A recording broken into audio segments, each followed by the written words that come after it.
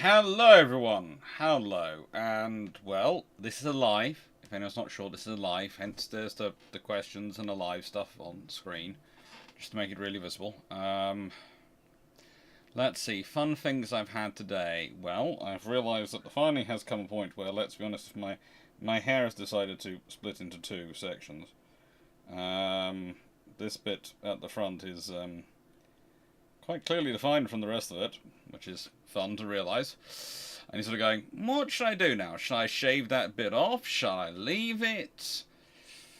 I don't know. But it is... it's... I haven't noticed it much recently because I've been going through my hats. As I said, I found all my hats during the moving process. I hadn't worn them in ages. And hadn't really noticed it. Then today, not wearing hat and went, oh! It truly is coming.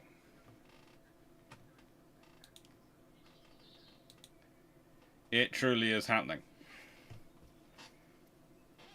Yeah, the thing is, Garius' policy is me. He's minimal where his hair comes from, so I know where his minimal in his views of grooming. So it's a case of, I'm not sure I have the face though to pull off just having a beard and no hair. I don't know. It's gonna be something we're gonna have to consider. Oh, good lord, no. I'm not letting that bit hang down to my forehead. Hello, everyone. How are we doing? Robert Dennett. In the Battle of Midway, what if the Battle of Midway, 50 times travelling AJ Savages arrived to savagely savage the Japanese fleet? How'd they perform? Let's just look up the stats for AJ Savage. Just in case.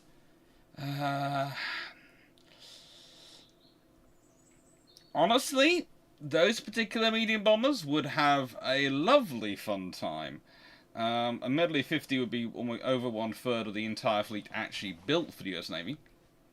But them showing up would be pretty interesting. Don't think they'd be landing back on board any of the carriers around there, but there's plenty of airbase nearby in Pearl Harbor. And if they're loaded to bear, well, they could be carrying 12,000 pounds of conventional bombs each. Or a nuclear bomb each. Either way, 50 of them turning up. That's a lot of bombs coming in. At very fast, high speed. Mine went after I left the army. Yes. Yes. It happens. It goes.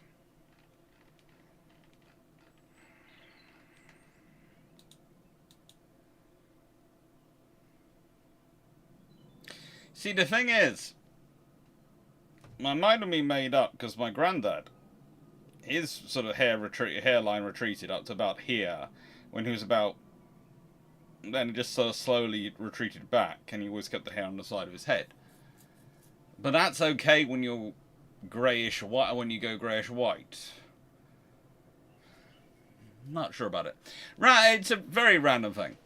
I do know. I will admit. I will stop talking about it. It's definitely not naval history related. It's the trouble with you. I would notice it today in the mirror, and then on here, of course, I'm now staring at a camera which is of myself, because it's Bruships, and just went, oh, I can see that quite clearly. Oh, I'm gonna go.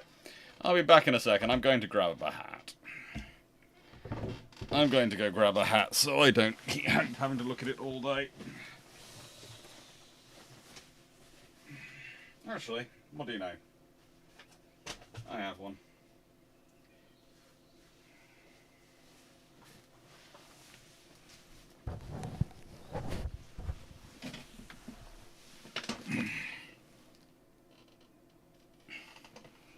That's better.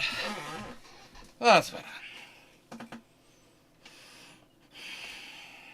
Hello everyone, how are we doing today? How goes the world?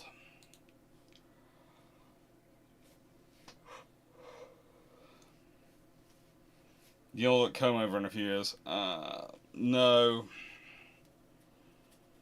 No, I will probably have to Well, I don't. I usually cut my own hair. That's the trouble. So I don't have a barber I go to on a regular basis. But I might go to a barber and go, "Hello, what do you recommend?"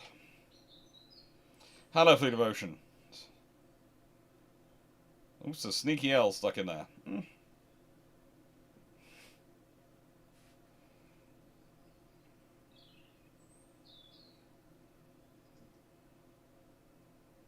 Welcome to the comb over. Now, I will probably end up. Let's see. Do we have ship shape? Can I do a group of the ship shape? Actually, that's the thing. I can do this by looking through the ship shape hairstyles.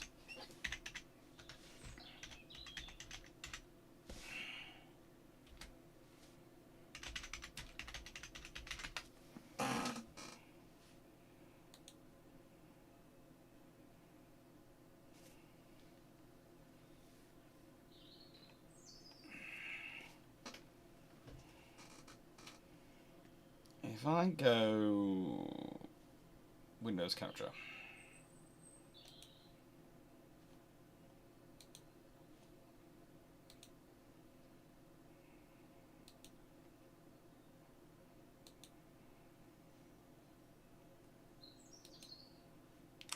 There you go. There are the options.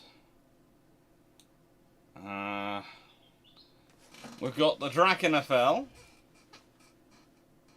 I'm guessing that would be considered options. He keeps his hair very short, so you never know quite what's doing. Similar with Dan, really. And then Garius here, aka John Bull, aka many other things, has gone the complete, well, what I call the full Viking, really. Not sure if my face would fit that. I like a beard too much to really want to I'm not worried it would look out of balance if I took off the hair.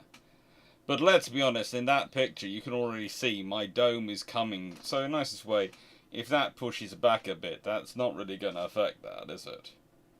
I have already reached the point at which forehead has crowned the head.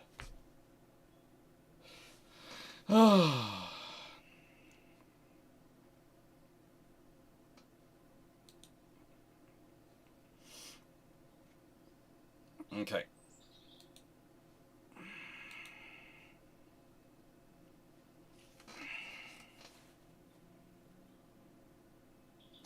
So let's say hello to everyone and stop worrying about my hair, because that feels like a very weird thing to be talking about today. As I said, it was just something I noticed today, and then in the camera it just went, oh great, that's there. Not getting a break from it now. Hi Jacob, hi Teamy Locker, hello It Was Verdun, hello Trivu Vachel, hello Steve Clarke, hello 96831, hello Michael Cooch, hello Paul Amos, hello Megascrow, hello Leslie Mitchell, hello Runon, hello Mark Harkness, hello Railfinger.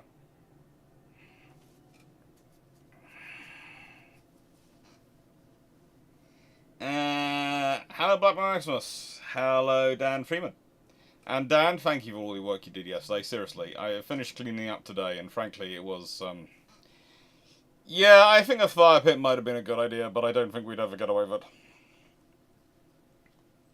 I've already had to deal with a very, very distraught family over the hose, over the pond going, and over the need to, whether or not we were going to replace it, and the answer is yes. At some point, there will probably be a video of me building a pond.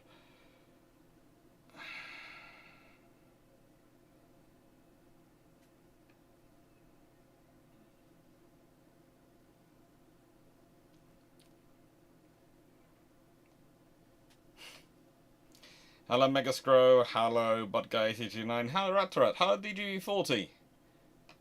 Hello Robert Dennett, hello Seneca Nero, hello...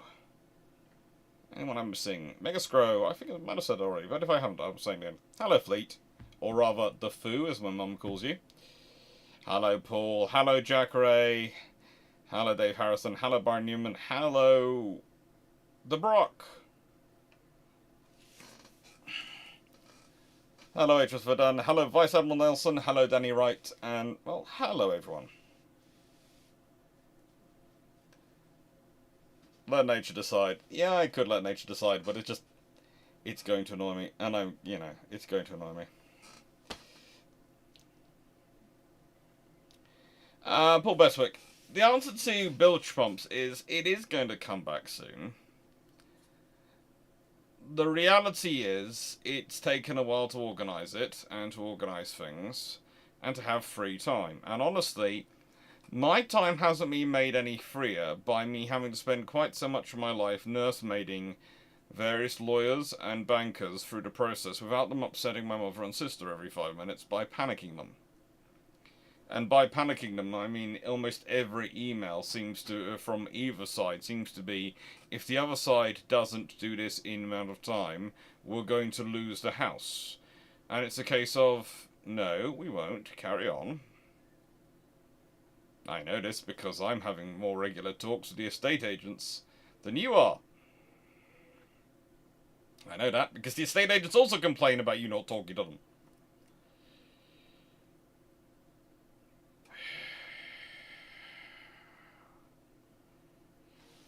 I wonder if I could put a sharp penny in this cap. Hello, Mole's Revenge.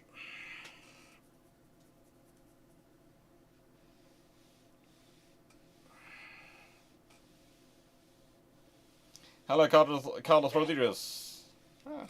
It should be a good day. It should be a good day. So, right now we're live, and I've got questions to go through, and it won't let me scroll up to see that question.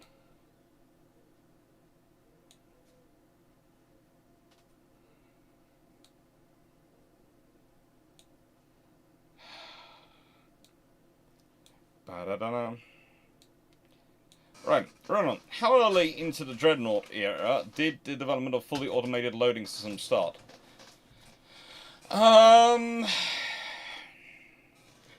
That's the thing. The first attempt to start to make automated loading systems for major guns starts in about 1901. So it actually starts before the Dreadnoughts start.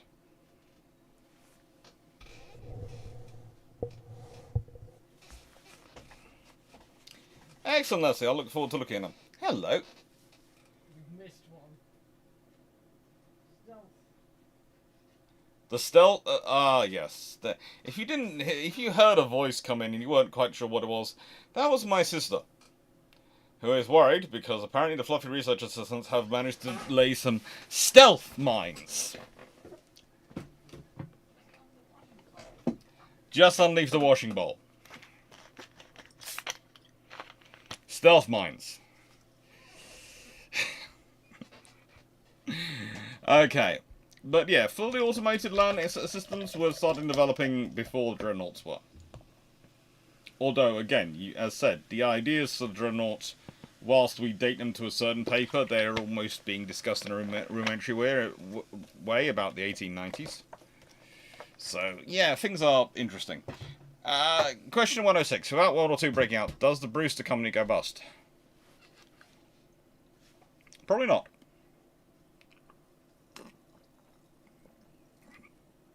They were getting enough orders to keep going just about.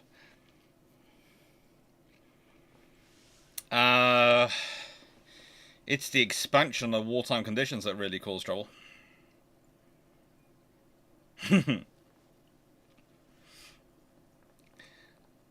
Team Lockup. Should the Finnish government ask if the British would sell them some ships heading to the scrappers after the war?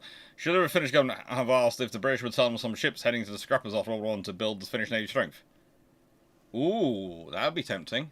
The Finnish are fairly good at building ships, but yes, I think getting some cruisers would have been a good idea. Town-class cruisers they could have easily modified, as we showed in the video this week.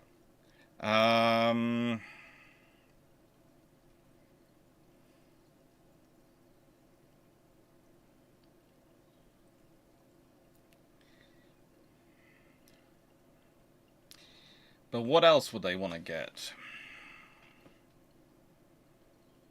Some of the torpedo boats could have been quite good for the Finnish, but they wouldn't have been around for too long because they'd have been already well used. Flower class could have been useful. Flower class sloops. Admittedly, if they could get their hands on a battleship, that might be good, because they could use the guns of it.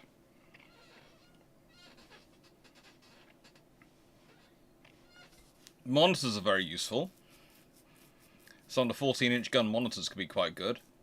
But again, the 14-inch guns might be more useful. I didn't think large odds could lay mines that in any way could be considered stealth. Oh, both the Poodle and the Corgi are well trained in doing it stealth-wise. Ask Dan, who yesterday was trying to deal with Raleigh. He volunteered to take us, help me take him for a walk. I went, "Are you sure?" He went, "Yes."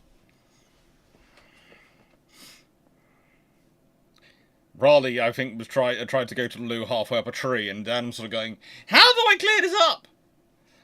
Don't worry, it rolls everywhere.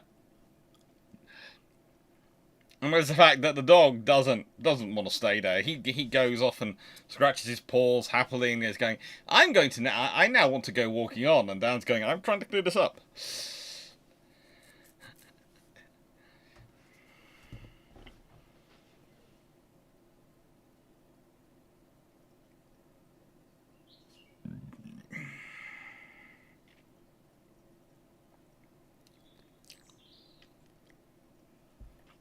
Now, saying, why is it considered Hood was the one who sank Battleship Britannia when no one was certain who fired the fatal shot? Balance of probabilities. Timing versus timing of when Hood was firing her salvos. And angle and likelihood of who hit where.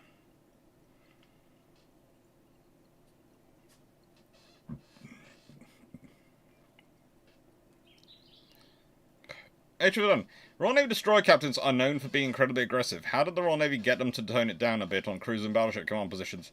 Even if they kept some of the aggression, they waited till they were older. They hoped time would mature them. Also, they give them you get a very different command structure on a cruiser. You get a very different staff around you, and the Royal Navy officers have been trained and know what to expect as a cruiser captain versus a destroyer captain. You will, again, as I said, there is part of being an elite that comes from being told you are an elite. If you're a destroyer captain, you know what's expected of you is untrammeled aggression. Thoughtfully applied aggression, but untrammeled aggression when you apply it. As a cruiser captain, you're expected to be more judicious. Especially for certain roles. But also there's the fact that some of them, how do I put this? There are cruiser captains and there are cruiser captains. There are cruiser captains we have sailing around the Indian Ocean and the Far East doing the cruising role. There are cruiser captains we have in charge of cruisers in the Home Fleet and the Atlantic Fleet, a Home Fleet and Mediterranean Fleet, whose basic primary purpose is to keep up with the destroyers and make sure they have some fire support. Guess which section of cruisers tends to get the aggressive captains?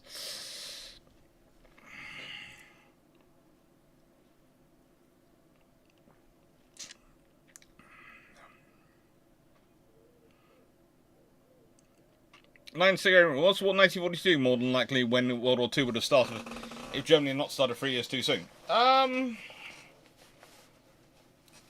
1942 onwards would certainly have been the period of most concern, but it would also have been by which time quite a lot of powers were ready. I have a feeling Japan will be war in 1942 no matter what happens, but European war might have taken longer to kick off.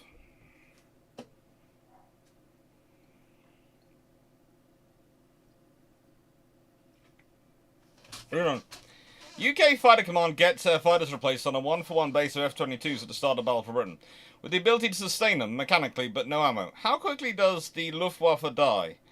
Well, the question is,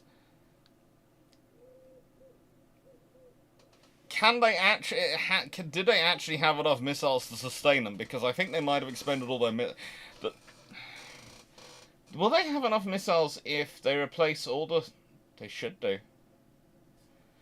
Basically, you're probably looking at measuring the time the Luftwaffe takes to die in hours. And the reason I say hours is because of actual flight time to get to where the last Luftwaffe aircraft are flying somewhere over the coast, over Germany or Poland, and a long way away from the UK, and it takes a long time for the fighter to get there.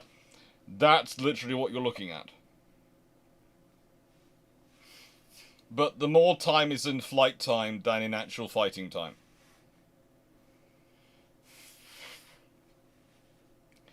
But I'm asking, if Kaiser Wilhelm II had some more tact and smarts, would he be able to obtain alliance with Britain? If so, how would this affect the political situation in Europe?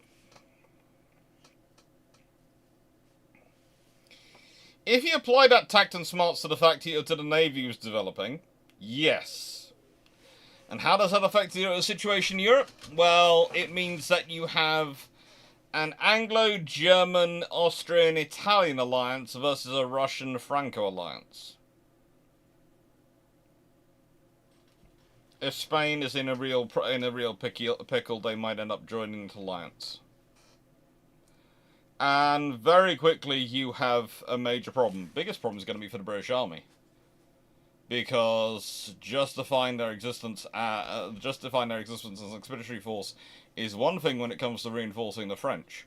It's another thing when it comes to, we need to reinforce the Germans, who have beaten the French how many times? And the Austrians, and the Italians. Continental Army might not succeed for the British Army.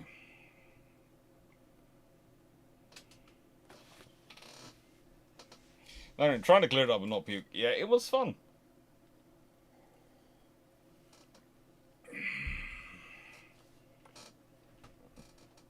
Hey, John, yes, the Captain Britain is the same now and can as a cruiser captain, methinks.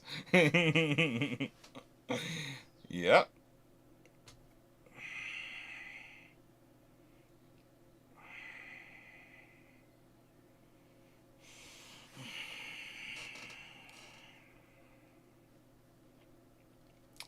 As for its effect on the political situation, if you have an Anglo-German, Austrian-Italian alliance, and let's be honest, then Italy has two good reasons to stay in that alliance, Britain and Germany.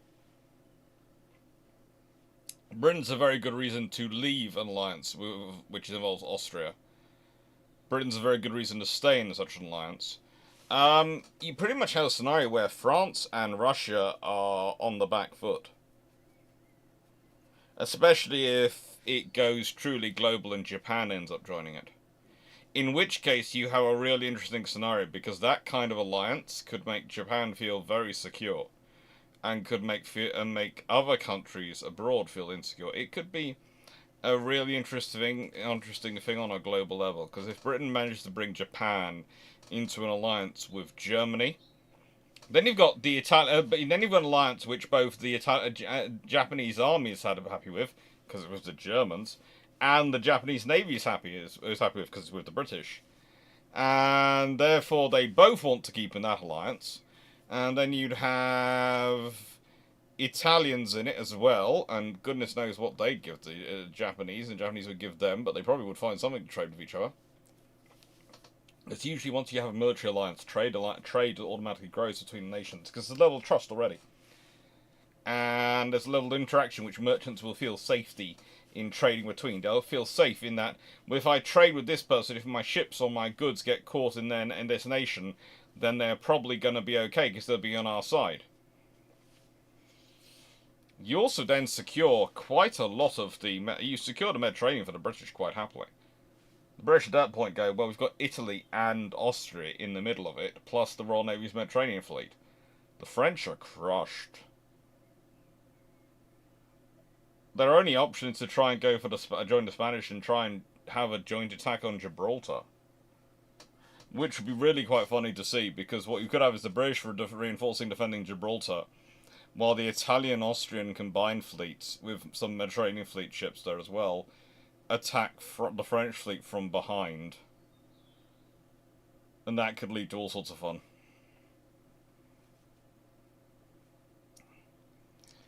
Let's hear on. As without the World War II starting in 1959, the S6F Hellcat is just an upgraded F4F with the right R2600. The NEOSN will try for the F8F to replace both the F4F and F6F? Potentially. It depends on how the F6F evolves, because there are some other factors which could have played into its development. There are other factors.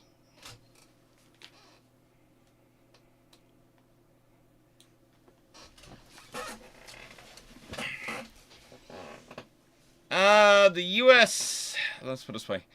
How would they react to Japan joining that alliance if they, certainly, if the Germans and the British set it up? There's a limit to how they could react to it. If it's prior to 1912.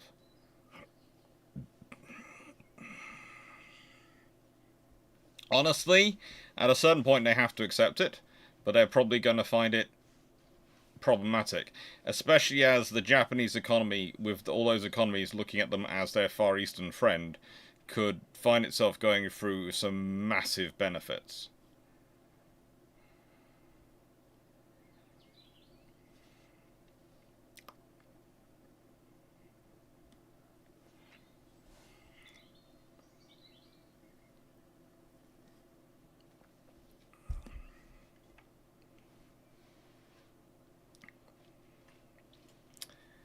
So anyway, what combat actions did the French pre-drafts take part in? Quite a lot of escort duties and bombardments during World War I, and Gallipoli, of course.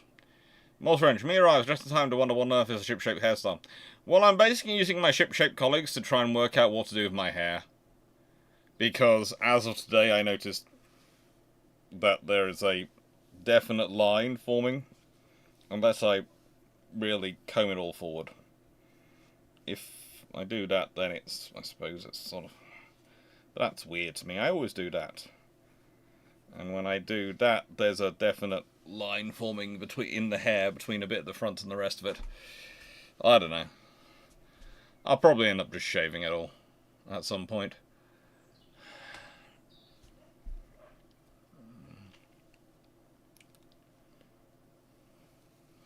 Mamas, what is your thoughts on the patron suggestion for Venezuela crisis? That France is going to be having a kitten. Honestly, France is going to be having kittens. Because France and British Army have been working together significantly by that point to try and lay the ground for what will become the Entente. And when I say British Army, I mean sections within the British Army have been working towards it. And if you have your Venezuela scenario... Let me just get the actual question up. It all goes wrong. 1902 free Venezuela crisis erupts into war with US and Venezuela versus UK and Germany. And it's UK, Germany and Italy. In 1902-03, the sheer preponderance of naval power is definitely on the UK side. Add in Germany and Italy, and frankly, the US is not looking in a good situation. The US economy is not quite as internalized as it will be by 1940s.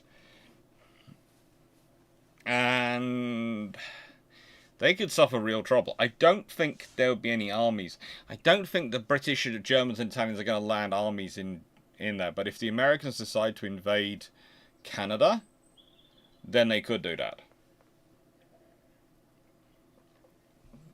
If the Americans invade Canada, you could find a joint combined force from UK, Germany and Italy invading elsewhere. And the interesting thing is going to be see what France does, because if France doesn't join that, they have a risk of the British Anglo-Germans forming quite a strong alliance. Japan might join that. The Anglo-Japanese treaty is 1904, but 1902. It's 1902, isn't it? Of course, sorry, I was putting it back in my... So if the Anglo-Japanese alliance, Japan could end up joining it, because technically America and Venezuela are two powers. So you could have Japan as well join that. Quite likely. And... yeah, that's not a good scenario for the Americans. They could lose a lot of ships in that scenario. Yes, Jacob, my hair needs more cooling.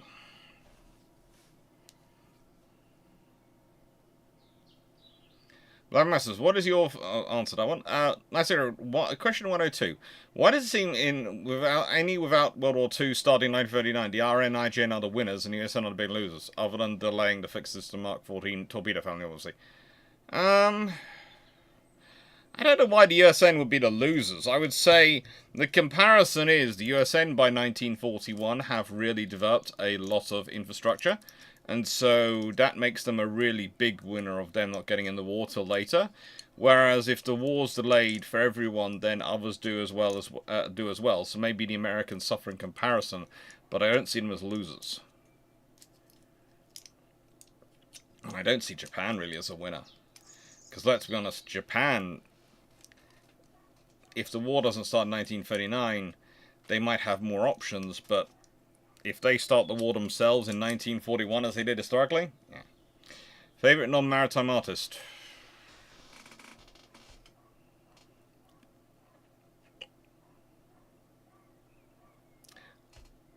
I wouldn't call her a maritime artist, but she certainly does a lot of harbours, etc. in her paintings. But she also does a lot of other wildlife, etc. Is a lady called Elizabeth Clarke. She's from Cornwall.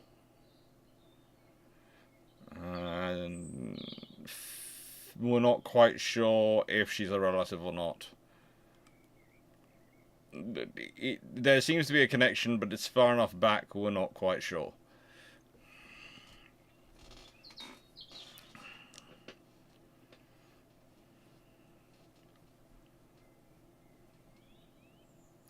Rapper, not that I suffer from a lack of content, but how's the move going to affect the channel? I am trying to do as many videos as I can to cover that period as possible. This week I'm recording all the Tuesday videos for June and July. And then next week I will record all the Patron July videos. And so that basically you will get Mondays, Tuesdays and Thursdays guaranteed. Fridays and Saturdays videos are my next on a set to do, and Sundays will hopefully be lives. And the shorts will continue going no matter what.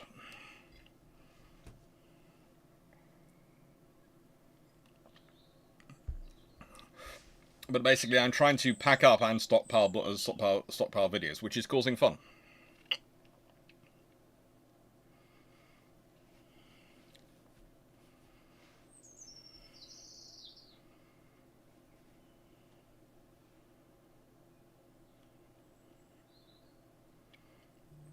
Blackmasters, what if after Dreadnought is built, full-length battleships have secondaries built with twin turrets, with main guns on cruisers and destroyers designed with twin gun mounts? How does it change history? It is going to precipitate quite a growth in ship size. Stability of turrets, for example, the size of the guns, what you can move and maneuver when it's entirely hydraulic, electro-hydraulic. Is very different than what you can do when it's manual, or even mandraulic.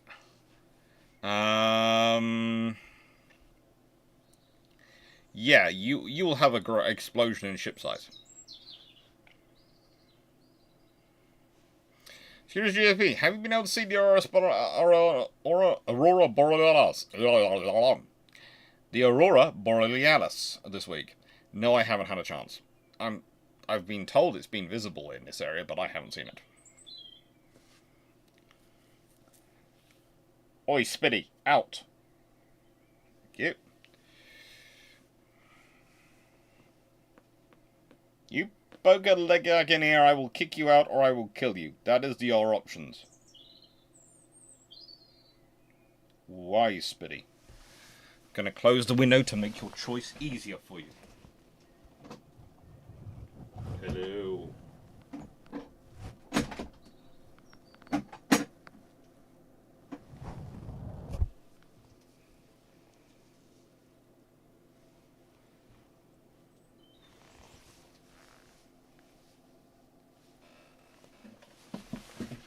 Cameras.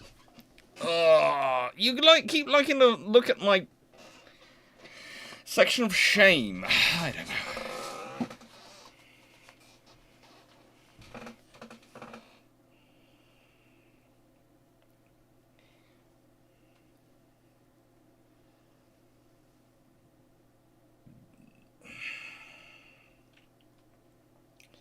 However, I'm having more and more fun, I have to admit.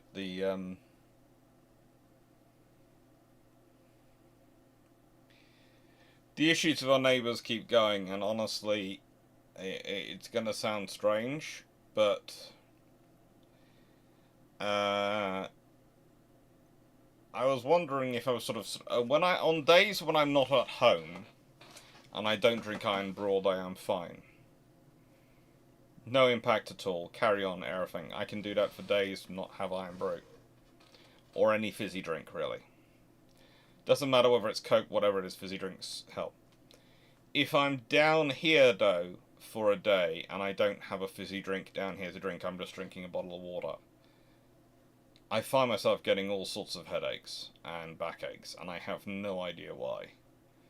So I'll not be sorry to move, despite the fact I'm going to miss this office space. It was a nice office. It's been a good office. Next one will be bigger and better, but this one's been a good little office to me.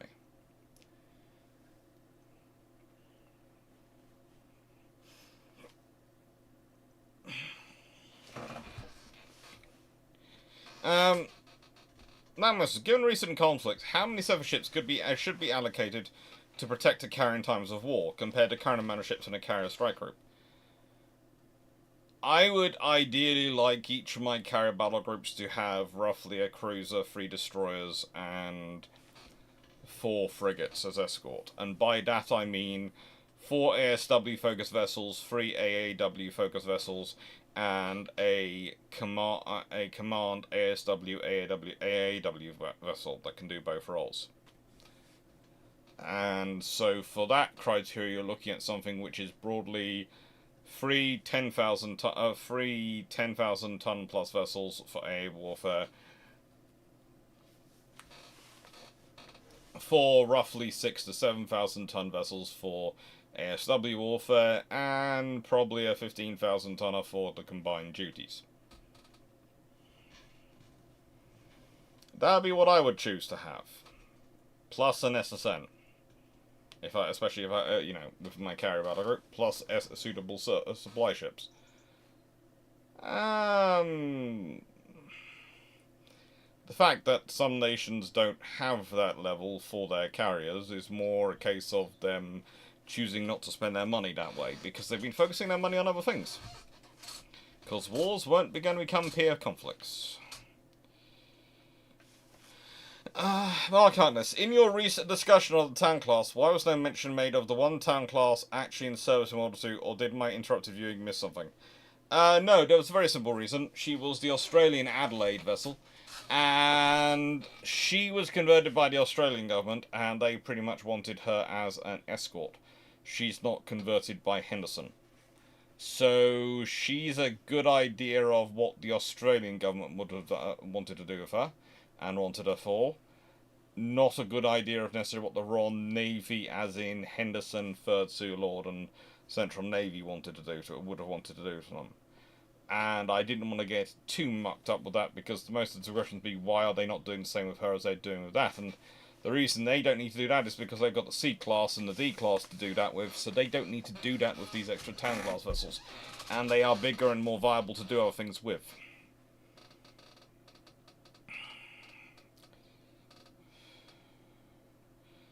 Wrench, if you with modern knowledge could have input onto the design of the tribal class destroyers, what changes would you have made? That by the time they enter service, the treaties are going to run out. So there's no point worrying about the treaties. And get the Twin 4-5, because that allows you to do high-angle engagements. If I had mod knowledge, I'd basically send them back the daring class design and all the systems, and just go, look, here is a daring class. Here is what you this is technology you can produce, because they can produce most of it that period. They have their own materials. They have the stuff on paper in science labs. They just don't have it in practical production. And you could have built that. So they could have built a 4 twin 4.5 inch gun version of the Darings with 2 quintuple torpedo launchers and called it a destroyer. And the Royal Navy could have built a few dozen of them. If they ignored the treaties, and let's be honest, the Royal Navy was churning out 18 of those a year. Launched in 1937, 38, and then 39, and maybe 40 as well. That's going to be a scary formation for the Germans, the Italians, to fight. Radars especially will be useful.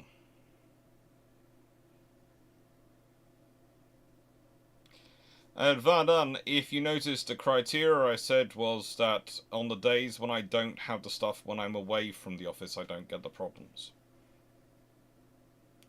So whilst I do appreciate the point, as I clearly stated, if I'm not in the office, if I'm travelling the country, and I often don't drink Iron Brew and don't drink Coke when I'm driving, I often drink water and bottles of water, and I can do that for days.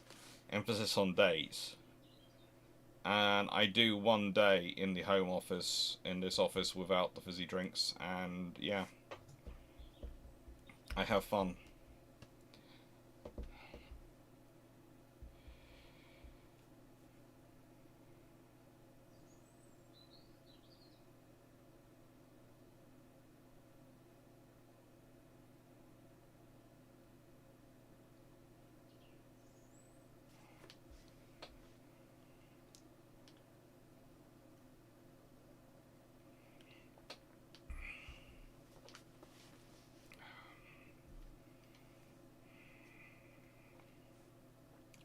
Roseback, the loss of the Arizona at Pearl Harbor was tragic, but was it enough for a couple of ship magazine explosions? No.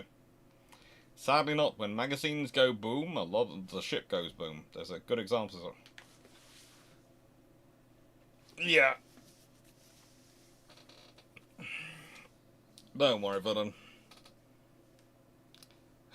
It's not the office, because I'm not the only one who's getting unwell.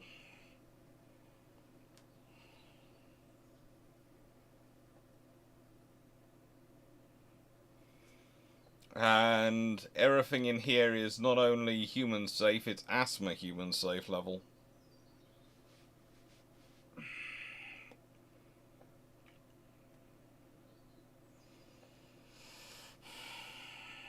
So it's not in the office itself, but I think it's something going on around it.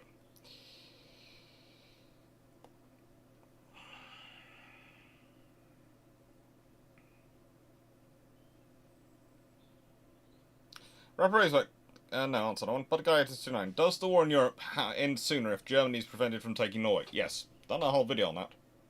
Yes, it does. But guy 29. How much of an impact does Germany start in a war with the Fritz X bomb? And did Germany give Japan a plan to the bomb? It's not just having the starting with the bomb, it's the supplies of the bomb. And building the bomb, and it's actually frigging difficult to get enough supplies in and build enough of the versions of the bomb, because of the components the Fringe X requires. But basically, I'm not going to get into that too much, because Bud Guy, I think, was it you, or who was it? That's one of the options suggested for a patron. I'm sure it is.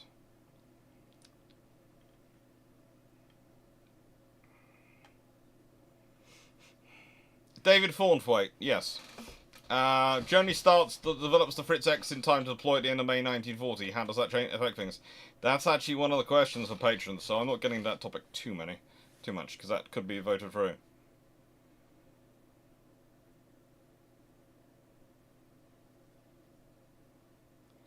No. They're fine. They're LED lights, and they don't affect me. It's not the lights, Colin. We know full well what it is. What's probably causing it, but I'm not going to talk about it too much because we're moving, and frankly, we'll be gone. No, it's one of the reasons why we are moving. As I've talked about before, I have a neighbour who likes to put down a lot of They say they're spraying for box flies, so we'll leave it to that. But they spray their box.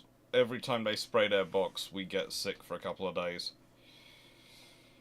And when I say we, I mean mainly my sister, who are asthmatic and very, very sensitive. But that's one of the reasons why we're moving, because frankly we've had the council, we've had everyone in, and no one can do anything about it. They don't disbelieve us.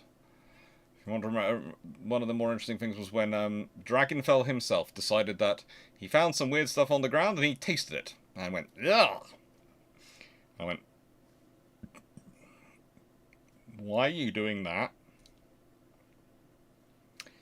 Well, it wasn't enough quantities to kill me. That's not a sensible thing. Fun times.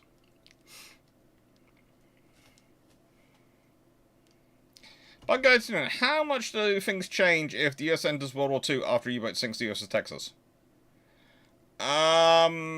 Germany might be going to get nuked. I mean, sinking Texas... Basically, the question is, does the state of Texas declare war on Germany before the US government or after? And is there a Texas Ranger sent to arrest Adolf Hitler?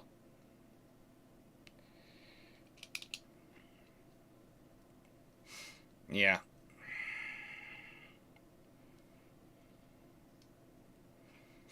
I'm not going to look it. I'm not. Nicest way, no. Look, it's, all I know is that whenever I do a lot of work in the garden, I get ill as well. So, it's fun. I mean, keep checking up on Dan when he comes and helps us out.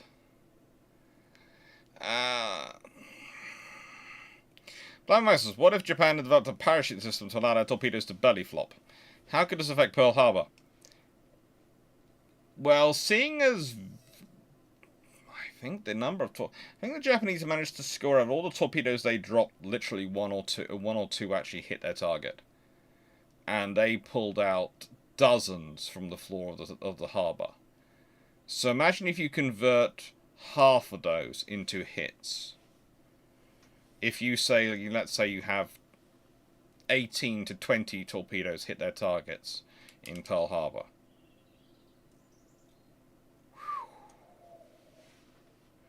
That changes things. And the way they were parked, not good.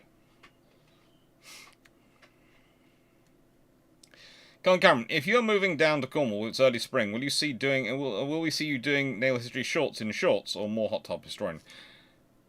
You will never see me doing them in shorts, okay? I have exactly one pair of shorts, and I only wear them when I am actually wading through a pond to maintain it. And I don't need to do that anymore, because we currently don't have a pond. But that's the only time I wear shorts.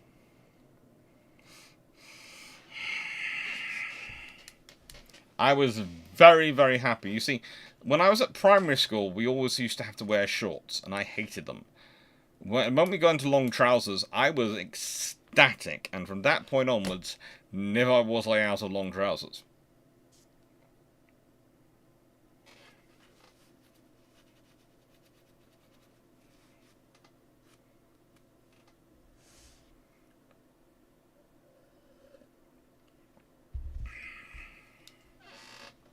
But Hot Tub Historian?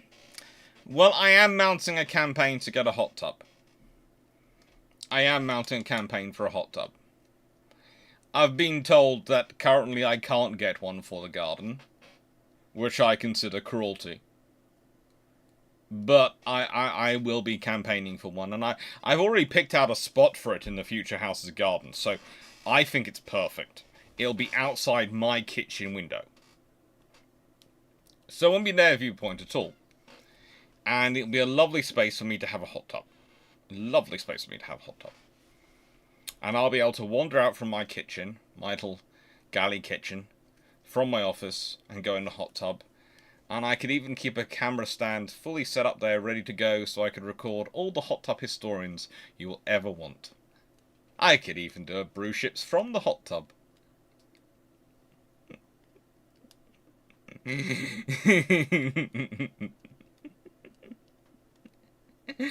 At this point, Jack Ray is running.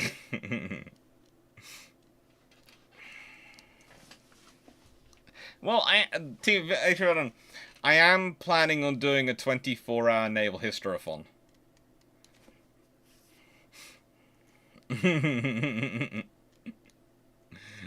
I am planning that because I've been thinking about it, because as I've said before, so basically what I'm planning on doing is doing a 24-hour donathon sort of thing, which is going to be to raise money for pictures for the books. And it's also going to be about raising money. There's going to be a few interesting stretch goals in there. One of them might be getting my mum a new pond, because she's insisting on, no, I'll just have a very small, cheap one. And she's used to a 300-gallon pond. And my theory is she's told me I'm not allowed to buy it. She hasn't said anything about me making it the lovely people of my subscribers that are buying it for her by donating the money. So, cousins, if as you're watching, all keep that one quiet, because that is, as you know, my get out of jail free card. It won't be me having bought it, it'll be all of you. And that'll be on way well before it comes to me getting a hot tub.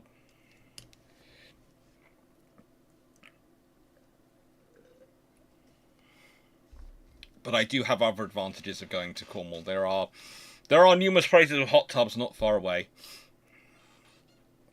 I can book them out of season and go and record some hot tub historian for you all. I know how you enjoy it. You can rent a hot tub for a couple of days. Nice little, go and rent a nice little cottage for a couple of days for a hot tub. Record all the hot tub historians you could ever dream of.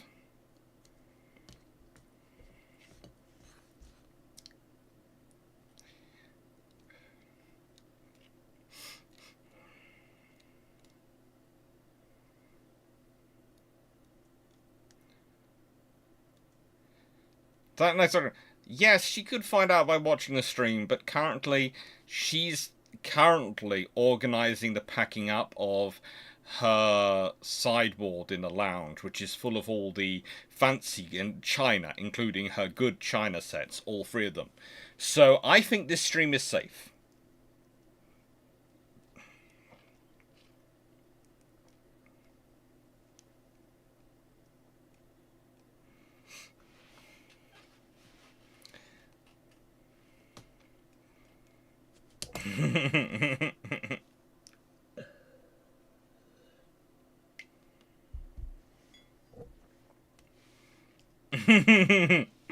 H1 looks awkward. Don't worry. Verdun, do not worry. I can do an IP trace and then associate with family members. That's what I'll do.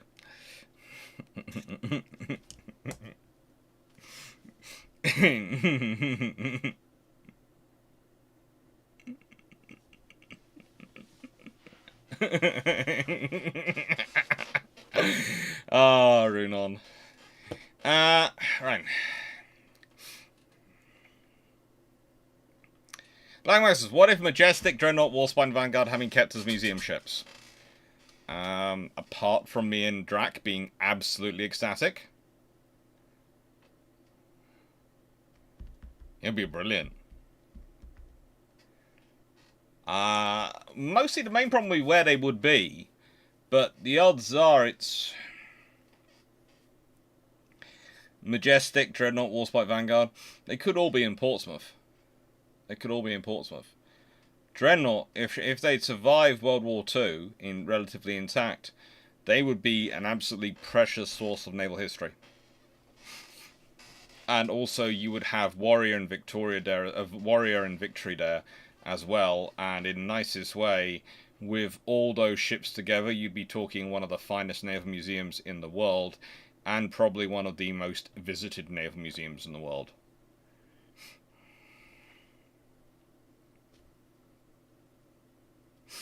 Nice thing. Without the World War II starting now 2029, is it fair to say that the Wright R2600 becomes the standard USN radio engine till the Bearcat? Potentially. Yeah, my mum doesn't like to watch my lives not live. She likes to watch them live, mainly so she can interact with them. And you might not think she interacts with them, but there is a WhatsApp screen to my side. So she interacts.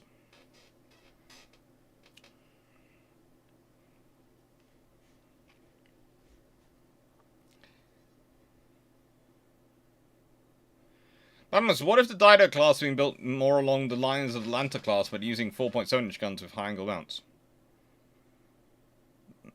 Well, they'd have been interesting, but the British had 5.5-inch guns as well, and the 5.25s.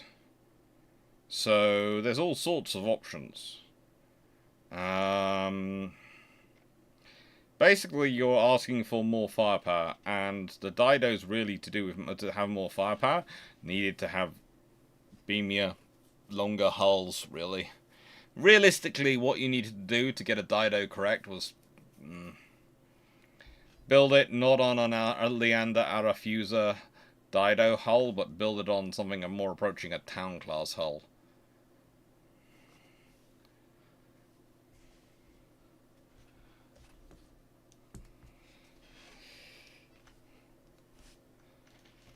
Night.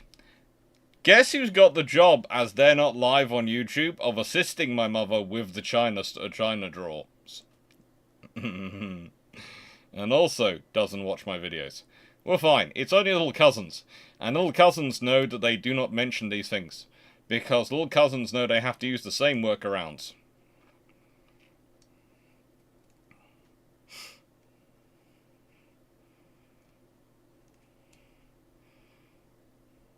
Also, my sister also wants to get my mum a pond, so frankly, anything which allows us to get round the rule of you should not buy the pond, you know, you won't buy me a pond, do not buy me a pond, is a welcome thing. Unless if she withdraws on it, then we'll buy one quite happily.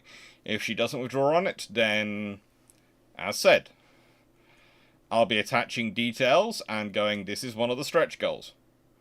Buy my mum a pond.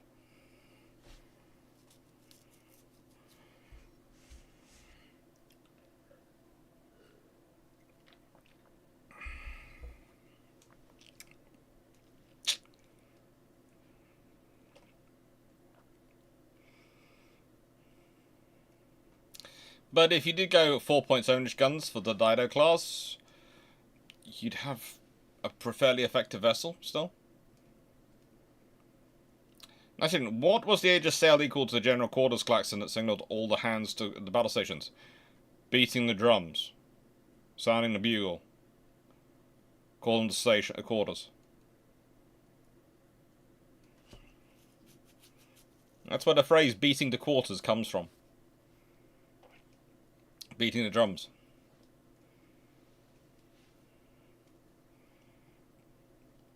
What's the target pond size? About 300 gallons. About.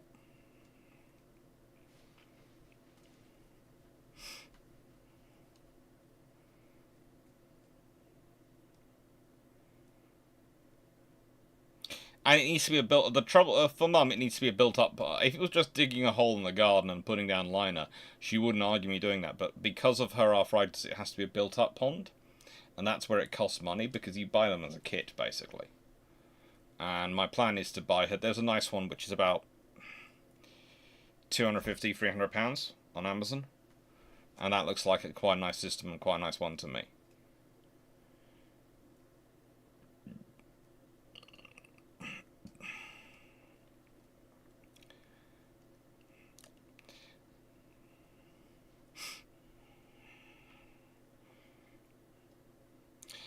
Now, why is it overlooked that without the treaty, any new orange ship construction plan will include new auxiliary support ships for the RFA? Because people often forget the Royal Fleet Auxiliary. That's it. Nitrogen, what was... answer that one. Black Exodus. What are you and the ship shape looking forward to about the Japanese Aegis cruisers? Once they're built, they're gonna be massive. What are people's responses going to be to them? Because we already know the Chinese do not like to have the bigger ships in every category. That's what they desire most of all. And the thing is, at a certain point, other nations will start building big ships as well. So, you notice the Type 83 sizes haven't been announced? We have an idea for why. Because there's a very big fear that if Americans and everyone starts building massive ships, if the Type 83s are too small, they're going to look like minnows. And so the British government is waiting to the last possible moment to make that decision, because otherwise, they don't want to buy big unless they have to.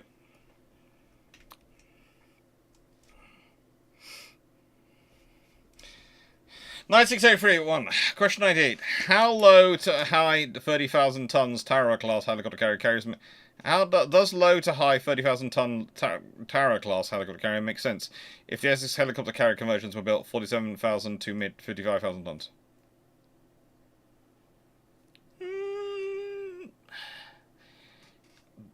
Look, Knight, displacement in size of ships isn't designed in relation to other ships that are doing different roles.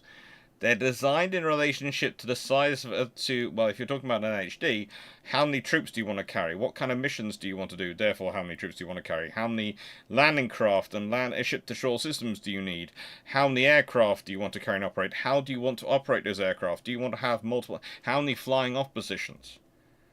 You know, all these things are factors to decide your size of your ship. Not, oh, we just built this ship that big, so we're going to build this one that big.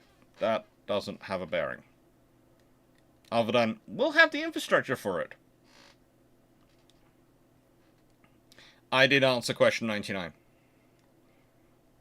There are literally people making jokes about some poor officer with a really loud voice doing "Everybody Wake Up, the Friendship Turned Up" in 9/11 by C8 Window.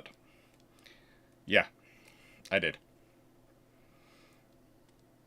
Multi-range. After mention of Drac tasting around things, where does naval architecture fall on the should I lick the science scale?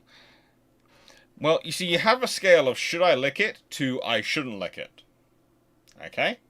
Naval architecture is about here.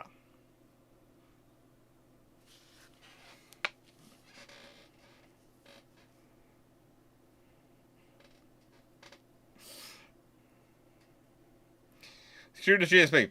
Enjoyed the video about the F8F Bearcat as discussed of the F4F and F6F. But where would the development of the F7F Tidecat fit into the alternate historical timeline?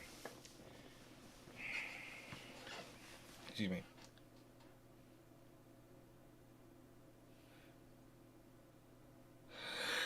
That's better. Sorry, it felt like I was going to sneeze, then it didn't feel like I was going to sneeze, then I did sneeze. It was weird, hence the facial reaction. The F7F basically comes in when you realise there's a limit to how powerful you can make an individual engine under that timeline's development.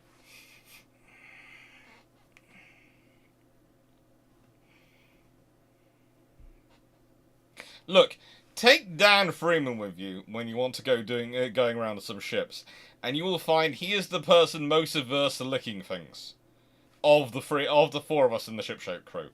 His face yesterday, because we were trying to siphon the water out of the pond, and I was just casually going to lick a suck on the hose pipe to get the water flowing through, and he's going, no, stop, don't do that, don't.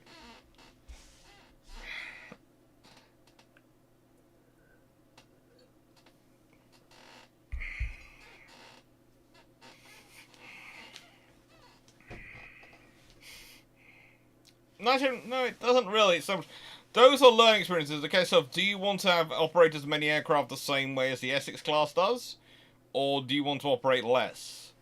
It's not going to have an impact on your tonnage size. It's going to have an impact on what you want to operate in terms of your aircraft.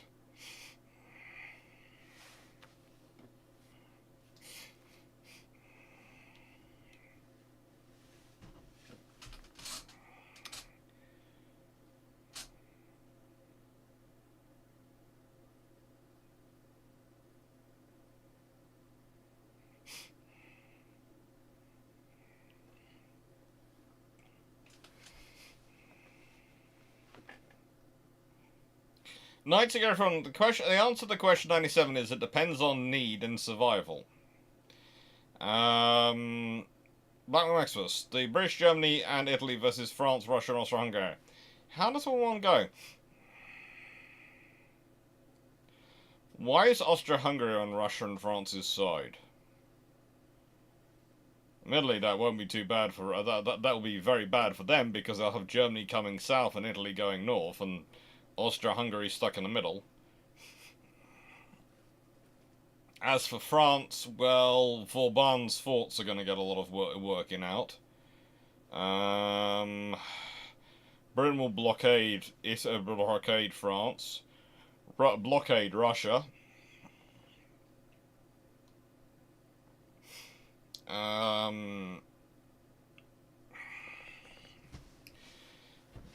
So Russia will probably start not have any imports at all. Germany probably and Italy probably finish off Austria-Hungary within about a week. Because let's be honest, they have issues in that scenario.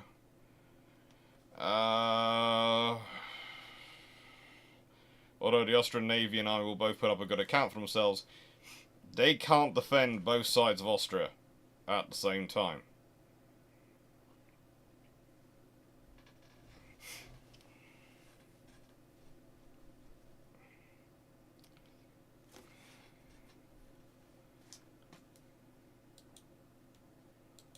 So yeah, it'll be interesting. It'll be interesting. That will be quite a long one to really work through. Nice area, everyone. Question 96. If the Essex were low to high 40,000 tons in the short bow, and high 40,000 to mid 50,000 tons in the long bow, would that increase their usefulness? Yes, because if they're that heavy, they're probably gonna be bigger. And if you're bigger, you can probably take bigger aircraft or more aircraft, which makes you more useful as an aircraft carrier. Blackbear Maximus, what if all the R-class battleships are instead 18-inch gun Agincores with four twin turrets? So, 8 gun night. So, let's sort of say, the R's are all 28-knot ships with 18-inch guns. Well, A, they probably all get built, because that'll be so wanted. And B, World War I is going to get pretty vicious, because the RN would have had 2 of those ready for Jutland, pummeling 18-inch shells at the Germans. 18-inch 45s, potentially. And let me put it this way. I think the Washington Naval Treaty, the tonnage differences, the tonnage limitations are going to be closer to 45,000, more likely more than 45,000 tons than 35,000 tons for individual ships. And I'm reckoning you're going to have 18-inch guns as the minimum, because, again, the Royal Navy could have as many as 9 18-inch gun ships in service, maybe 10, if they built an Admiral class, or maybe a couple more, actually. They built some Admiral class, and, well, doesn't matter if they have cancelled the art, then Renown are a pulse of 6 18-inch guns. Oh, frigate. You could have Renown repulse, let's say Agincourt is completed, with 6 18-inch guns. You could have 5 R-class with 8 18-inch guns. 28 knots for both them and Agincourt, fast battleships. Renown and Pulse would be battle cruisers, with small tube boilers, etc. and everything, taking them up to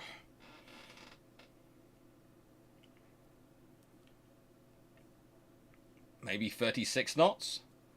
If they're 36 knots, 6 18-inch gun ships, add on Hood, which will have to be 36 knots again, but will be 8 18-inch guns.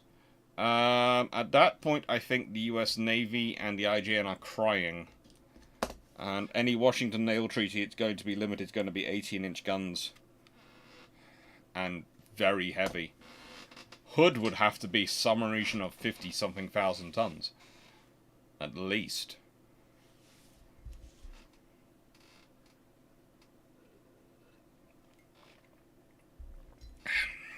Could be as much as 55,000 tons.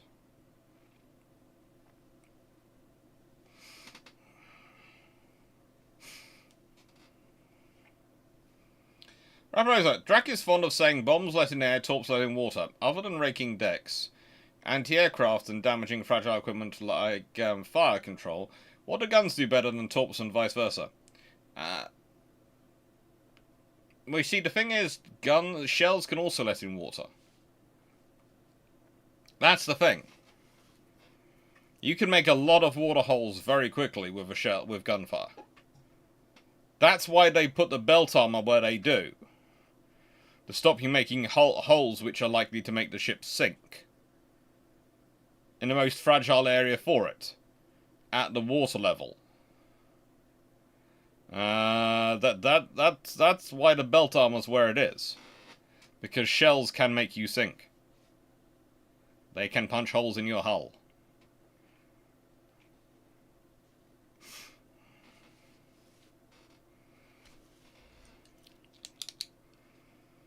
And 681. For the Royal Navy post-World War I, it was facing a block obsolescence of its cruiser force, and under the treaty, a block obsolescence of its battleship force.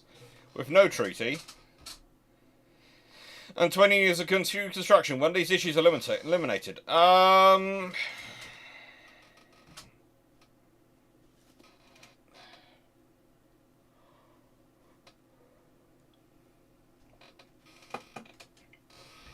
Let's base it on them wanting to have 24-ish battleships, okay?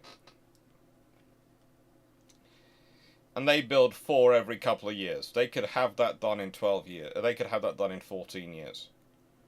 So 1932, they could have 24 brand new battleships in service. And none of them will be World War I vintage. And that would be 4 every 2 years.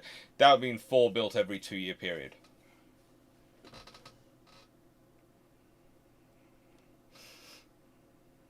So the first 2 are, let's go 2, 12, 14 years. Yeah. About 1932 and 33.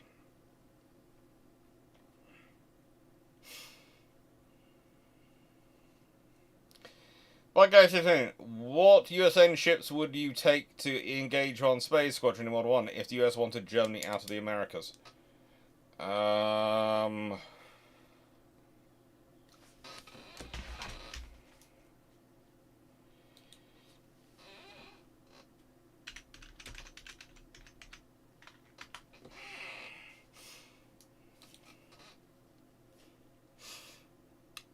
I'm probably taking USS Texas and USS New York.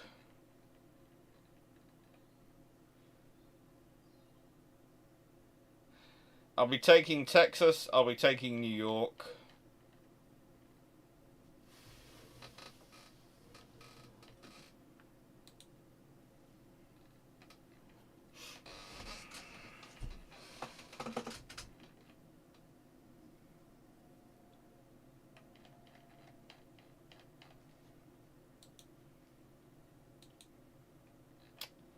And I'll probably be taking Wyoming and Arkansas.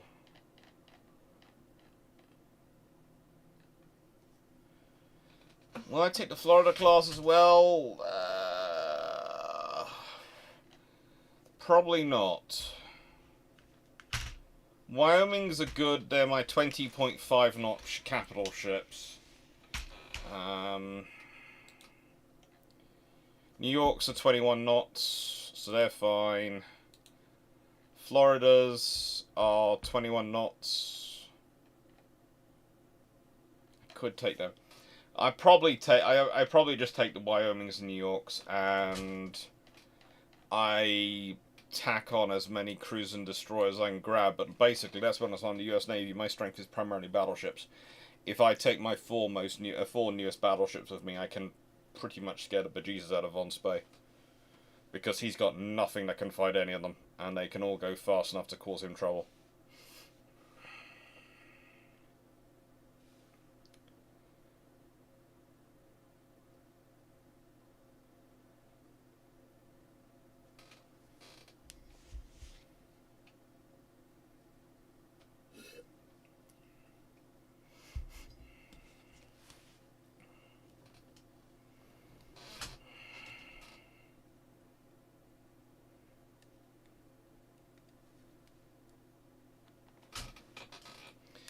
My friend, if the Royal Navy has 8 18-inch gun Rs and 20-knot ships, then the Japanese are going to want 100,000 only onto 20-inch guns firing as slow as molasses, which might break their economy.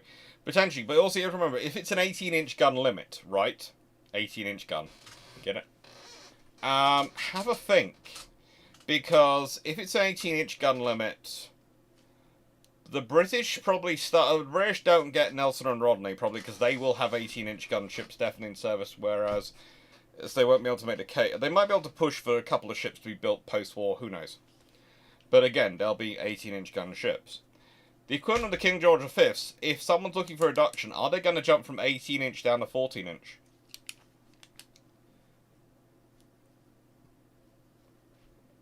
The British battleships might be armed with 16.5-inch guns. There's also the fact that, let's think about some of the other powers here. Let's think about poor Germany. The best they can do for Scharnhorst and Gneisenau are 11-inch guns. They could be running from a Renown with 18-inch guns. A modernised Renown with 18-inch guns.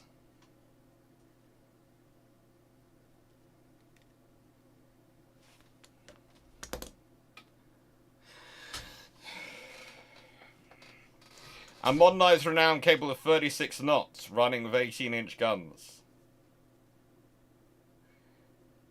Scharnhorst and Gneisenau? They're 31-knot ships. They'd have to be built faster to be able to have the chance, and this is going to cause problems for everything. Everything you look at, you know, if you're looking at the Royal Navy, Renown, Repulse, and Hood, all 36-knot ships, that's changed things.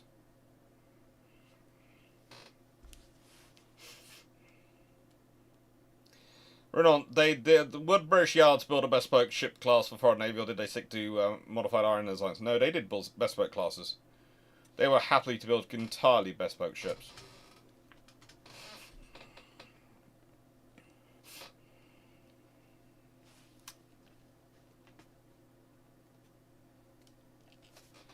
Okay, something here. Could a ship of the line sneak? Yes, but there is a limit to how much they can.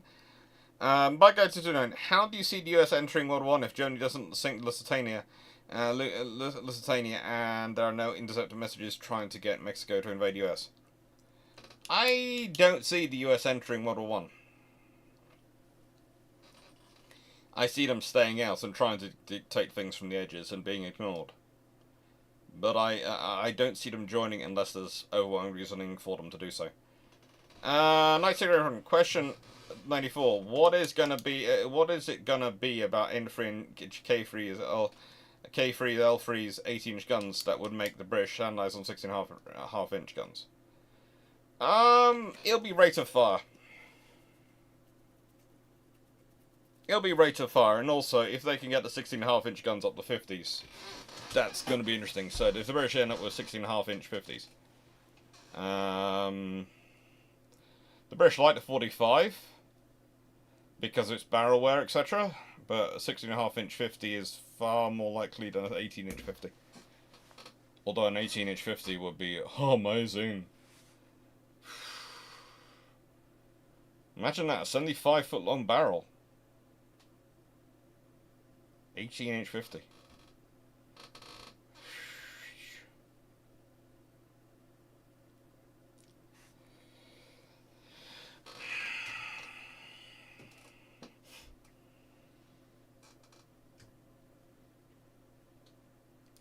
So, I would say public support was not much more in favour of Germany joining Germany in World War I. That is often a view based on some of the stuff which come out of the more Germanic settled areas of the United States in the Midwest. But honestly, no, public support was not in favour of joining Germany. I would say the overwhelming public support was in favour of letting Europe burn, not in joining Germany. And I would say next after that, the Allies do have a slight advantage over Germany. There are reasons for that, but the fact is, Allied support is more complicated than maybe pure German support, and also it's taken less notice of because people like to do studies focusing in on the support for the Germans because that's contrary to what happens, so it's more interesting to research in and get you more funding for research. Whereas researching what they actually did and why they actually did, well, that's kind of boring when it comes to funders' perspectives. Have we got any early winners, early ones in the front, any early leaders?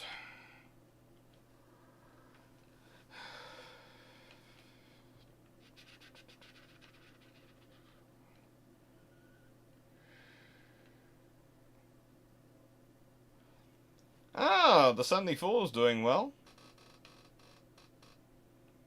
And remember, it's the top 4 again.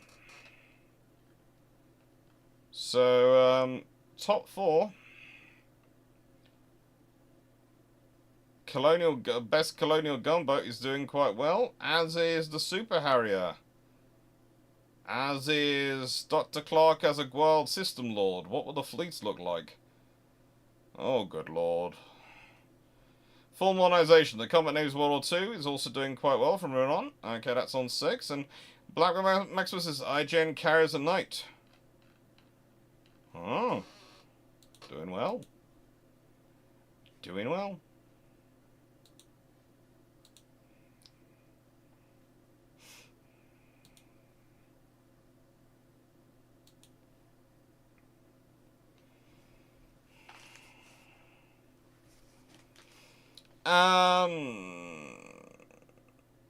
Now, what would be cheaper for a non-declined British Empire? Do they mean to set up their own RFA-type organizations or owning the ships, but having them operated by the RFA? A combined RFA would offer options for standardization, and so that can be paid for out of a combined pool, where everyone pulls into the Royal Fleet Auxiliary, so they all get out of it supplies and enough supply ships to meet their needs, but they're all buying from the same build of oilers, the same build of supply ships and store ships to standardize across. That'd be quite an interesting thing. So it could be that it's a communal pot, basically, for Royal Fleet Auxiliary. Seriously, you want me as a Guild System Lord? That's just not good. There are a few nightmares about people like me being the Guild System Lords.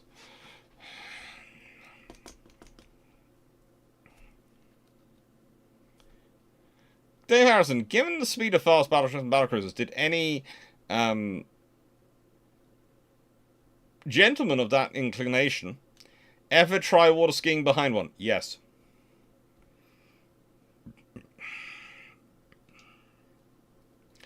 Seriously, with the young officers and young sailors that you have aboard these ships, and water skiing when it was its timeline as invention as a thing. You honestly think no one tried it?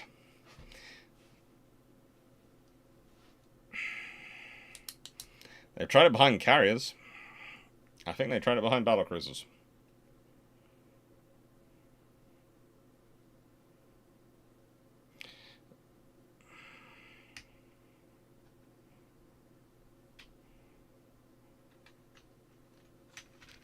Again, the screw the UK view is different in different areas.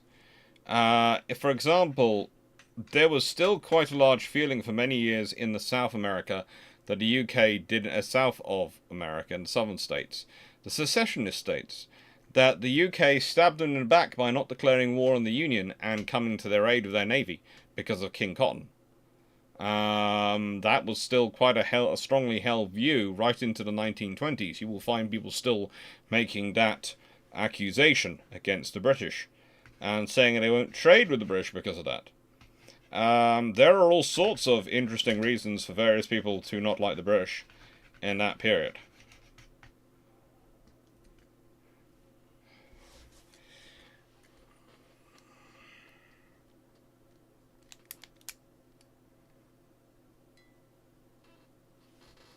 Oh yeah, but the senior officers are smart enough to know that there are some things they will let happen.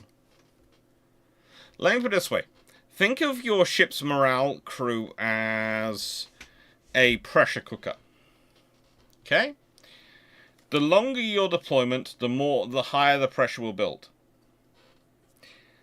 Think of things like water skiing behind the ship as releasing a safety valve. It's going to let a lot of tension off. It's going to create a lot of good morale, a lot of good memories. It's something you do, and it lets the pressure out.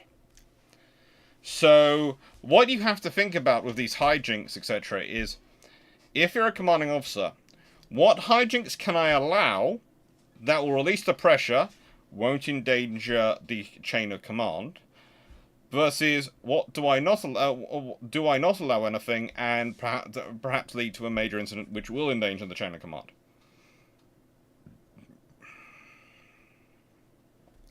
So it's a constant balancing act of what is best for your ship. And at certain points, letting things like water skiing behind the ship, that's relatively harmless. Letting them have a drink, that's fine. That's included in the Royal Navy.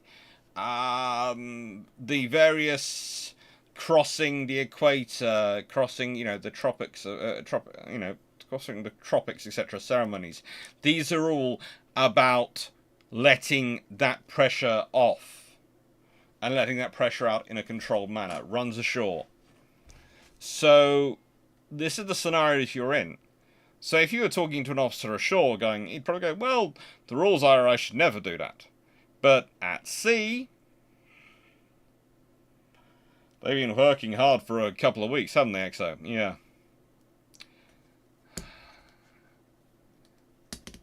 Nav?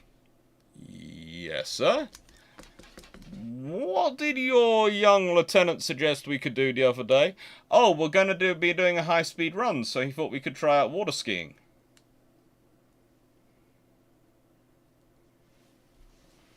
Let's make a ship's competition of it. That's what happens. It's a very simple system. And will you find it noted down in the ship's official diary? Probably not, because it probably goes against some rule somewhere. But is it practical to do it? Yes.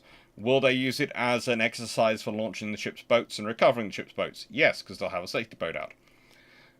There's all sorts of things they can do and that are practical skills while doing it, but will allow them to have fun. It doesn't, you have a volunteer sign-up list, and basically people understand that that everyone gets to go in.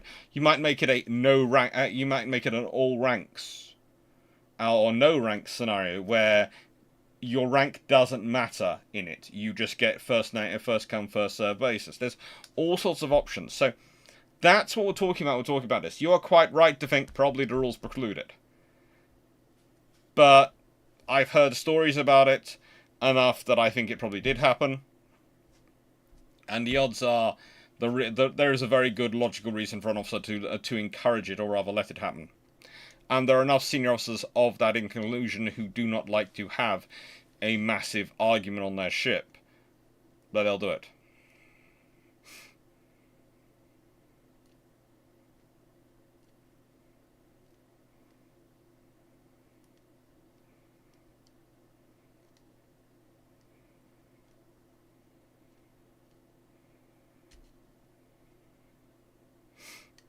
Exactly.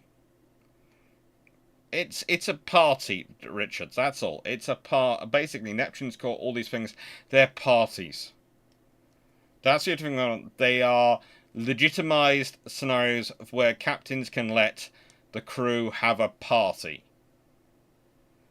Just think about all the other reasons they can let them have a party. The King's birthday, the Navy's birthday, there are lots of reasons, and again, these parties are little things to do it.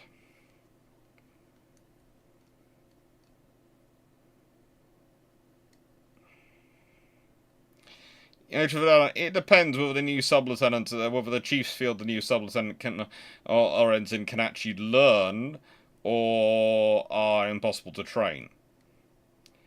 If they can learn, a senior officer might well give them some guidance, and a chief might give some guidance. If they can't learn, they're usually got rid of. In a large enough ship, there's ways to get rid of them. There are all sorts of posts you can give to young officers on a large enough ship.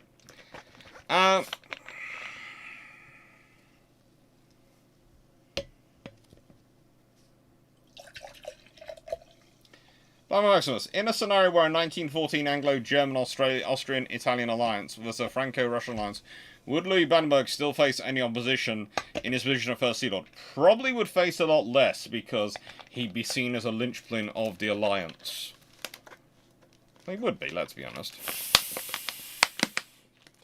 And it might be considered problematic to get rid of him. So, yes. After all, he has such good connections with the Italians and the Austrians and Italian royal families.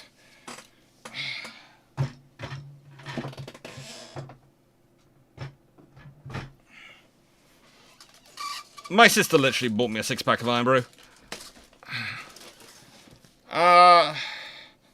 Reparator, what do bombs do better shells, beyond the increased upside of range and possibility of improved accuracy? Literally, you just said it. That's it. That's the advantage. Otherwise, bombs are basically shells, and shells are basically bombs. 1988 front. Question 92. Without treaty, would the Royal Navy's decrease in training, tools by warship and warship being delayed, are going to be caught or fixed? As those aren't used in the whole UK broke. Why would the RN decrease its training, decrease its tools by warships, and refit?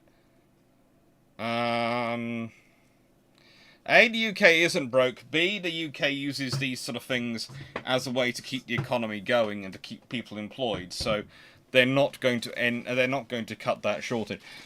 I think often a lot of people making those statements have no understanding what kind of welfare economy is actually run by Britain in the 1920s. We're talking about a culture and a government system which still has work camps. The concept of employing people, maintaining and building warships to keep employment high is definitely well established and well put forth through. So yeah, they're not going to decrease. They'll probably increase a little bit, especially if you have new ones. You want to show off your new ones.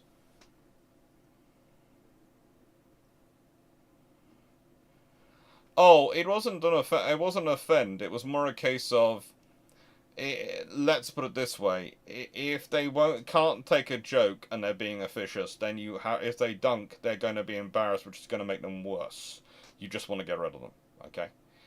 If they can take a joke, then they might not notice it. And you also have the problem that what happens if they do well and then they succeed and they do actually look good, then their ego is going to be impossible. So what you might actually get is that they get the job of being on watch the entire time.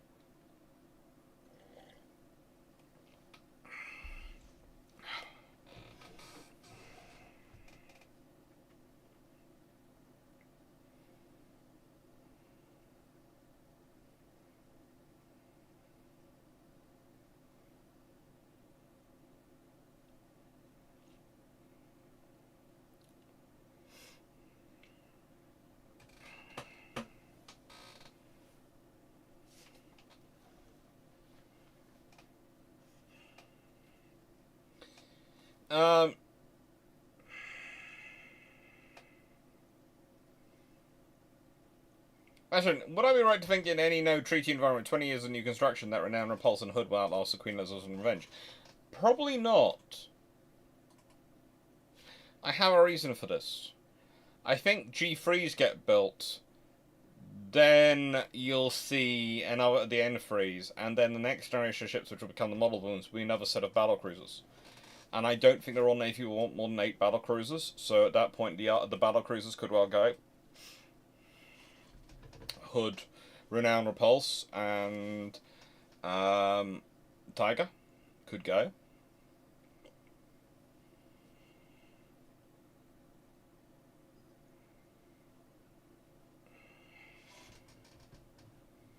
If they go fast battleships, then maybe it's the 13.5-inch ships which go. But I think the 4 remaining battlecruisers would either go batch 3 or batch 4 of the new builds.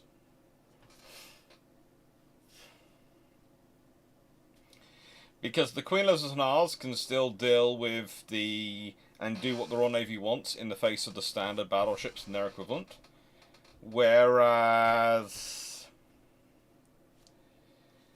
the Renown, Repulse, and Hood and Tiger won't necessarily be able to deal with whatever's built in response to the G-Freeze.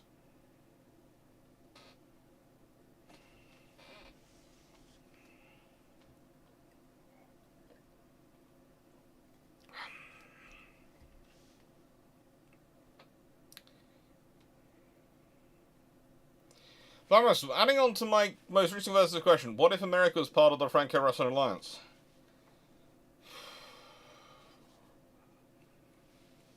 That would be interesting. Set up a blockade between America. America could try and force its way through the blockade. They could also try and invade Canada. It's going to be a long, grinding war.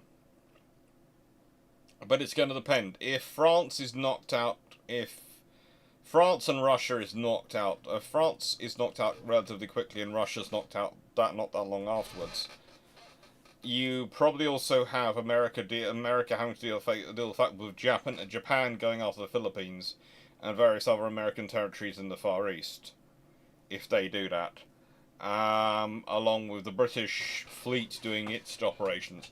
So the Americans will have a very severe choice of, yes, we can invade Canada, but our fleet can either defend the Philippines or it can defend the American coast from the Royal Navy.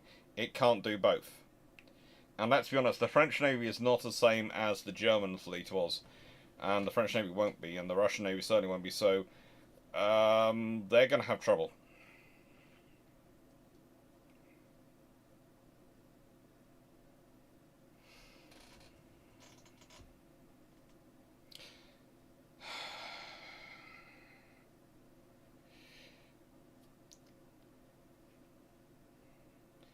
Would it be unreasonable to think the G3 entries would have had a similar thing to ships like Hood, more peacetime service than wartime? Most ships have more peacetime than wartime. That's the normal run of a ship's life, to have more peacetime than wartime. Which I've discussed quite a bit on this channel before. Answer Ronan's question earlier. Verdun. I know it's silly, but if 2 World War II towns were teleported into Falkland Islands, Falklands instead of the battle cruisers, is Graf Spee as dead, or is Graf Spee even more dead? Even more dead. Those things could destroy Graf Spee with the range of their 6-inch guns and the sheer volume of fire.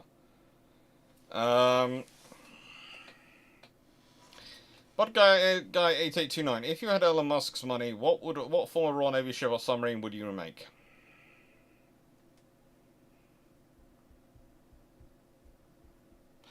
I have about 4. Nubian would be one of them. Warspite would be another one. Probably in her World War I doing donuts around in front of the German High Seas fleet form. Really like to rebuild Illustrious, just so people could see just how big an armoured hangar carrier actually was. And the 4th one, and this is always cool to me, I'd like to do a World War II U-class submarine. Mainly so I could have it labelled as the British U-boat and just watch people go, what? But if the German Empire offered to sell their colonies pre-World War I, who would buy? Britain. To stop other people buying them.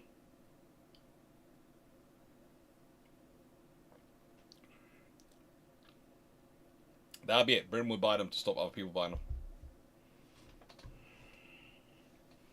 It'll be a bidding frenzy. America might do it, but Britain would probably go. Britain will try and do its best to get them.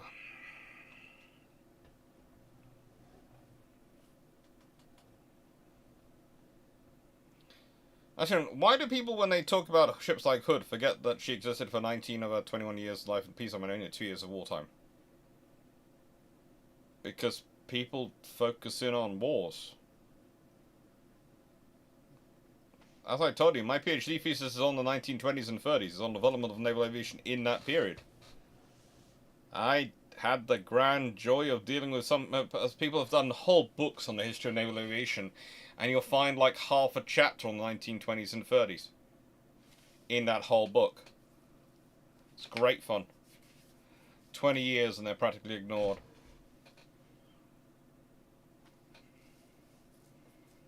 That's the way the world is. War sells, not peace.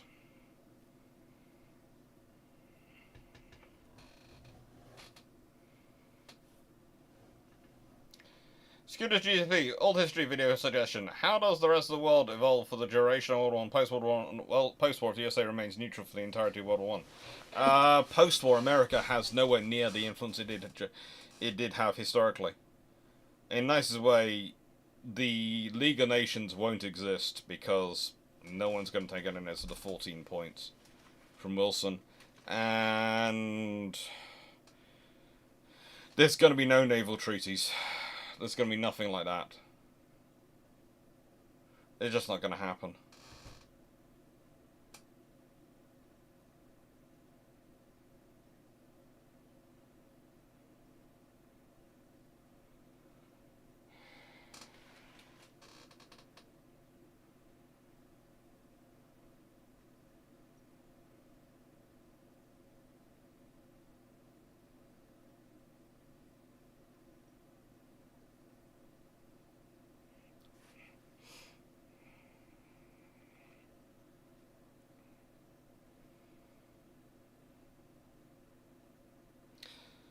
Good as GSP. Oh, answered. I want Mark Harkness. Having made the case why the 1910 town class could have been more useful if you retained, do any of the other navies have similarly adaptable ships that likewise actually got scrapped?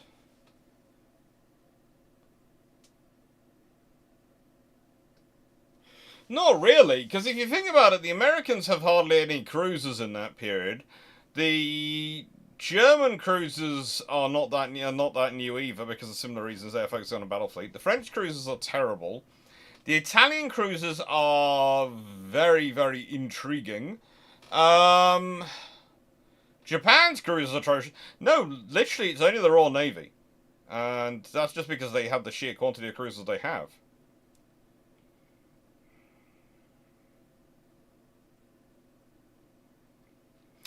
Dave Harrison, would fitting Repulse to rebuilt Renowned Standard have been a better option than rebuilding Royal Oak? Yes, 1,000 times yes.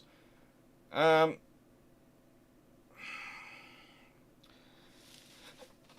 let's go to question 19.2. If you're going to reference between questions. Nice everyone. Look, you've written here those three things in question 92 were due to lack of funds during the 1920s. Post-World War I, and those are things brought up to say the UK did not have the money to build a G3. Look, Knight, I can't tell you. Here is the thing. I can only deal with the people who come to me. I can only deal with the people who ask me questions, not the random people in Reddit and random people around the world in various history forums you seem to attract. I'm sorry about that.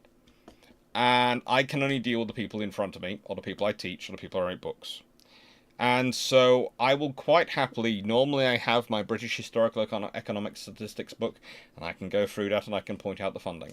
I can point out the funding for defence spending. And honestly,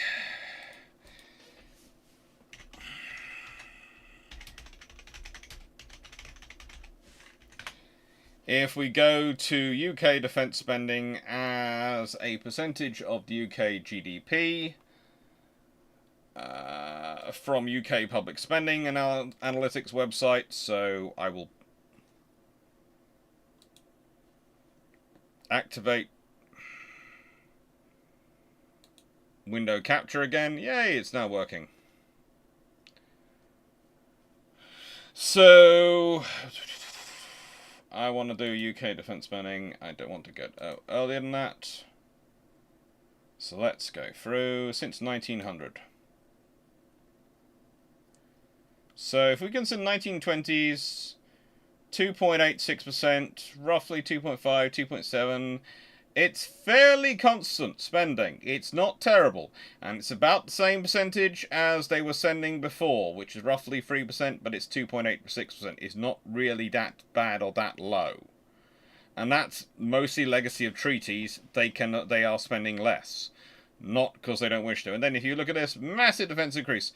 Defence spending goes up to 3.69% and 37% in 1939, 1938, And then if we go through here, we've got this, so, you start to, there are some similarities going, actually, it's not showing it, is it? That's helpful. It's decided to pick up the wrong window.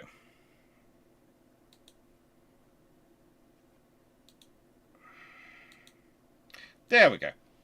See? Lovely. You've got all these stats. So, in 1922, Britain was happily spending 5% on its defence spending.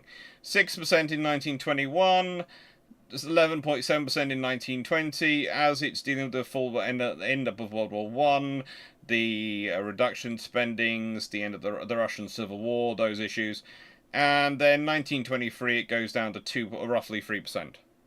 So traditionally, Britain has spent roughly 3% on its defence, you could say, for this period, but then it was spending a lot more in this period, and it's now got down to almost a chronic low of 2.34%. Okay, percentage of GDP spent on the UK defence. What am I saying here? I'm saying Britain's spending a lot of money on defence. They could have afforded it, and frankly, it wouldn't have caused too much of a trouble. Actual figures.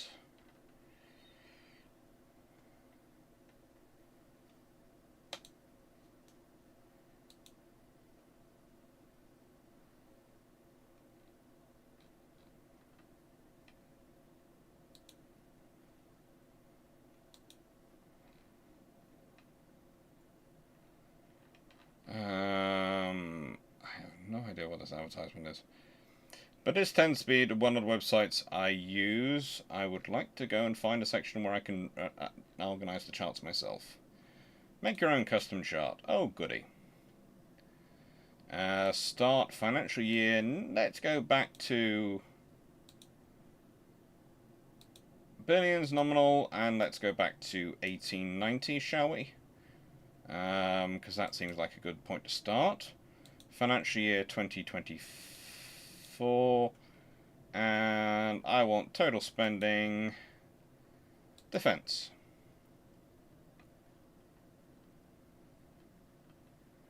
And that'll do. Chart size, large. Colour, display chart, please.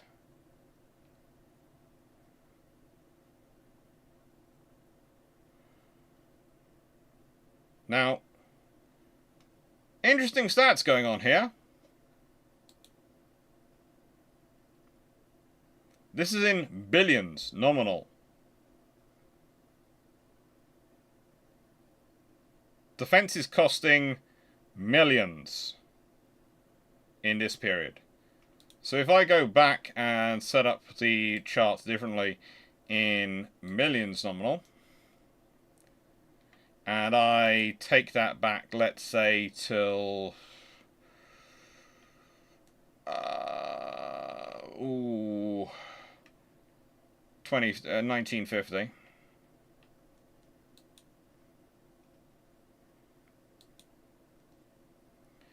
Again, you can see, look, the defence spending in 1913 is 74.7 million.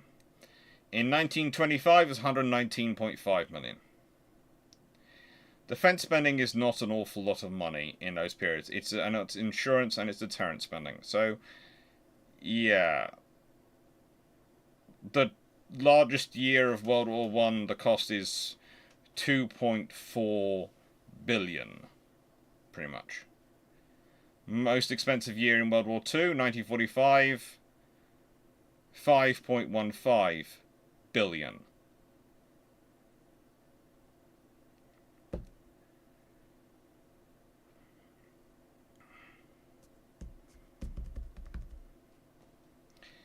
So, basically, ukpublicspending.co.uk is a fairly good set of sources to go to if you want to have a financial argument with people about whether or not Britain was broke.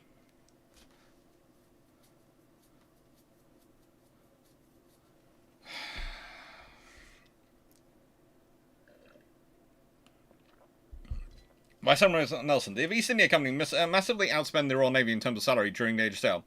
Was there any noticeable brain drain towards the EIC? Not really, because naval officers in the EI, you see, people get promoted quite senior in the army ranks in the East India Company. Navy ranks, you could not get promoted as senior, And also, you had far more chances for prize money in the Navy. Plus, there's far more glory in the Navy. And the East India Company tends to also recruit from merchant naval as well as merchant marine as well as Navy. And let's be honest, merchant marine are more what they need because they need their captains more to be merchant mariners.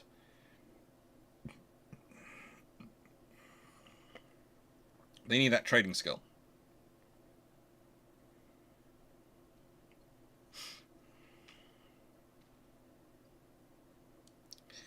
But guys, could the Tiger have been kept if turned into a training ship like USS Wyoming and Eisenhower was? I think they could have done, but I think they turned Iron Duke into that. Alright, what naval history myths would you like to dispel, particularly those believed in and perpetuated by Americans? If you feel generous, Britain, Italy, and Germany, Japan, Germany, and France. The list is too long and would take 4 hours to go through. There are many. The myth for Britain is that,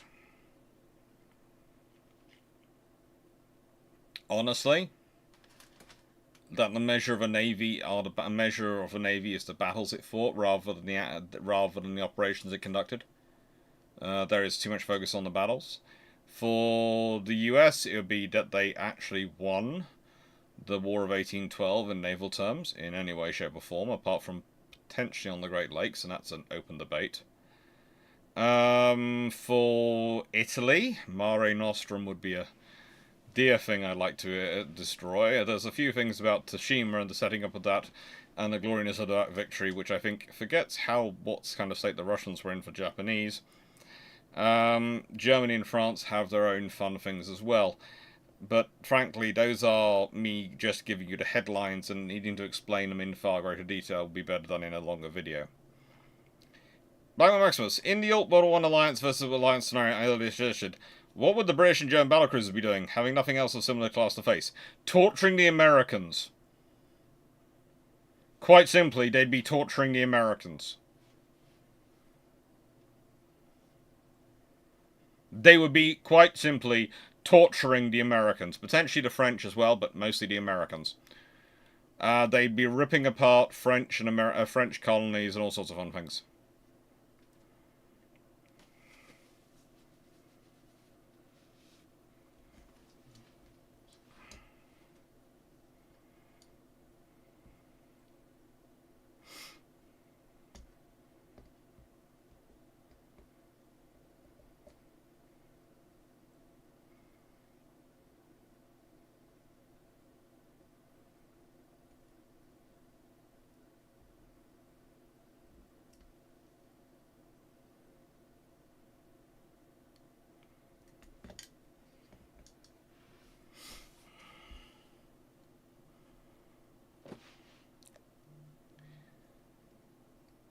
Yeah.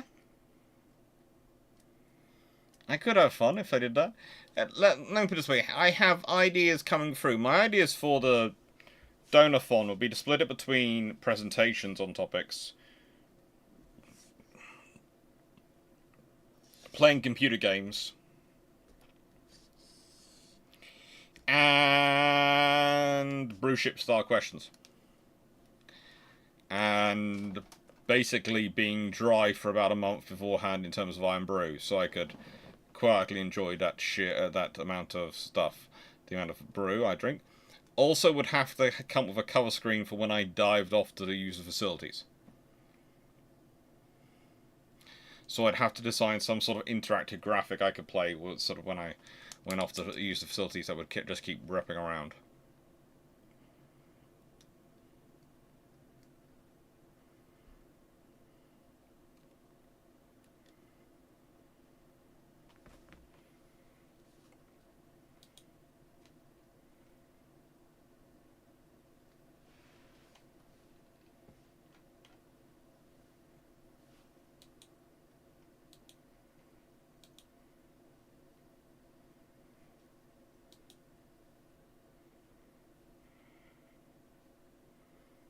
What I'm loving is the fact that on my version of this video playing, I have it as I have literally the chat on the screen, and then I have next to it popping up the chat as well. It's brilliant fun. It truly is brilliant fun.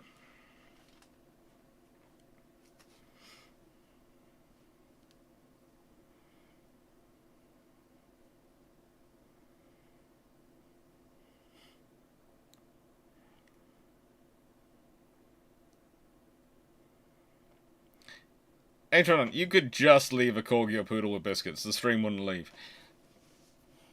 Honestly, that is a backup option. Having the poodle there to go, hello.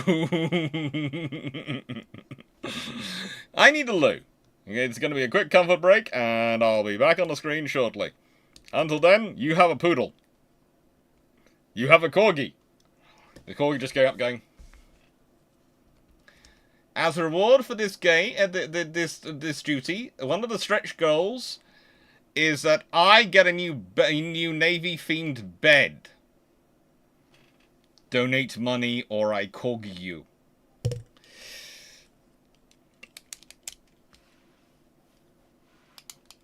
Poodle doesn't get a new bed. Poodle keeps eating his beds. So Poodle is going to find himself with a raised wooden mattress, a wooden bed, with a mattress in it. Speaking of poodles, I just heard something run past me at high speed. Hello. You follow me. We're going to see if there's a poodle outside. There's a corgi. There is a corgi.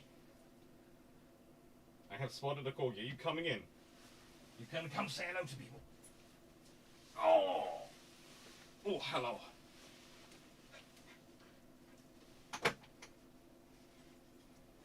Oh. Corgi has come to say hello. Poodle might also come and say hello in a bit when the corgi allows him to.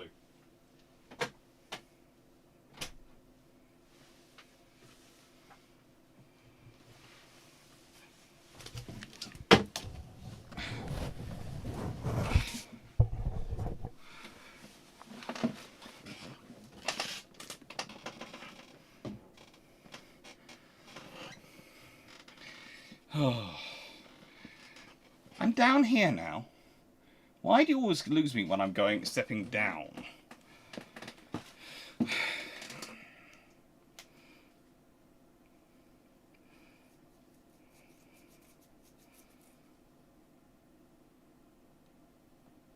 Yeah, basically the plan for the poodle is I'm going to build a wooden style crate bed and put the stuff inside so he can't eat it, if that makes sense.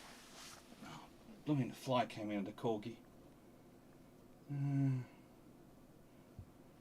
Thank you. I think it's dead.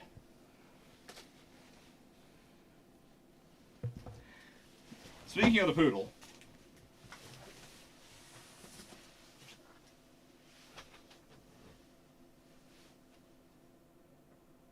no, corgi still patrolling. Poodle can't enter. Poodle most distressed.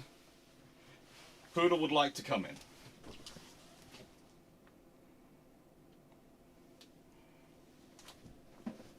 Ugh. Poodle, I'm down here.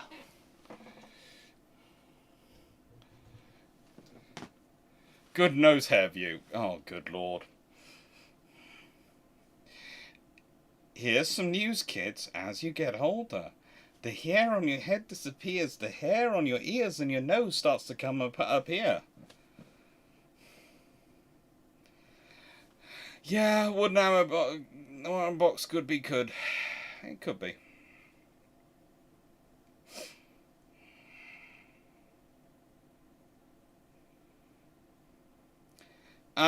Well, actually, after the War of 1812, there's actually part of that treaty is that Britain and America would no longer keep ships on the Great Lakes, warships on the Great Lakes, which is why the Americans actually had special permission to park the ships they do in, when we went to see them.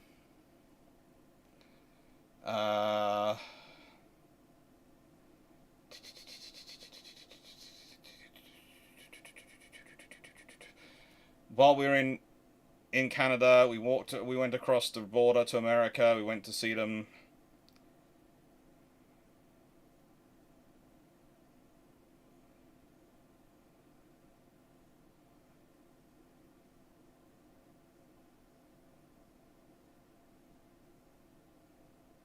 Ooh.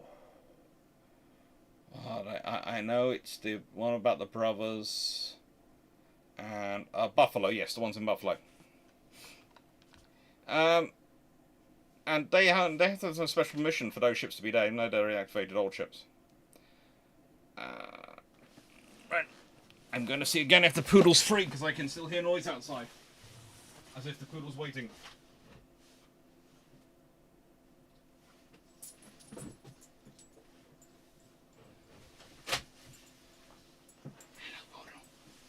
Are you working out how to get in? You are. Have you got in? Are you getting up to my chair? How the frig are you getting in there? You are such a poodle. You want Vicky's, don't you? Yeah, how are you getting in? I'm going to bash your head at this rate. How about if I sit on a box and you sit on the chair? How's that sound? That might crush the box, actually. Up you go.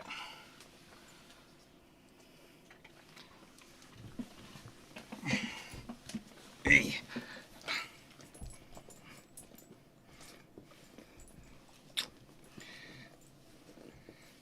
We have a poodle. Currently hiding underneath a chair. Underneath a table. I'll send your mother a picture. What she'll think, I do not know.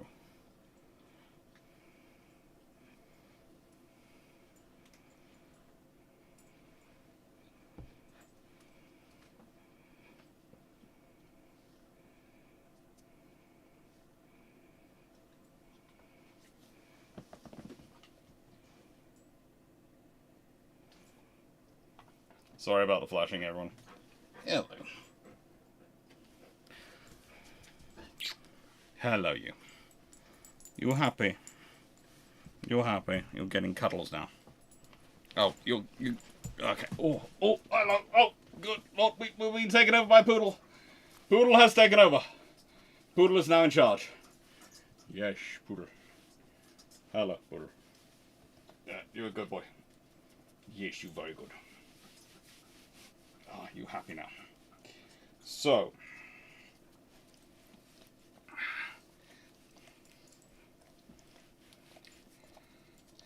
Now,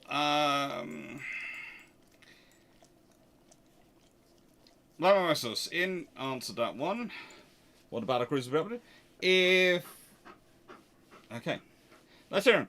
If Hood hadn't been sunk by a Golden Battle BB, do you think that the only real debates about her would be whether her World War I or World War II style superstructure was better looking? Potentially, because especially if... Well, actually, no. It might be also how did she manage to sink the Bismarck, because that's an interesting battle. I don't see her backing down until they've done enough damage to the Bismarck that she goes away.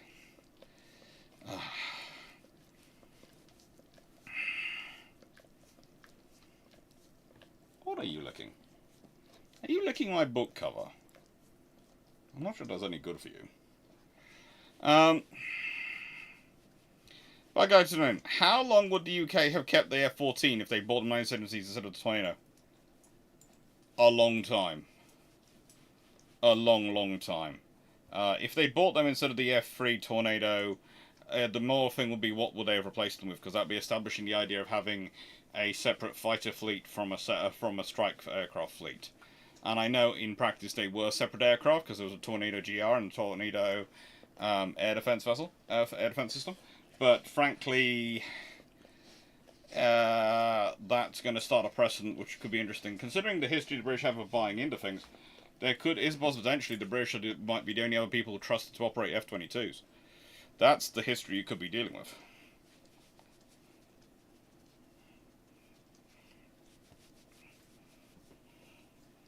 What's that? Okay. Now, please note, The poodle has a question because he's seen all your points of view and all your perspectives. Who do you think would do better on the Donathon for donations, him or Zebedee? Who do you think would do better, as coverage when I went to the facility, when I had to, do a cover, had to go for a comfort break? Do you think it would be the poodle or the corgi would do better with the things? Hello, Raleigh. You're the senior fluffy researcher this now, yeah, and you're looking away. Oh. A new hat for each stream. Well, I have been tempted to say that, if people start, the whole Ryan, I like the whole Ryan Macbeth thing with the hats, etc., and things he gets sent, and I wouldn't object to that. That sounds like a cool thing, but that's not something I can really do with moving. Probably are going to have to buy a shop vac, Rune Army. Probably are.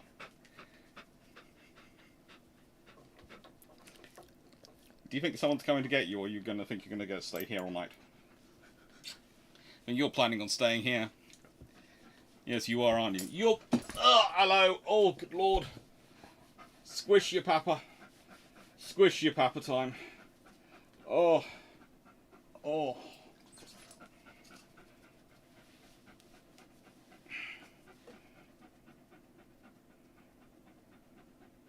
I'm not answering that one. Choose a choose. Well, that's an honest... This is going to sound strange. It's a debate we decided the dogs have, but it's an honest debate my mum and sister have. Over which one of them... it's going to sound strange, because occasionally I go in and I tell them, oh, there was a donation which was for Raleigh, or a donation for Zebedee, and they go, which one gets more money? Which one gets more donations for their Bicky fund? And I go... I'm not sure. Unofficially, I do know, because I remember the figures. But there is a fact that he's had far more opportunities.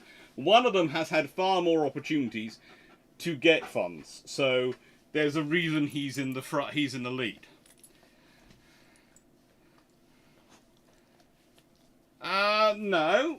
The F-14 might be a pig on maintenance, but it would be a pig on maintenance they would quite happily deal with. Hello. Camera. Oh, she's come to take you away. You're having hugs and biscuits and love from people on the internet, and she's come to take you away. She sent you the 2 messages been sent. I know, but I can't leave. I'm live. No, you don't need to leave. I have Poodle. Poodle needs to be this way. Poodle is incredibly happy right now. He's the happiest he's been all day. Poodle's owner wants him. Now. He doesn't recognise the bonds of ownership, only the bonds of biscuits. Do you have biscuits for him? Do you have a lead for him? No, I'm going to take him. No, I would say grab a... Okay. Alright, I'd have say brought a lead though, because the mood he's in. Yes. He's in a very bouncy mood. Come on, He literally bounced in here and bounced up, so... Yeah. Oh, hello. Literally. Challenge, wasn't it? There we go.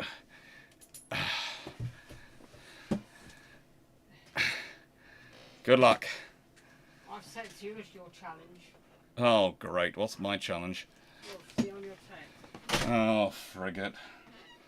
They sent me a challenge. I don't know.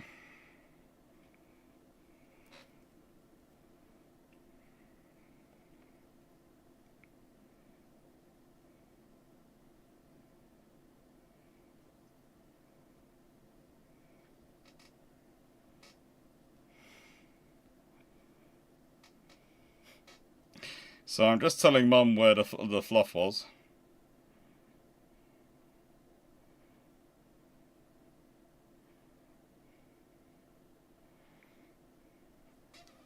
Oh, both fluffs have been on this evening. No, the one who's currently in the lead is Raleigh. Honestly, as I said, my view is it's because of his times had on screen.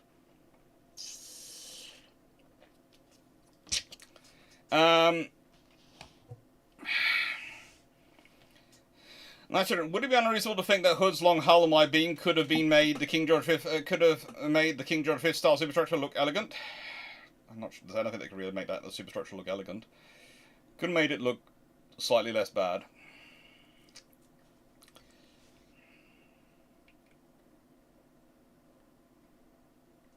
The F-14 wasn't too expensive. The Tornado was considered cheaper.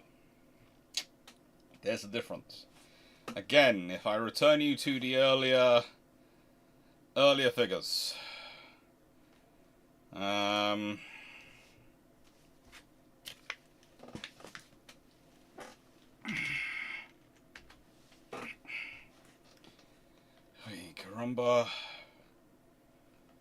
Basically, quite a lot of your questions, Night Security Everyone, could seem to be answered by this website.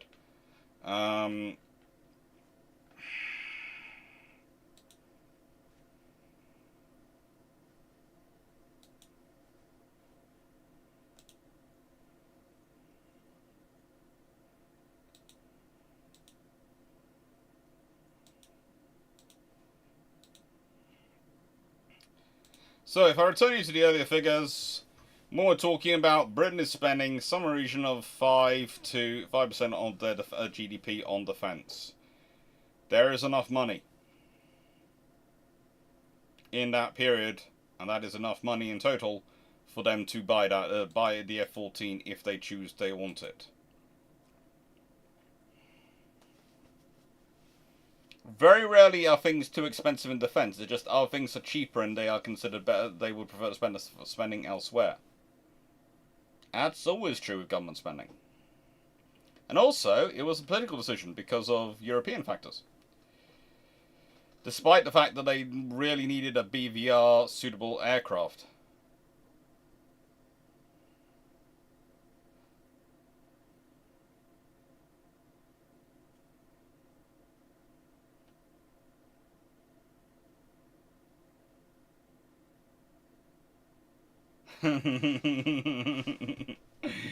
Oh.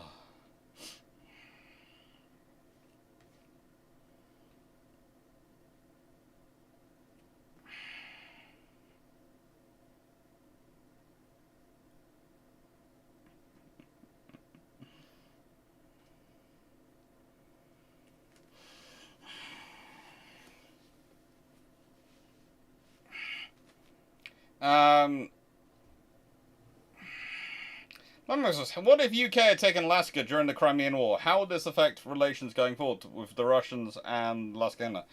Russians, the relationship won't be great, but there again, it's not great anyway. I doubt it would change much. As for Alaska, Canada, well, Alaska would be part of Canada, so Canada would be even bigger and even more resource rich.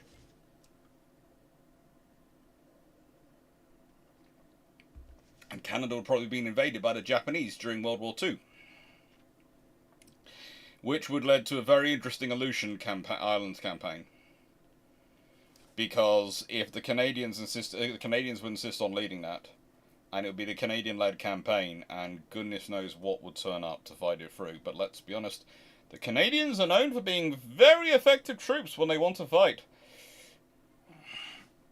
They were part of it. But in this scenario, I don't think the Americans might want to show up, but I doubt the Canadians want them there as much more than support.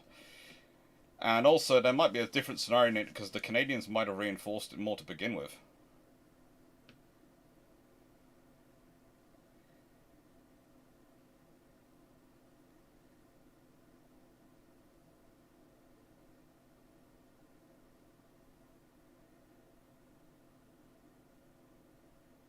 Also, no Alaskan gold going down to lower 48.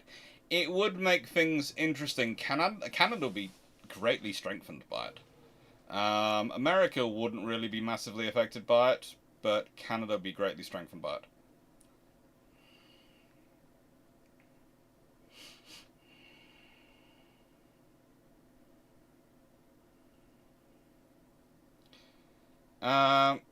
Nice question 86. Would what we know as King George V style superstructure have come about sooner without the treaty? Yes. Knight 681, question 85. What would be the likely difference between N3 and G3 and Nelson superstructure if their operations led to what we know as the King George V style superstructure?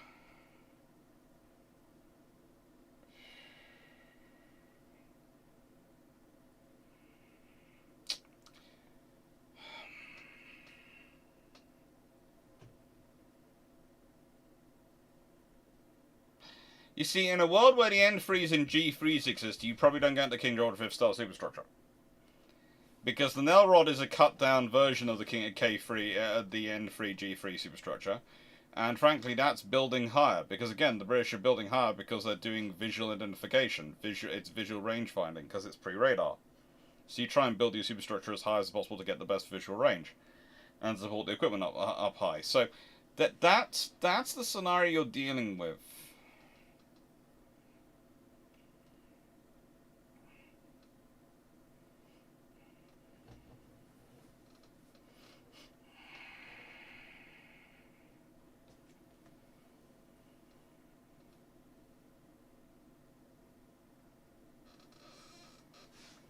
Professor, speaking of warships on the Great Lakes, does saltwater versus freshwater affect wood and the metal ships differently? For both, it means they tend to survive longer, but for for wooden ships, it can actually mean a different form of growth on their hull versus saltwater. Different forms of algae, etc., grow on their hull in saltwater than in freshwater. Dave Harrison, last one before bed. My only source, Wikipedia, I hang my head in shame, don't worry, suggests that the Royal Oaks rebuild was particularly expensive. True or false? If so, could Repulse and one Q have been on? It wasn't particularly expensive, but it would have paid for probably a Repulse one. It's not particularly expensive. Basically, there are people who do not see that for the costs and value of what you're getting is not particularly expensive. I would prefer to spend that money elsewhere, but it's not particularly expensive now.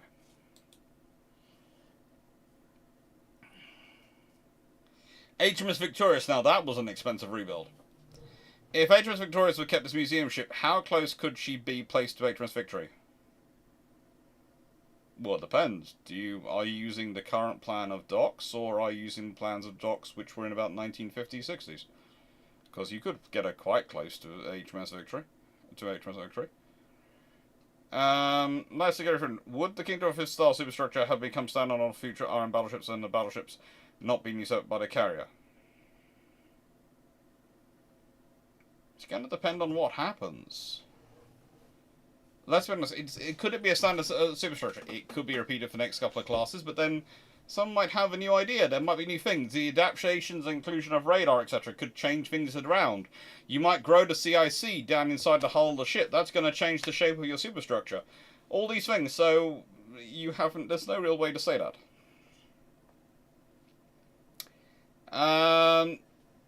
What if the UK went back to spending 5% on the military? What could be obtained? You'd be pretty much doubling your spending currently, okay? And if you double the UK's defence spending, you are already paying for... You're basically, the first thing is you're going to grow what you have existing before you start getting new capabilities. Because that's more sensible.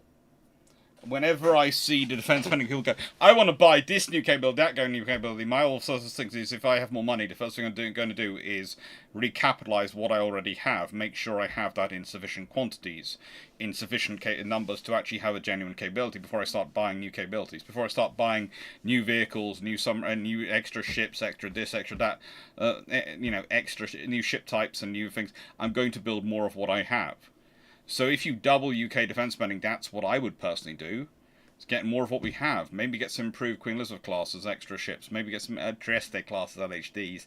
That's about the first new ship I'd go. Pay the RFA properly. Give them a pay increase. Give all the armed forces a pay increase. But if I'm doubling defence spending, the first thing I'm doing is giving all members of the armed forces about... taking the basic pay and giving that a 10% pay jump. Across the board. Basic pay, 10% jump. Okay? And I probably take role-specific pay and give that a 5% pay jump. Straight off. And that spent quite a healthy chunk of my budget, I know, but that's going to help me sort of actually train and grow new capabilities and actually recruit people. Because if I've given a pay bump and all these things, and I'm fixing forces housing and I'm fixing the infrastructure, that's going to make that thing more attractive for people to stay in. After that, I'm going to start looking at growing ships, and I'm going to offer a bonus for people to come back who've been out the service for less than a year. Or less than 2 years, actually. I'd probably give them a bonus, and I'd give them a bonus if they joined the regulars or if they joined the reserves. and the bonus would be conditional on them staying for, okay, you get half your bonus up front now. You get half the bonus if you do if you do 5 years. If you do 5 years in reserve, you get half the, it's sort of the same thing. And then I'd start working on the equipment growth. Right, and what do I need? I need to increase the Type 26 production, I need to increase the Type 31 production, or probably all the Type 32s, which are modified Type 31s. Boom, do that. I would like some more OPVs in service. Great, done that.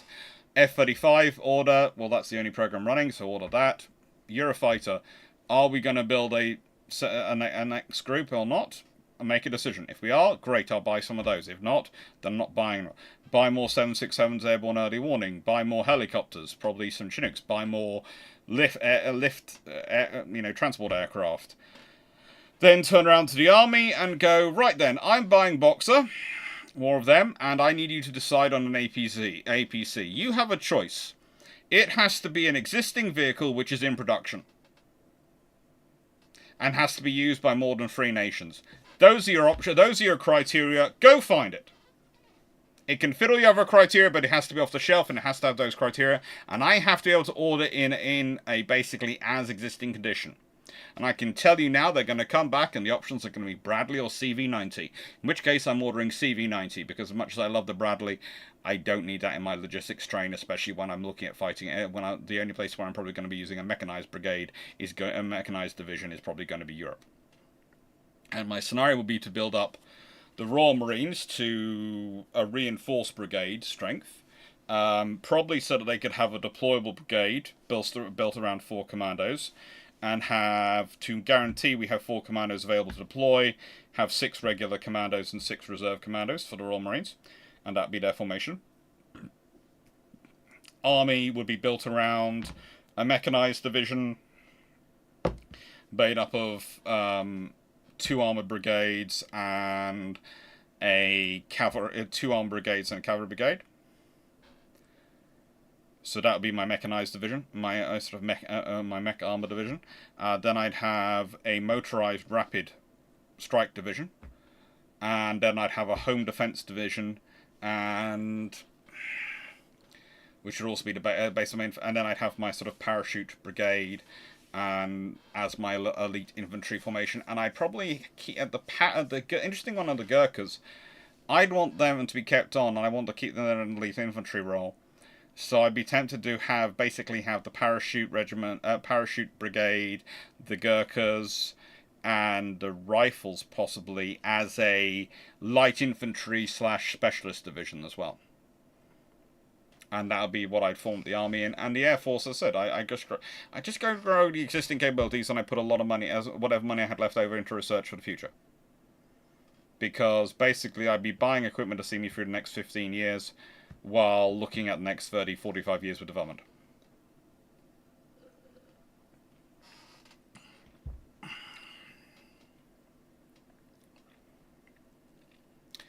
Carlos Jones, do you think conscription is likely in the UK anytime soon? Nope.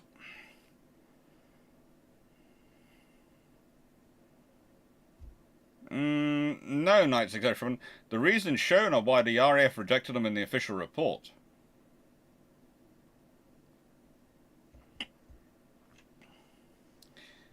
Believe it or not,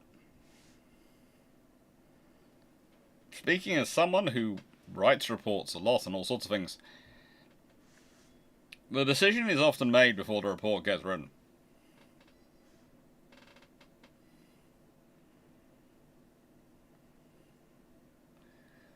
And the reasons given are going to be truthful, but they are going to be one perspective on the truth. Too expensive can also be, we're not willing to pay that much. Or we would rather spend the money on something else. So yes, it is too expensive, but it's also a case of, is it the best option for the job?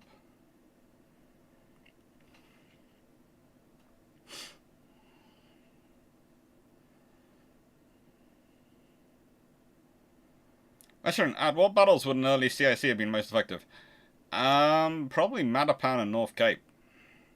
Any battle where radar was as important as almost more important than visual identification. And CIC's really become possible once you have the ability to transmit video images below.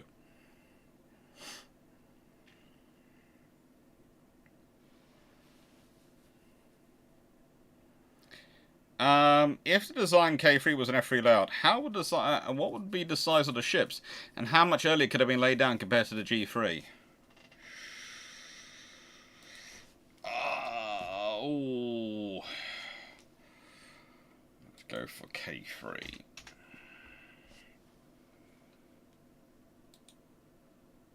I have lots of different versions of the K3. So yeah, if we put the K3 in an F3 layout,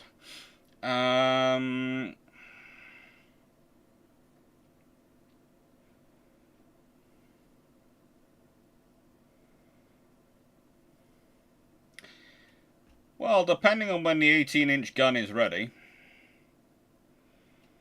and it's the 18-inch 45 they're using, let's put it this way: you could probably have laid it down in 1918, 1920, 1918, 1919. So yeah, you could have laid it down a year and a half earlier, and that would mean they'd probably been pretty much built.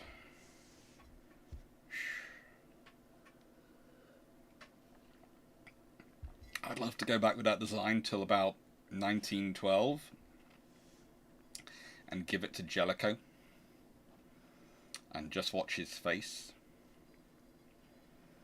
He'd probably try and build it. For those who don't know what I'm talking about with the K3,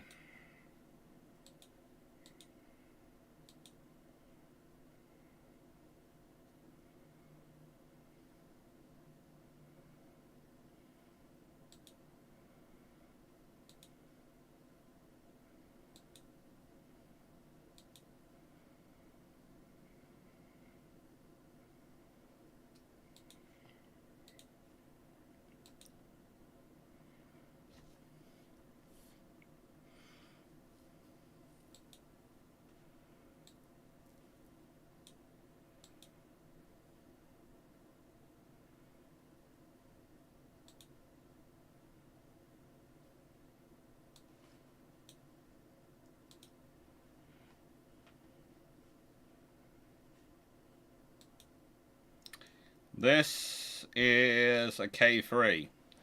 So basically the question is, if we made a K3 and F3 variant, how much earlier could we make it? So sticking this turret in front of here and moving and shunting this back. So you can probably reduce its length a chunk. As you can see, most of this here, we're talking boilers, machineries, rooms, etc. The torpedo tubes are supposed to be here. But we can probably chunk that down to about that space and stick that front of there. So that would go. Basically, this would be the same point of the A. B would, if you consider how long they are, B would have to line up with here on this design. C would have to line up with about here in relation to it. So these would all be canted back. Oh, you would probably lose about half this length here and probably some of this space here. And so you'd shorten the ship. That's going to increase your length to beam ratio.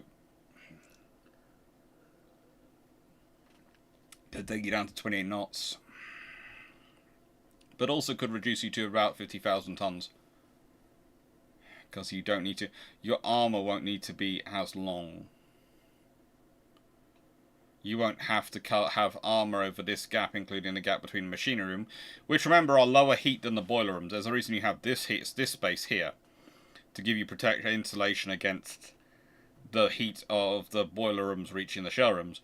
Machinery rooms don't tend to run as hot as the boiler rooms, and especially that's an auxiliary machinery room, so that's going to be a lot cooler than the boiler rooms. 4 shaft vessels, so shaft. So we go shaft 1, 2, 3, 4. Pretty much running out. Dun dun dun. And 6 boiler rooms. 144,000 shaft horsepower. Sheesh. So that's sending out 36,000 shaft horsepower per shaft. That's about that's getting up there. That's not the highest you can get up to, but that's getting up there. Interesting. You could probably make it bigger if you made it F3 star design, but you know, that much bigger? Who knows?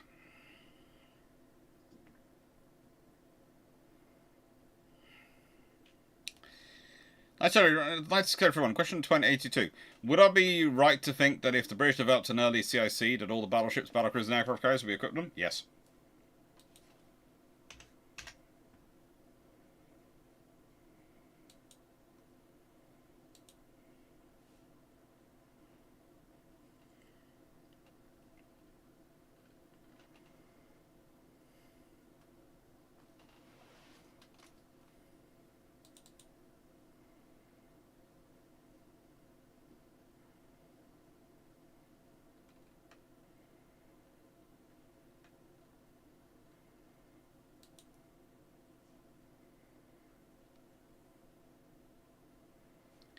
And for those wondering about an F3 star arrangement, there you go. This is the F3. Cute, isn't she? All forward, single funnel. Pretty cool.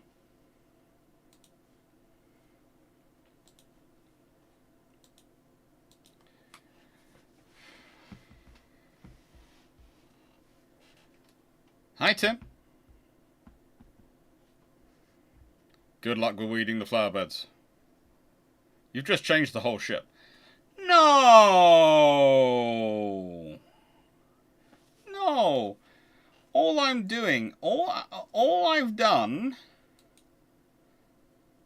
if we do it again, is rebalance the ship in a way. I've made it more F3 style. Which, again, we can do, you know.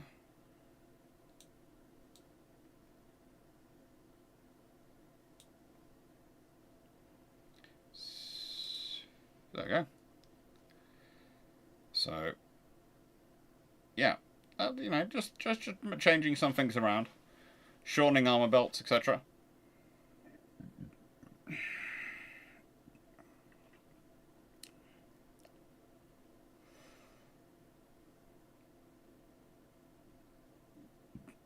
You'd probably also combine all the secondaries into one battery. You might well make them more stone folk. You might move at least when you move the battery, move the things around. You might move a second of the 6-inch gun pairs back, and you probably put the aviation handling scenarios aft as well. So you'd have all the aviation handling facilities aft for aircraft, etc., which would actually make it a very interesting ship from aviation perspective, operational perspectives. Please note the 6 4.7 inch guns in single mounts, designed to deal with any sort of aircraft attacking aircrafts, and the multi-barrel pom-poms. There's at least 4 of those in position.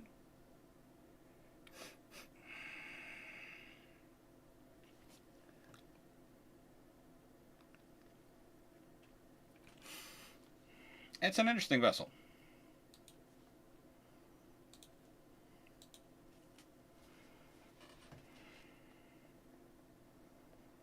So, the F-14 was killed by cost. Yes, as I said, those are the official reasons given. And they are certainly true, but they're also not necessarily the true reason those things weren't pretty good.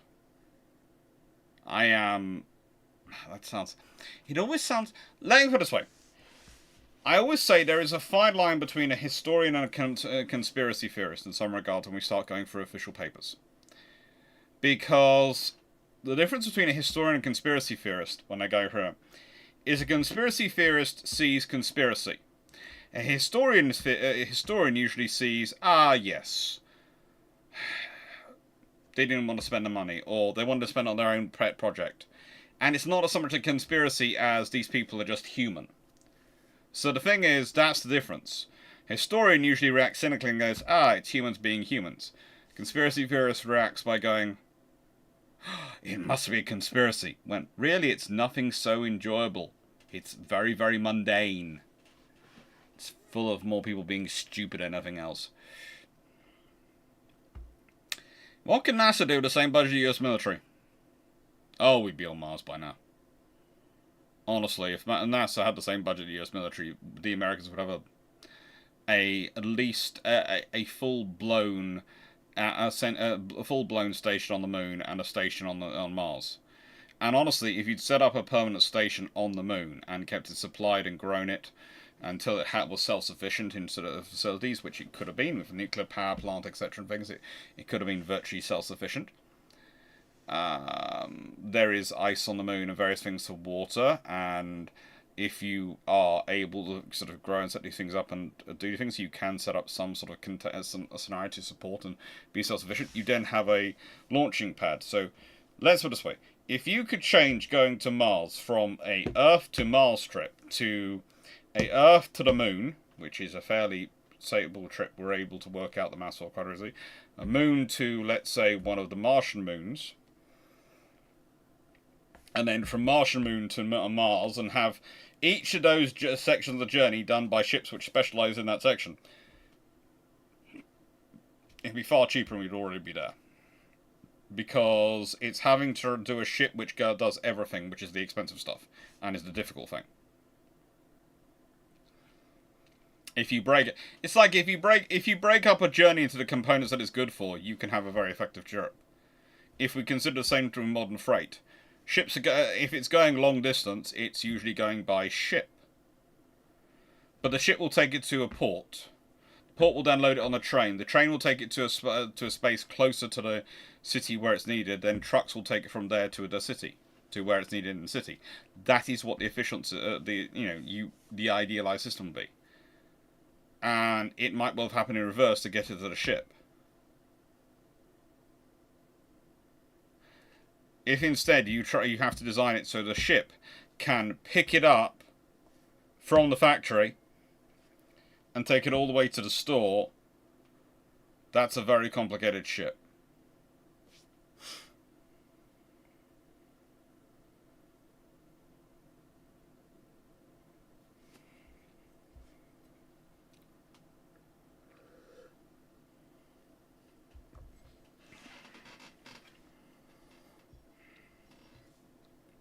But guys, did you know, how do things change if the USN went ahead and bought the A-12 engine in the 1990s?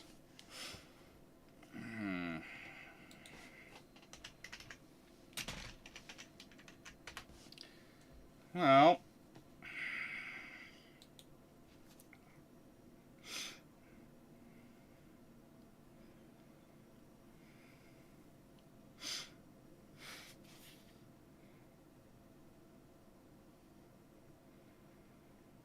God, that was a long run. There was 23 years of legal wranglings over that.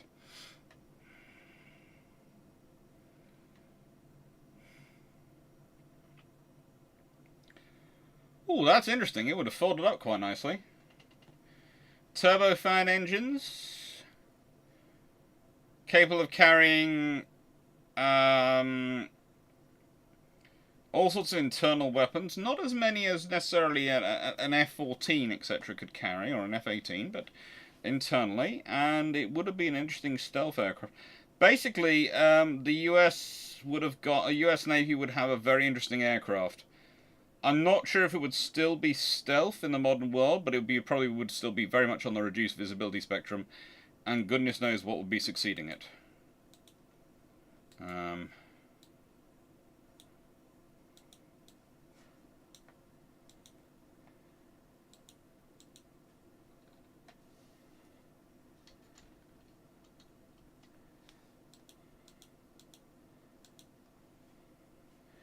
I have just found this lovely image on Wikipedia, as we all know.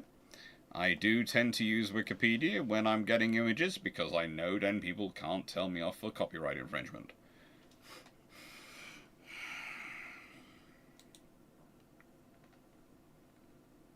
pretty cool looking aircraft, the A-12.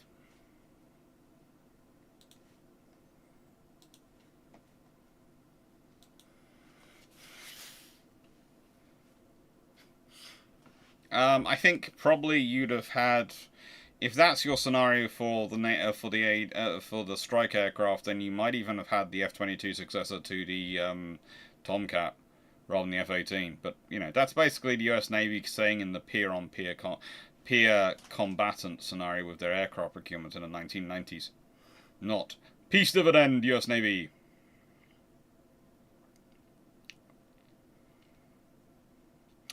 Nice segment. Would having the Maltas make any difference to the number of Scimitars or Civics that crashed? Okay, you probably are carrying more aircraft, which is possibly going to increase the number of aircraft which crash, but they're going to be larger carriers with more ability for servicing, maintenance, and also slightly easier to land on. So, and more facilities for crash barriers and things to protect the crew, so you might actually... It probably numbers stay the same, but as a percentage of the force go down, because you'll be carrying more aircraft, but losing a lower percentage of aircraft, which means the crashes would stay the same. If that makes sense. It does in my head.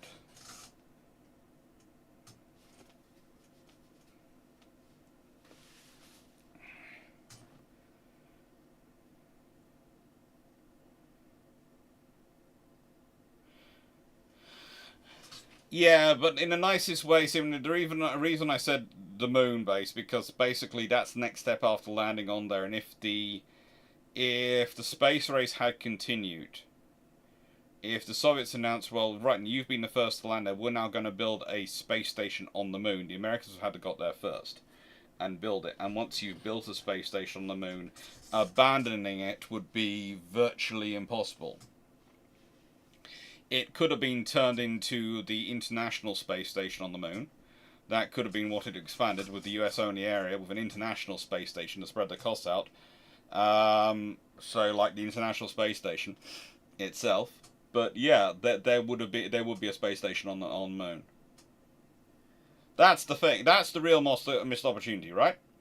If the space race had carried on for a little bit longer, and they got to the point of building bases on the moon, that would have been a long-term legacy which would have been amazing for science and the development of technology.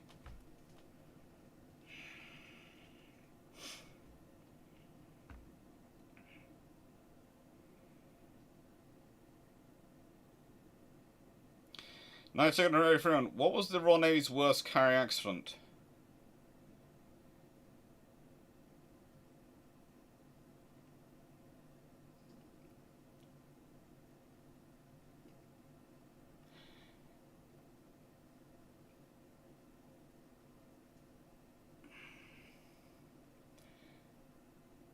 I'm not going to say. Because I'm trying to remember what I think is the worst accident. I'm not sure if what I've been told about that accident is publicly available information, because I had some stuff discussed with me by someone who was a very good pilot who's now sadly no longer with us. And I remember looking at the public report, and what he'd said to me was different. So, no. I'm leaving that one, because I'd either have to lie and say the worst accident was this one, which is the worst of the official report, or I'd possibly revealing some stuff which was said to me in confidence, which I'm not sure if you're allowed to discuss or not. So I'm just going to go with no. That's the answer, and that's not an answer, no one. And that's my answer on lots of things.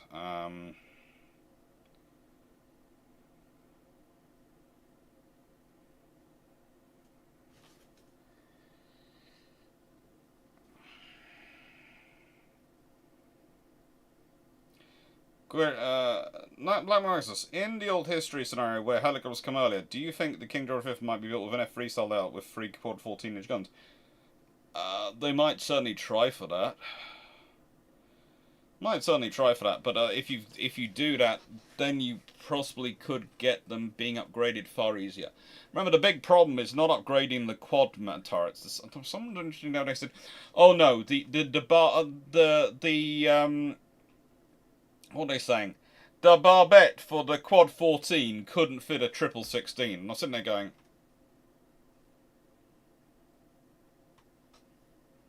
"Yes, it could.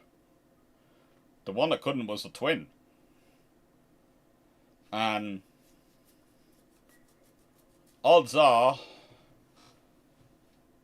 if they'd all forward, they might have persisted with the triple quads a little bit longer. In which case, you might have, and you might, have that as a basis, and you could probably upgrade far easier.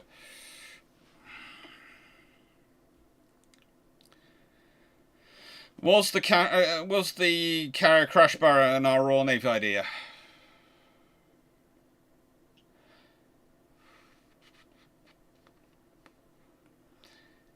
It's one of those ideas which has a lot of simultaneous development about it. Okay? So, if I'm going to say it as an idea, the first time I think I hear of it as an idea that I remember sort of being written down historically by someone was an American, but I think the first time it was implemented was Britain, and I think that was based off someone else's idea. So there's a huge debate as to who came up with the idea, as they're slightly very different, and there's even a French idea involved in the process, and there is a Japanese idea as well. But it's also who implemented it first, how did they implement it, whether they implemented the way. So that's one of the things. With a lot of those things, they're evolutionary ideas. By going to 99, if the US offered and was able to deliver the UK 16-inch 45 or 50 cal guns for the Royal Navy Vanguard class, do the RN take them up on the offer? And if they do ships last as long as the Iowa class?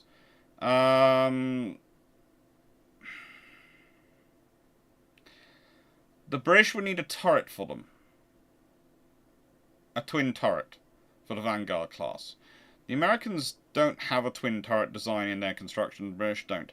The British to get Vanguard as quickly as they are using existing turrets which they're upgrading, and are using 15-inch guns, which they have in stock, and they have spare stock of, to get it as fast as possible.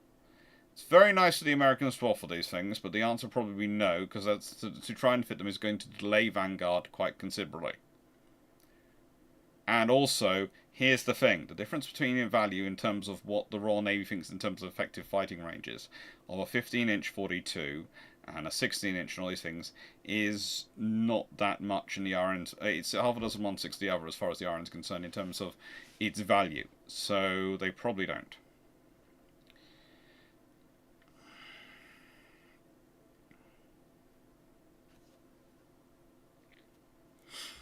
Megastroke, what use impact would the 737-100 have when time travel back to autumn 1942 Britain? Britain's science and engineers are going to have an absolute field day. And you're going to rapidly see some very interesting bomber designs developed.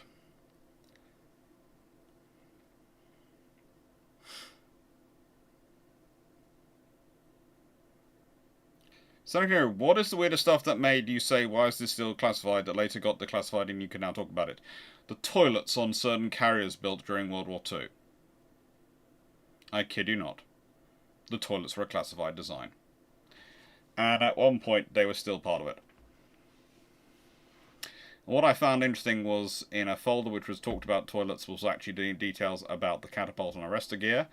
And the toilets were classified, but they were in another folder, weren't in that folder, and they were classified away. And so I asked about them, and they went, "Oh, well, yeah, we'll show them to you because it's fine." Okay, thank you. So they went to check them, yeah. And then later on, of course, they were declassified in a part of the folder. So toilets.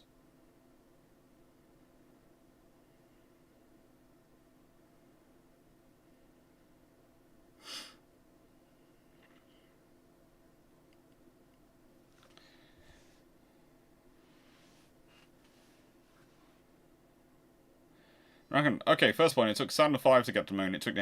Let me put it this way. The thing is, as time went on, we were getting better and better at going to the moon. It was getting more efficient. That's the point. The Saturn V has a huge amount of over-engineering in it to build to guarantee you getting there and back. I agree it's not an easy route, but again, in the context of the space race, it made sense.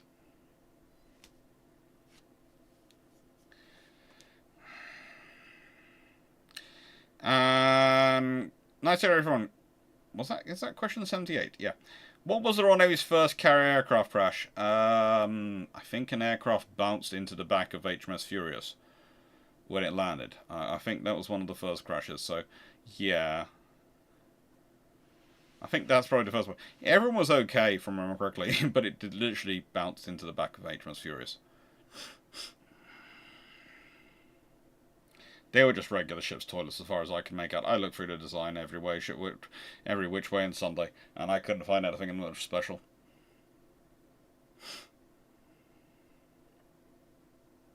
Black Mesa, how much earlier could the optical landing system have been invented? Well, there's nothing in it which per se is really advanced technologies. It's a way of approaching it, and it's also a way of dealing with a problem. So if the problem came up earlier, i.e. speed of aircraft landing came up earlier, it would have been developed earlier, probably because it's a sensible solution to that. For the journey to Mars, do you think that a jump-off point from a lunar base to an Alderaan cyclone would be the most efficient way for the first trip, or better to wait until Martian infrastructure? I'd build the moon base on Mars first and sort it out from there, honestly. I'd build infrastructure each way a step away. I would literally treat it like, okay, I'm building the Earth to Moon system, then I build the Moon system, then I move the Moon to Moon system, and then I build the Moon system on the other side, and then once I've got the lunar system set up. Also, the thing of, if you set up, while you're building a lunar system, an observatory which is literally watching Mars and is spending its whole time studying Mars and getting data on Mars before you land there, that's far, far better. And also, one of the things you want to do is set up a whole grid of communication satellites around Mars for when you do land, so you're always in communication with the surface.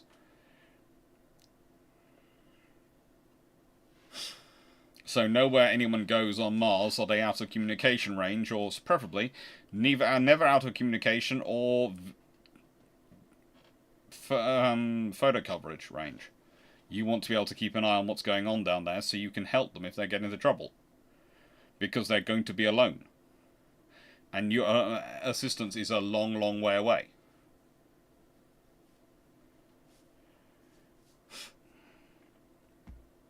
That's a very sensible thing, building the infrastructure with robots before you get there.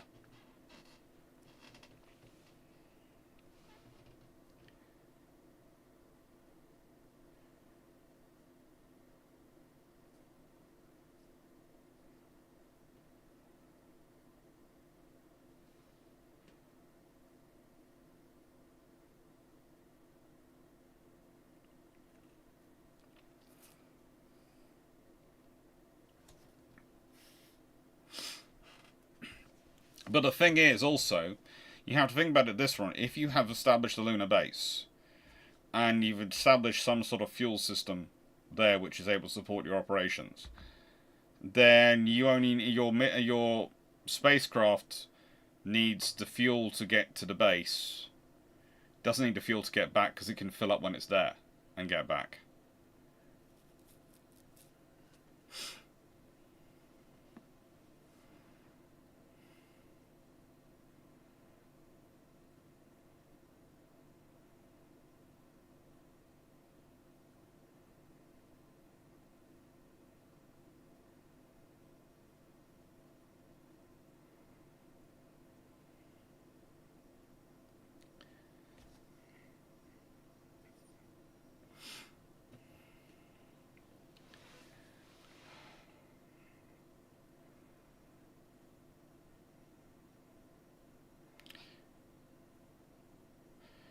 If Whittle early and helicopters early, so jets early and helicopters early scenario both happened, how would things go? World War II would be a lot faster. The conversion of merchant ships to helicopter carriers would be a lot quicker, and would require a lot less infrastructure. think Mac ship star Mac ship star conversions. You could do that a lot quicker on ships which are using helicopters for anti-submarine warfare. It's going to make submarine operations around convoys far more dangerous, especially on the surface, which is going to mean they're either not going to get any investment because they're not going to be successful enough that Hitler's going to allow them any money, or they're going to develop the Type 21s earlier. Especially as the British will probably respond, because let's be honest, building a helicopters is something you can do in a factory a lot quicker than you can build Flyer-class corvettes, but they'll still be building a lot of Flyer-class corvettes. Anti-submarine with jets as well. It's going to be interesting. Basically, the countries which have access to the wider range of resources and wider ranges of fuel types, etc., are going to get the most out of these things more quickly, and that's going to be problematic for those which can't. So, allies probably have an advantage. If the UK canal mania had extended to the colonies, and a canal to Lake Ontario fitting third rates was built, and a canal to Lake Erie was built that could fit frigates, how would this change the 1812 war? The US would have died in the battle in the lakes, because the Royal Navy would have sent ships in, or rather, control of those canals would become a primary thing that would be fought over. Those canals would become kind of like, oh, what is it?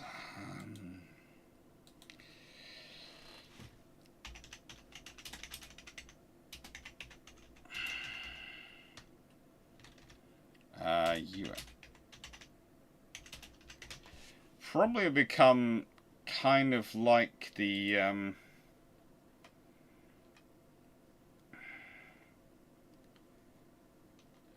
which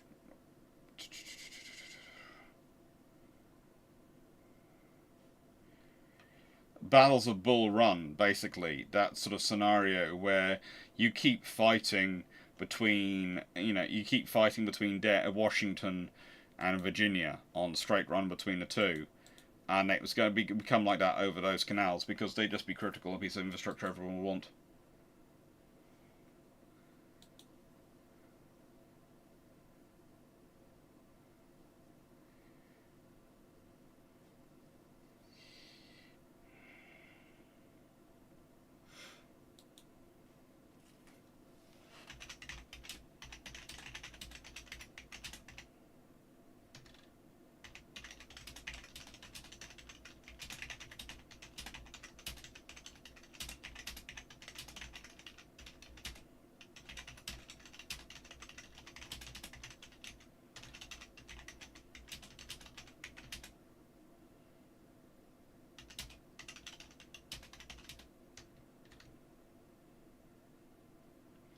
Not getting into that argument.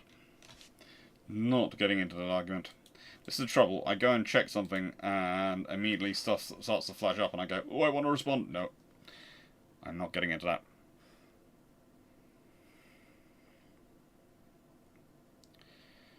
Gershon 78.5. Yeah, Doc, as you were saying, killed quite early carrier pilots short.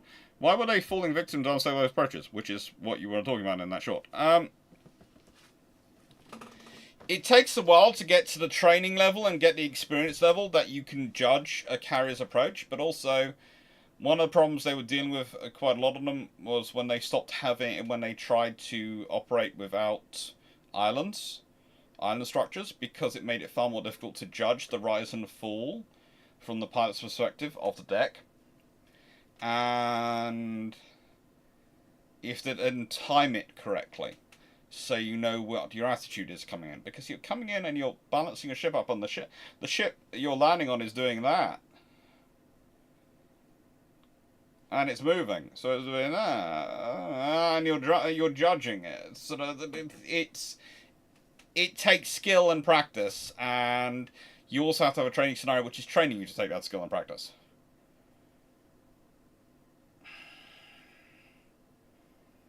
And there's also the speed of your approaching aircraft, believe it or not. That's also an issue.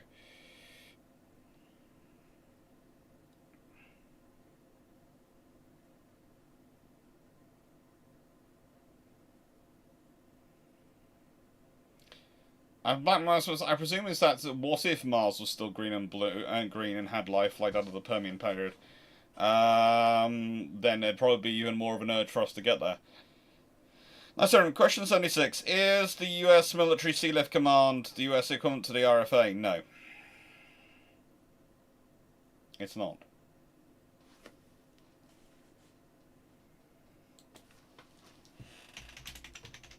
If I remember correctly,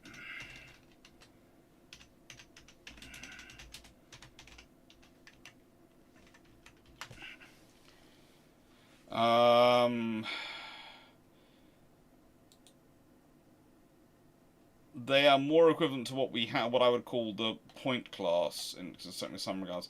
They do have some things like the RFA, but they also go slightly more in other areas. So I would say they do the role equivalent to the RFA, but they also do a lot of other roles as well.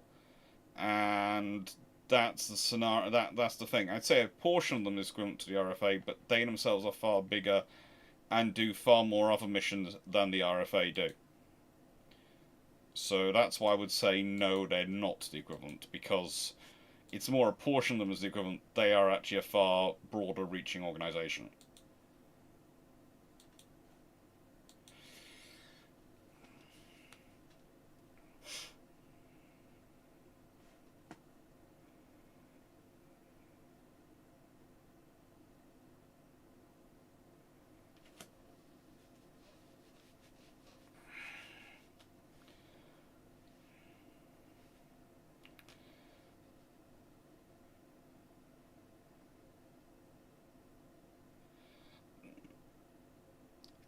Also,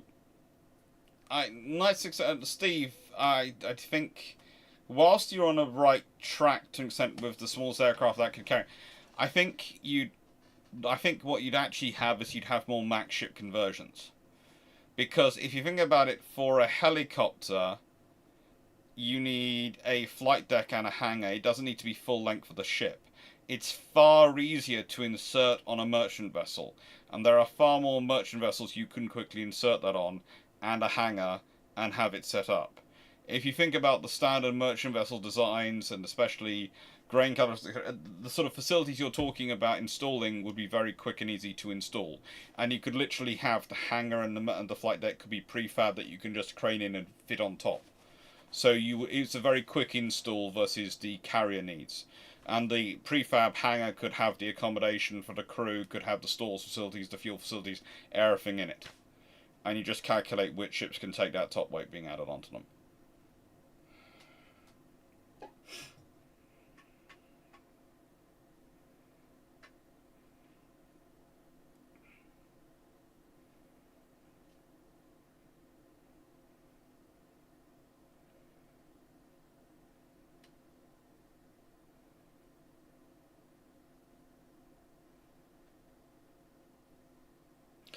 Black Maximus, ask a physicist.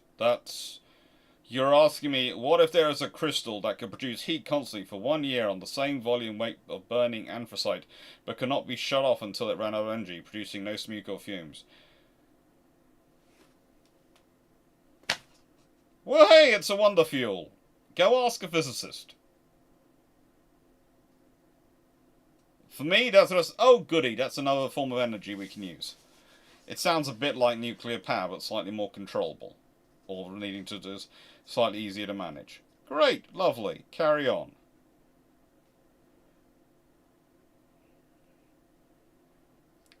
You know, I don't mind answering questions, but at least try and make them in my ballywhack to give me a chance. Nice to get everyone. Whose block obsolescence problem was the worst? The RN or the USN? RNs, because they had less time to deal with it than the USN did. Because of starting war in 1939 rather than 1941. But Guy 229, what did Europeans think the USS Monitor and CSS Merrimack at the time? Interesting. Wouldn't want to build them ourselves. Although, strange enough that, of course, the Swedes do build them. Nice to go forward. Question 75. So when Jackie Fisher set up the Royal Fleet Auxiliary nearly 120 years ago, what had influenced him to decide such an organisation was needed? Logistics.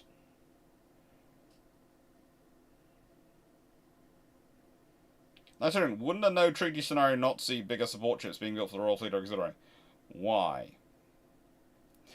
Let me ask you this one again. Nice hearing.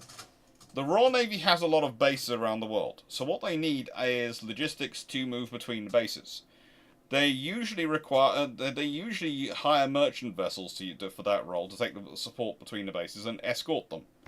That's it. They don't build RFA for that. They do have some RFA doing that duty, but that's for the runs to places which are less likely to have merchant ships, i.e. the Falkland liners, etc. Which don't really get the merchant ship movements in the routes anyway, so they have to lay on non-commercial vessels to do it. Then they have to supply from those bases to where their fleet are operations. Again, what do they need? They need fast ships for that role. The bigger you build a ship, the more power it requires to make it a fast ship.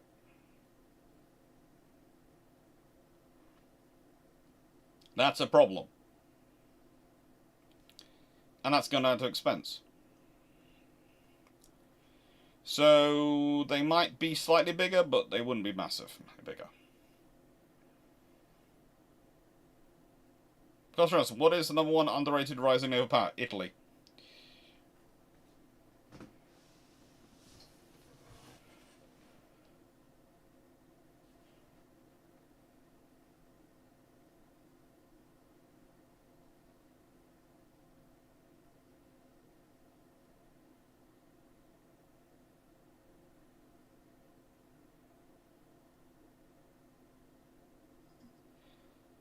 Danny Wright, the July vote for patron goes on till next Sunday. That the suggestions are live currently. The vote's currently going on till next Sunday. So no one's won yet. There are people in the front, but there's only been 88 votes cast. Where if we consider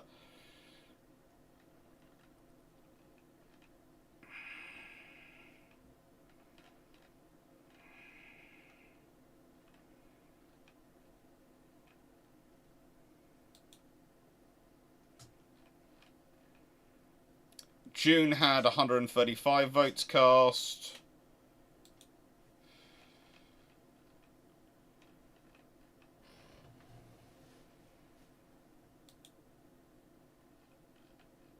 March had 154 votes cast.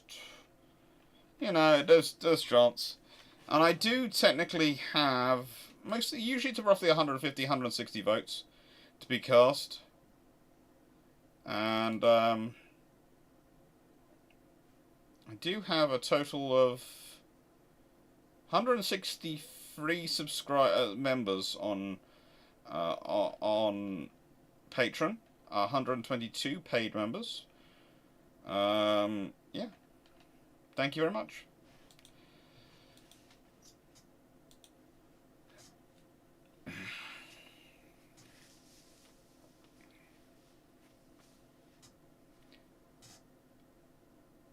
Yes, but you're asking, where does the Royal Navy want to operate that it cannot get quick supply from one of those bases if they have the RFAs operating and support on? Where in the world does the Royal Navy want to operate that those bases will not support them?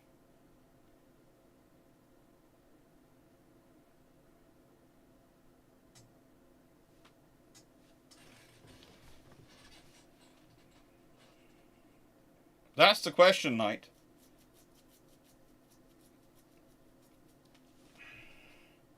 As I discussed with the Royal Navy's war plan against the IGN, it was to take bases on the way up to Japan, so they can impose blockade. Probably Weihai Wei will have to be recaptured. No worries.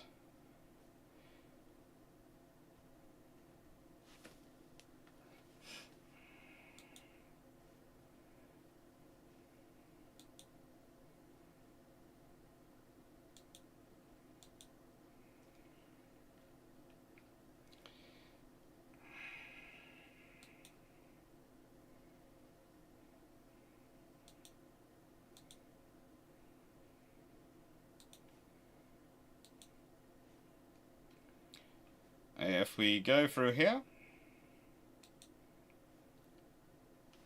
boing, hello. So you can see these are all the ones currently up for vote.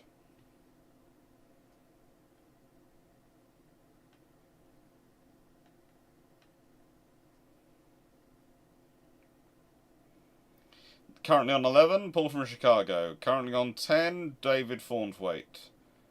Currently on 11, Dr. Clarke as a Gwalt Sister Lord.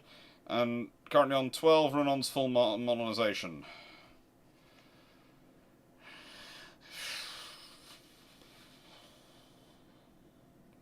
I have no idea what I'm doing for that one, but I'll figure something out.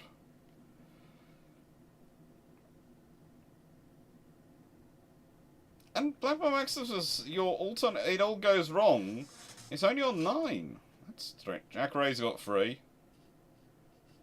Jessica Brisbane's got 6. Anyone else on sort of 8? No, it's all 6s and 5s below the big 4.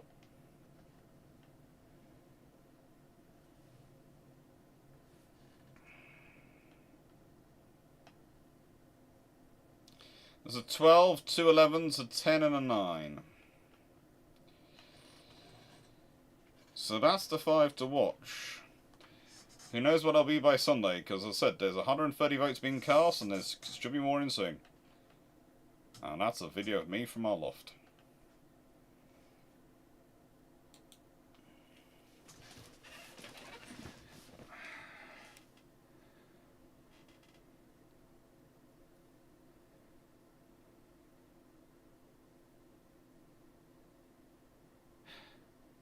Everyone, why is the Royal Navy fighting through the middle of the Pacific Ocean?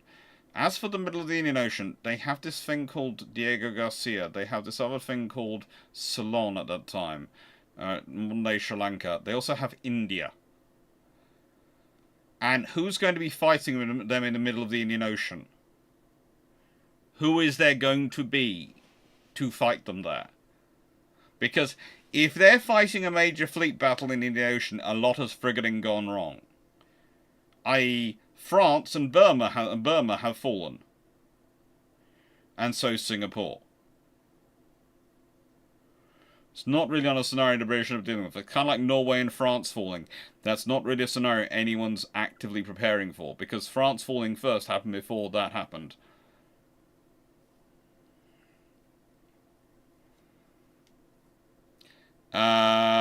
Yeah, that would have to be a request on Patreon, considering this.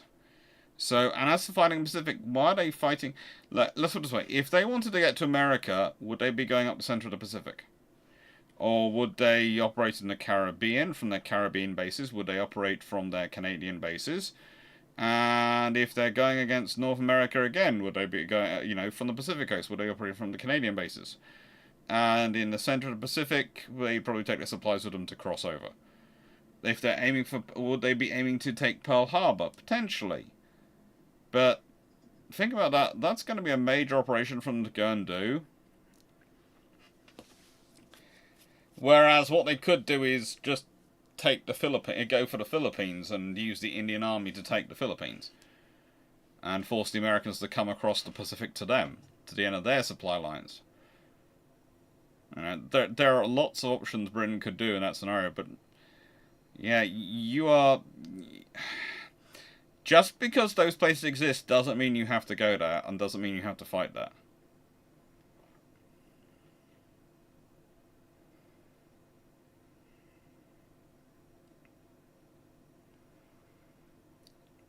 Magnus, what if Italy never joined World War II? How could this affect things in Italy's development?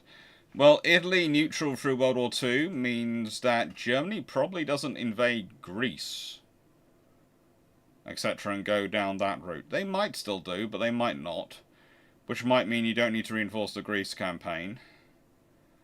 And you don't need to do that scenario.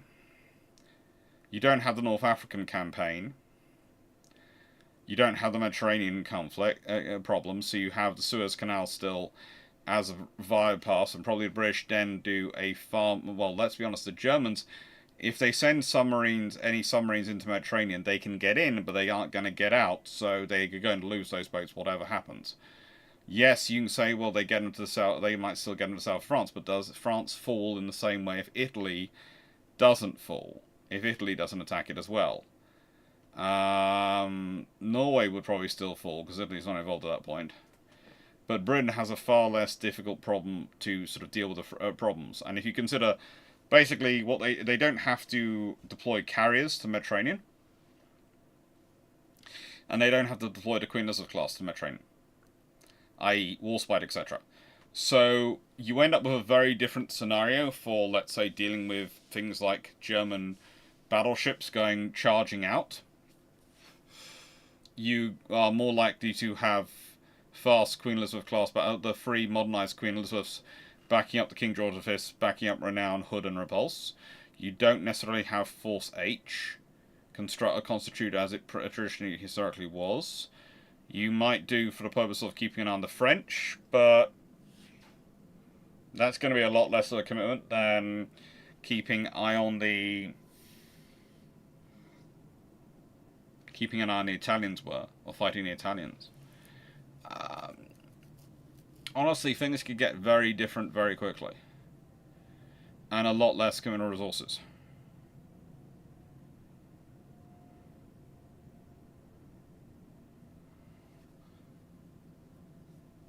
Don't worry, Runan, we took you having the joy of the shouting.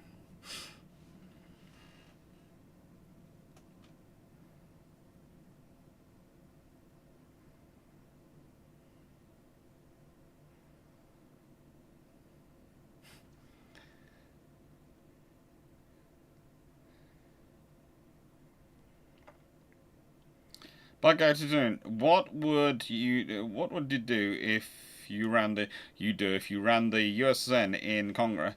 If Congress gave the USN a reasonable budget post the war leading up to World War II, invest in cruisers, and just keep investing in cruisers, and build up the fleet, constantly build it up, build up infrastructure in the fleet and Pearl Harbor, etc.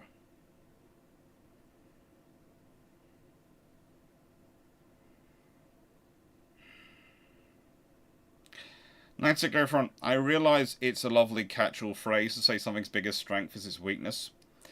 Biggest weakness, but it really isn't.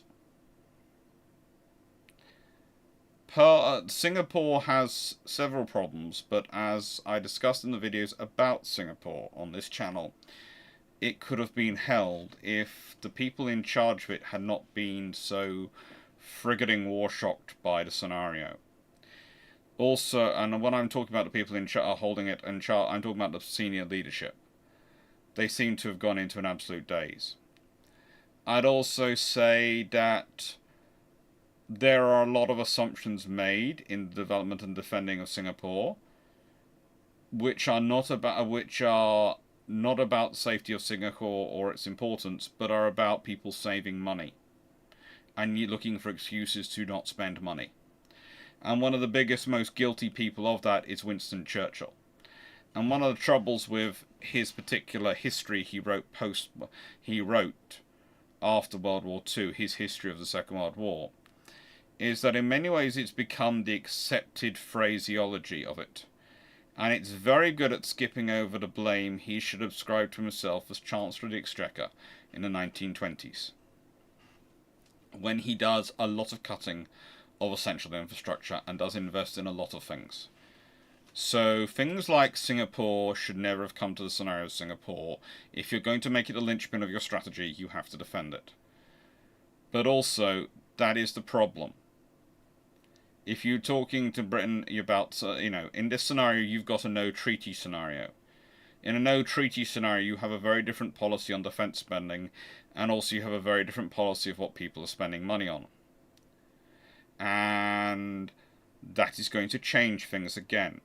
In a no-treaty scenario, the odds are Jellicoe's free fleet policy might well have been adopted, in which case you could have a full fleet based on the Indian Ocean. In which case Singapore is going to get a lot more attention, but also going to be in a very different scenario vis-a-vis it and its security and where the base would be from, and any equivalent World War II fleet, what it would be operating from. So, yeah.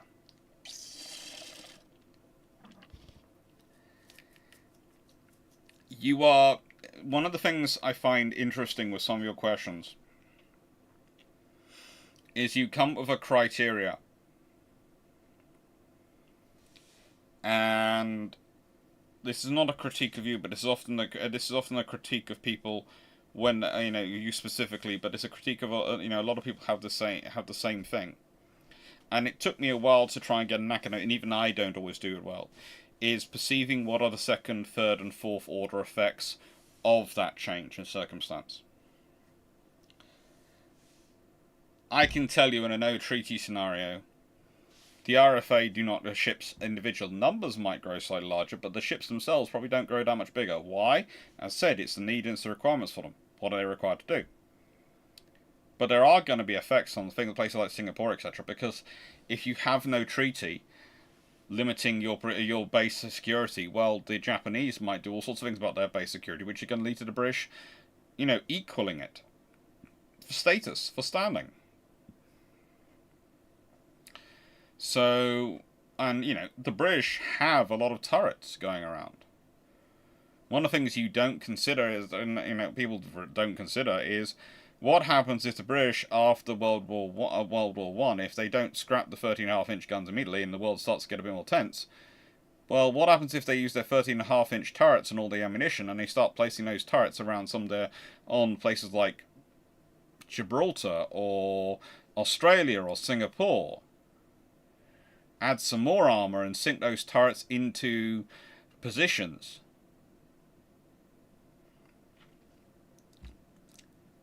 They also have 15-inch gun turrets but going spare.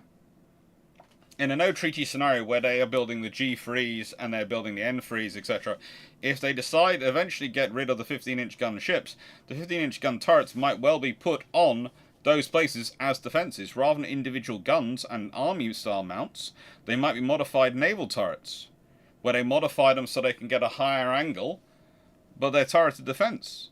They might stick other things on that. So, the reality is, you have to think through quite a lot of stuff to answer those questions. But I also think you're basing this on the British suddenly needing to get into the middle of the Pacific. Why? Are they suddenly fighting the Americans? Well, if they're fighting the Americans, they're not going to the middle of the Pacific. The British plan was always quite simple. Shatter the Panama Canal in that scenario. The Americans think we're going to be attacking from the Canadian direction. Oh, let them think that. Probably feint that and then attack from a different angle. And while the American fleet's trying to play catch-up, we get to play Destructo.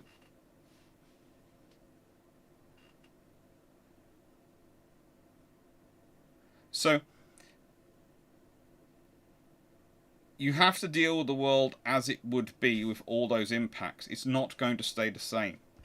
Everything is going to change in subtle ways. Some things are going to be similar, but they're going to be similar for different reasons.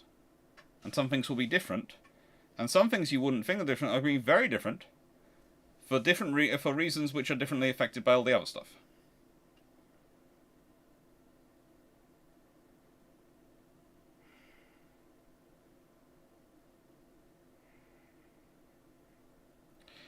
Night 681, I'm not getting into this discussion with you because you're just repeating some of the stereotypes here, and there's a whole video on this subject on this channel. Okay? Please go watch the video.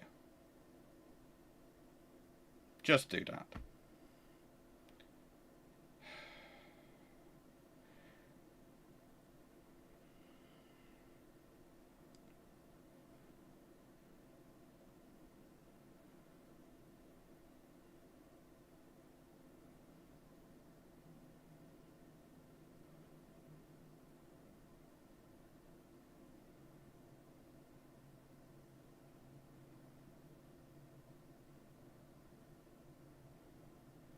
But go to know, if you could serve on one ship submarine in the history of the world, which one would it be and in what time period of service would it be?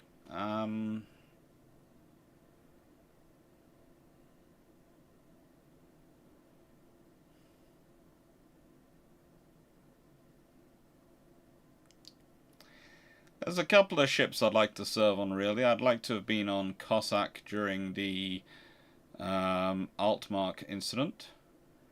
I'd have liked to have been on the battleships when Henderson was on them. See what it was like, or the carriers when he was in command, when he was Rear Admiral aircraft carriers aboard them. See what he was doing up to. I would probably quite like to have spent some time with Duncan's fleet at Camperdown. There's lots of areas I'd like to visit. I will probably be winding down soon. I have been up for quite a while, but you know, I'll make the 4-hour mark.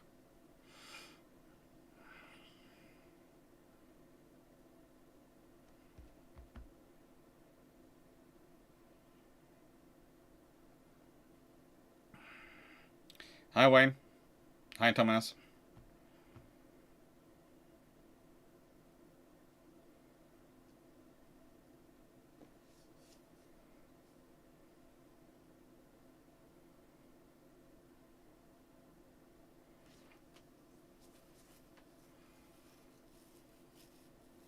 Actually, no, Black Maximus. If the US had spent the 30s building up their supply fleet to a great extent of civilian auxiliary fleet, how could this change World War II? They could be rapidly deploying far more forces in World War II, and they can move their forces far more quickly. It's the biggest limiter on them is their number of oilers, because they're having to go across the Pacific. They're having to go across those distances from their bases. They have to build and take the supplies with them. Whereas the British can have slow oilers moving from base to base, and then fast oilers just moving from the nearest base, the Americans have to take a lot of supplies with them, and that's the difference.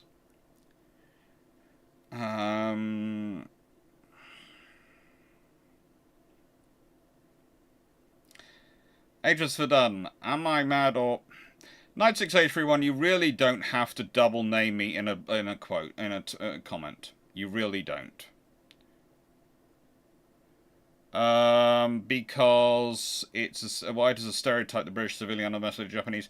Because that's what Churchill says in his book, and he tries to blame it on everyone else, and then you go and read the actual papers from the 1920s and 30s, and what the British intelligence and British officers are saying, and every point they're going, we have to watch the Japanese, and you then go and read what the officers and naval officers are saying when they want to deploy Force Z, and they're going, we can't deploy without a carrier, and he overrules them because 2 battleships are going to be enough, and every single point, and basically the codicil is not the whole fleet, the British underestimate the Japanese, it's that Churchill and some of the politicians do.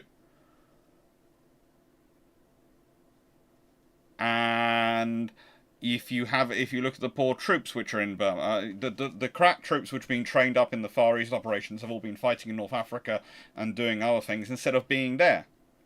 And the troops which have been there haven't been given time to train up properly, and haven't been integrated properly in a command. You've got a command structure which didn't really know what it was doing when it was deployed out there.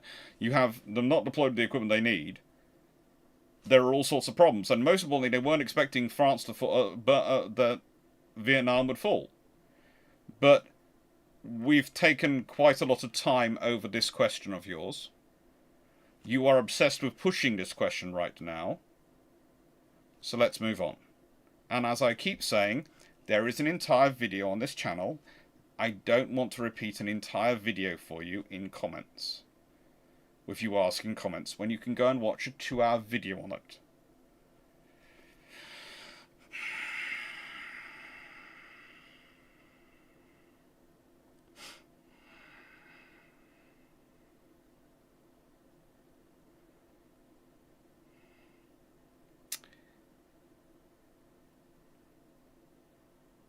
Knight 6831.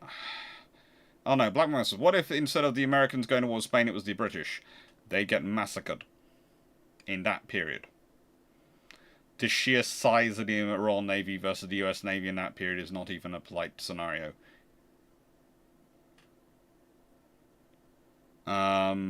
It's a massive difference.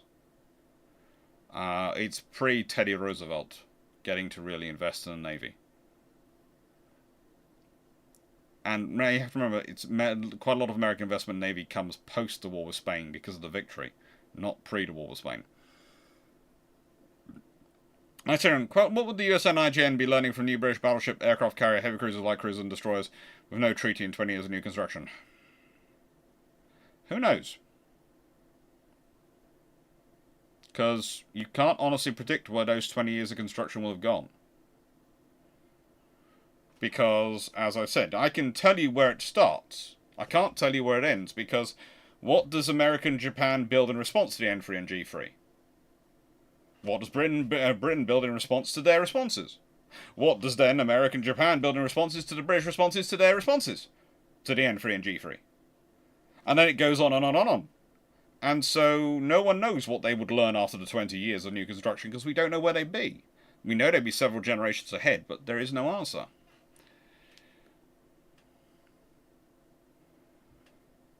HF done. Did I miss a question? No. I'll answer it. Am I mad, or does the British plan for war in Japan sound like a lot of version of the island hopping campaign from the East? Yes, it's logistics over distance is saying logistics over distance, basically. The British idea was to come up through the South China Sea. That's their plan, because the British are coming that way around the world, because their bases go Suez Canal, Indian Ocean, Singapore, up South China Sea, this. That's what they're going to do. Haven't done any book packing this evening. I should have done some book packing this evening, but frankly I'm too tired.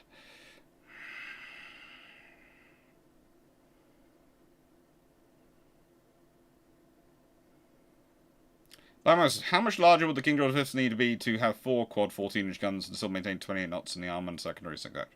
You're probably looking at them really, really blowing through. You're probably looking at an extra 10,000 tons all in once you've got all the ammunition, everything, all the defences, all the torpedo defences, all the armour, all the crew accommodation, all the supply stores. You're probably not, and still maintaining 28 knots, etc. You are probably not far off 10,000 extra tons. By guy to how much would things change if Spain joined the Axis powers in World War II?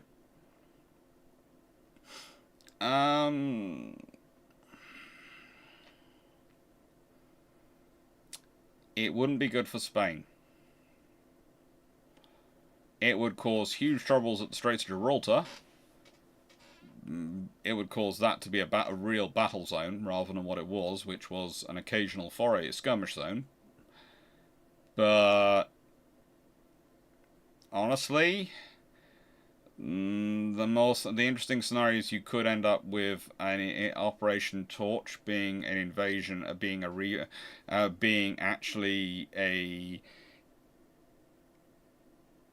not an invasion, but a relief of Portugal, and then a refighting of the Peninsula campaign up into France.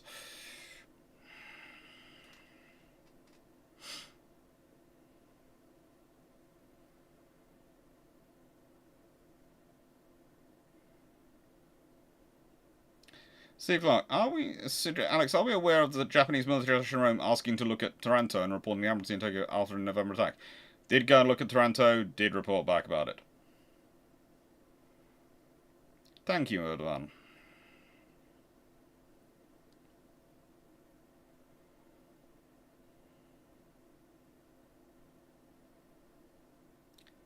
Maximus, how is the South Atlantic Sea State compared to the North Atlantic Sea State? Worse, better, or similar? South Atlantic is actually slightly worse than North Atlantic. Ever so slightly. We're not quite sure why, but it is. Bud Guide 89, for starters, Canada is multiple states, so it wouldn't just be the 14th, it would be the... I think... Ooh...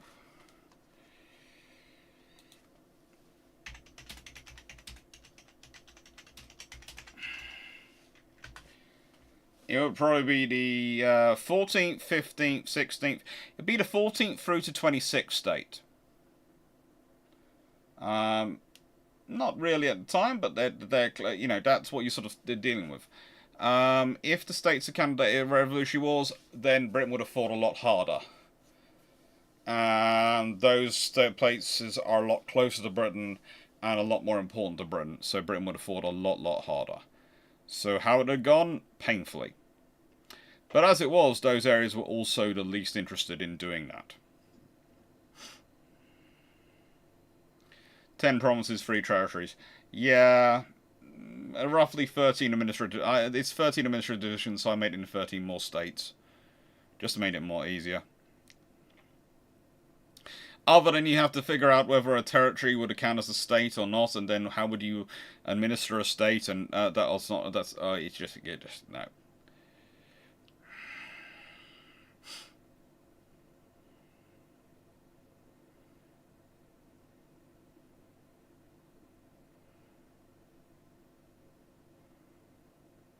Yeah, South Atlantic lacks the land masses to break up. At some latitudes, you can go from east coast of South America to the west coast of Australia. Yep. Haven't read any good books lately. Well, actually, I have got some new books somewhere around me that I keep. Basically, I still have books arriving, even though I'm supposed to be packing books. So I have Those Wallowing Beauties, the story of landing barges in World War II, W.D. Jim Jarman, which has arrived, and I have Of Islands, Ports and Sea Lanes, Africa and the Indian Ocean in the Second World War, which is a very good book. By an Australian. Take care, Blackburn Westmas.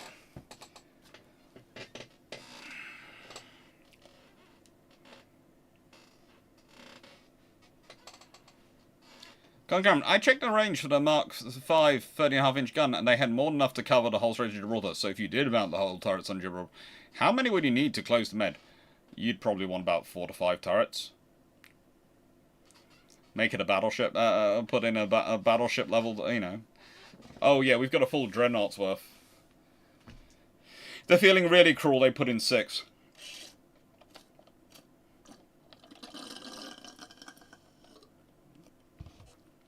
Six of them would, let's be honest, because 6 land-based turrets. Put the director up on top of the mount. Hello, we spotted you. We got the range, aim, fire, director control from the top of the mount. Yay. Have some directors down just in case, further down, just in case that's covered by fog.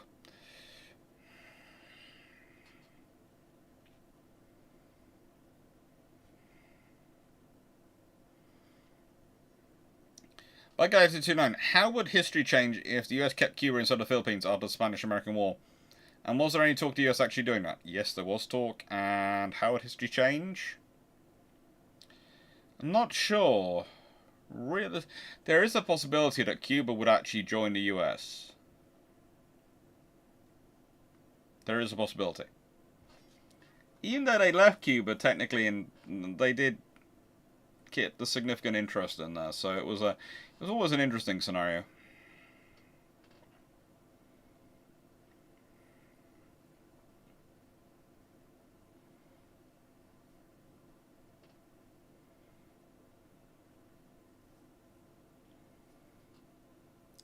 Now, question 90, if fascist Italy and Nazi Germany found themselves in a world of a non-naval treaty British Empire, how can they be avoided to get in wars with the British? I can imagine it would be very keen, because it would take them, but they probably still would end up doing so, but it would take them a lot longer to build up the strength to which they'd feel comfortable fighting the British. Especially as said, you don't know how those evolutions of ships go. You know, we could be you could be talking that the generation by the time they get to 1939, 1940, those battleships could be having 5 quadruple 16.5-inch gun turrets, or 5 quadruple 18-inch gun turrets. You don't know what they could have come to by that point. You could be talking 30-knot fast battleships with 20 18-inch guns. There is no possibility to work it out, because you have so many permutations that every step you take away from the historical scenario, because of response, you've lost. You're one order further away from anything you can measure and check.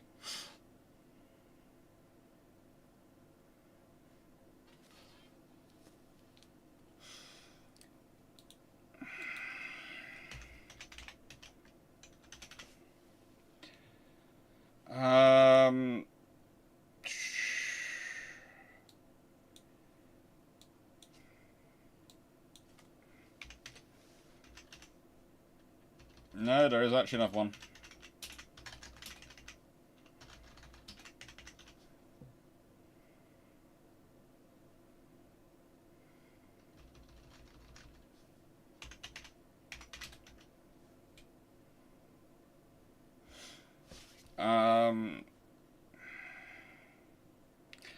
The Battle of Malaya and Force Z. There is actual both a what happened and a counterfactual recorded video, I think.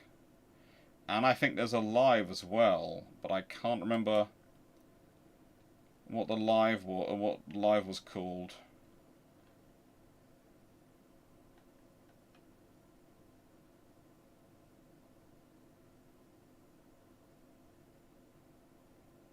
Oh. Battle of Malaya.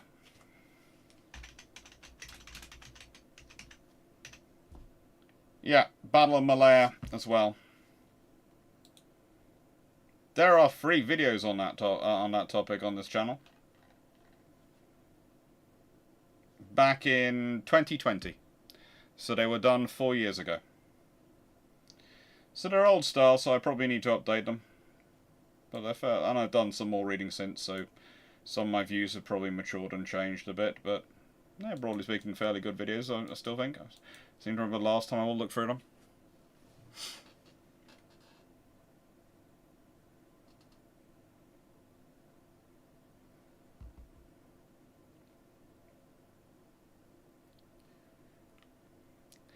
Nice to go everyone. Question 71. If Fascist Italy and Nazi Germany found themselves in a world of a non-naval treaty, British Empire, how quickly did it start going on to France?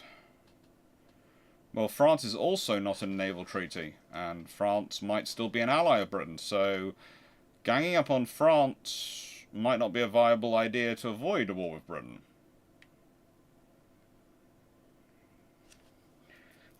Sorry, meant what if it was a British-Spanish war instead of American-Spanish war? Oh, the British would wipe out Spain. They'd take everything.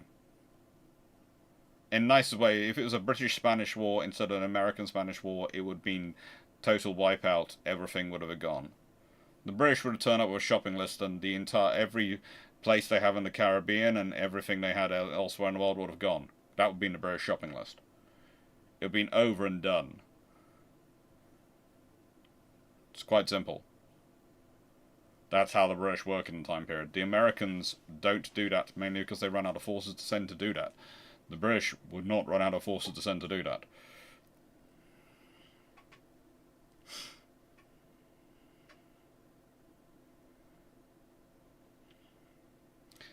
Let's say different. Wouldn't the IJN not have the same problem as the RN on manpower?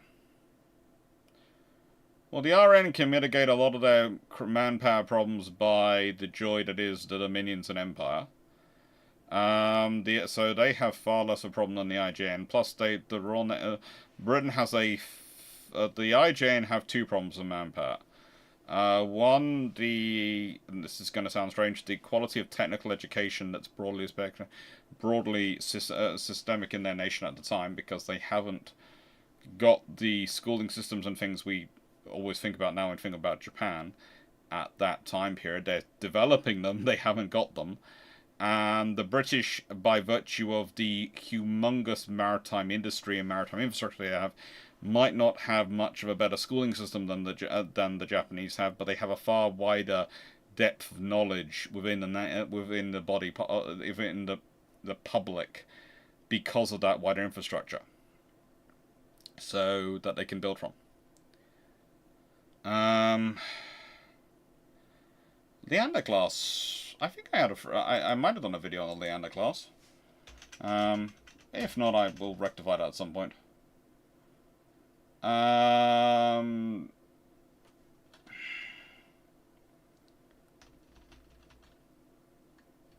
sure I did something about Leander class frigates.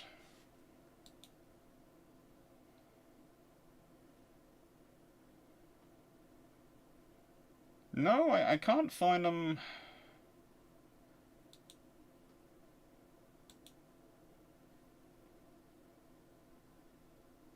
Leander Through History. Yeah, I covered the Leander frigates in Leander Through History, which was back in 2020. May.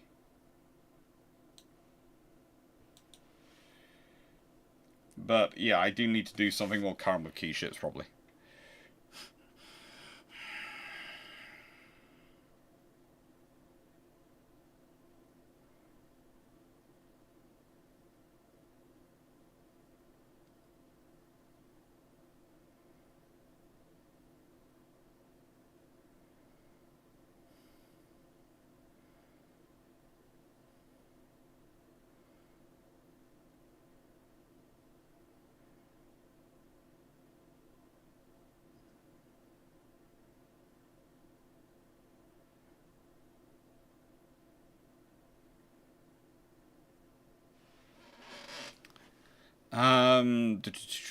Magnus, what if the Washington Treaty weight calculation did include ammunition, people, vehicles, aircraft, only destruction weapons attached to the ship?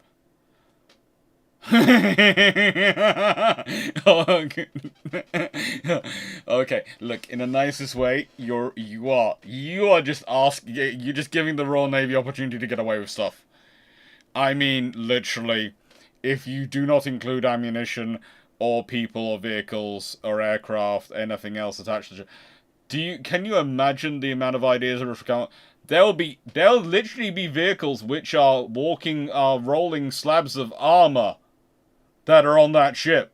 I mean, quite literally, there will be vehicles that will be positioned. There will be boats which have hulls which are that thick, big lumps of steel sitting on the decks. It'll be amazing. The sheer amount of this is the letter of the rules following. Navies will introduce. Yeah, it'll be interesting.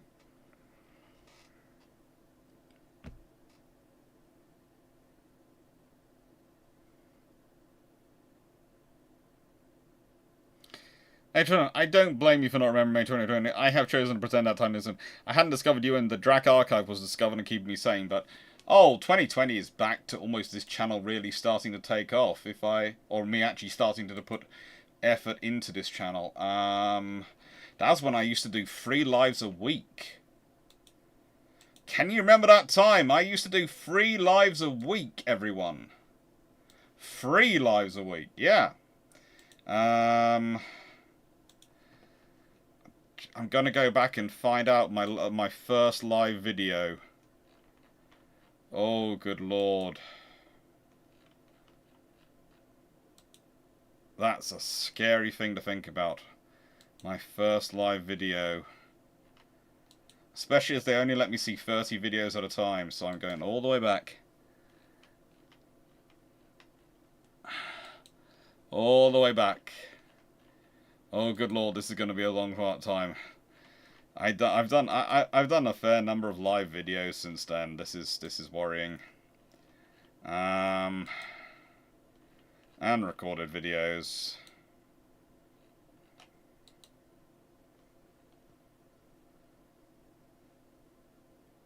My first ever live, according to YouTube, was Tribals, Battles and Daring Class Destroyers on a webcam in March 2020.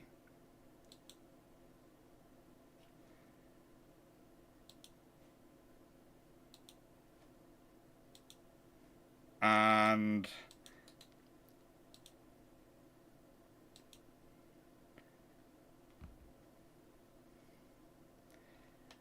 goodness me.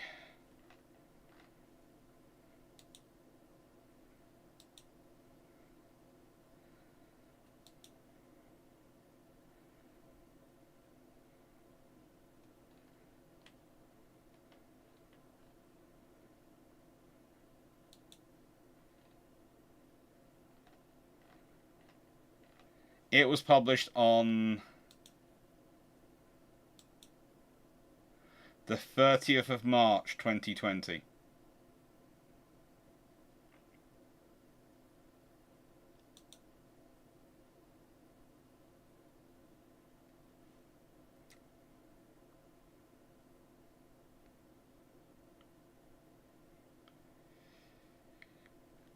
Well, I'm going to have to be reminded of this the next year. For 30th of March 2025, I'm going to have to redo the Tribals Battles and Daring stream from the 30th of March 2020 on the 5-year anniversary, aren't I? So, yeah.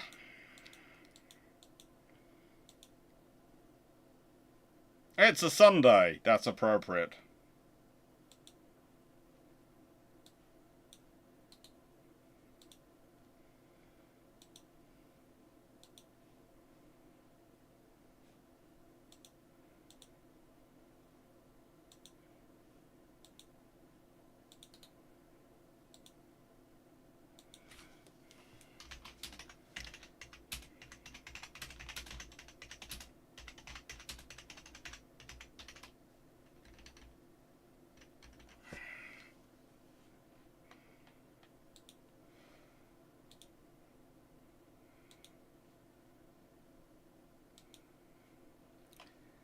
And, yeah. Schedule.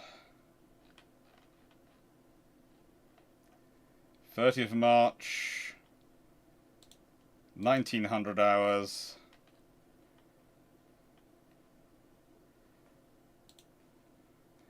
2025. I now have a live scheduled for the 30th of March 2025.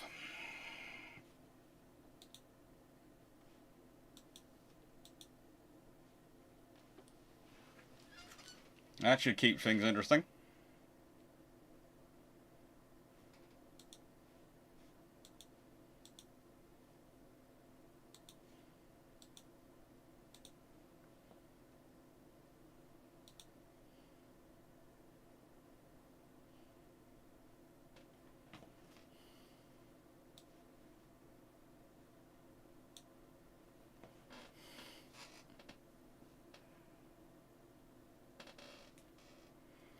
Ron, you still do 3 lives. I do 2.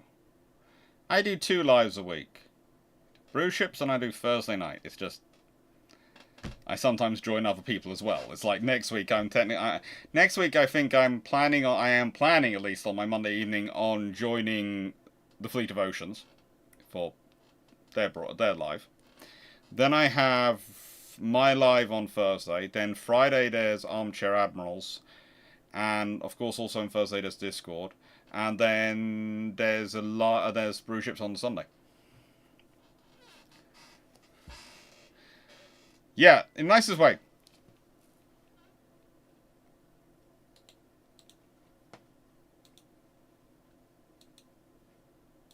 Yeah, I'm putting this in the channel description because it should be there. It just should be.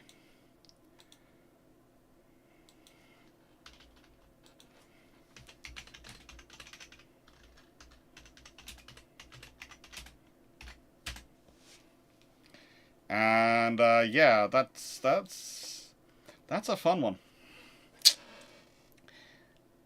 Right, what's about questions? Nice question 69. If the British in oldest Twitch as well.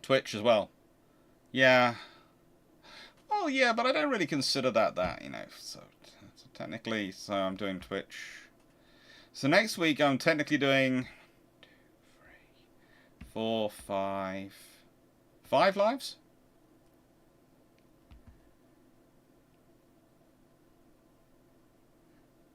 Twitch does still exist.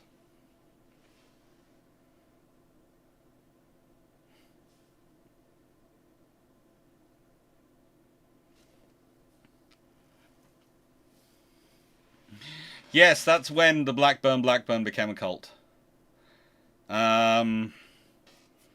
That's disturbing to me that it became a cult then.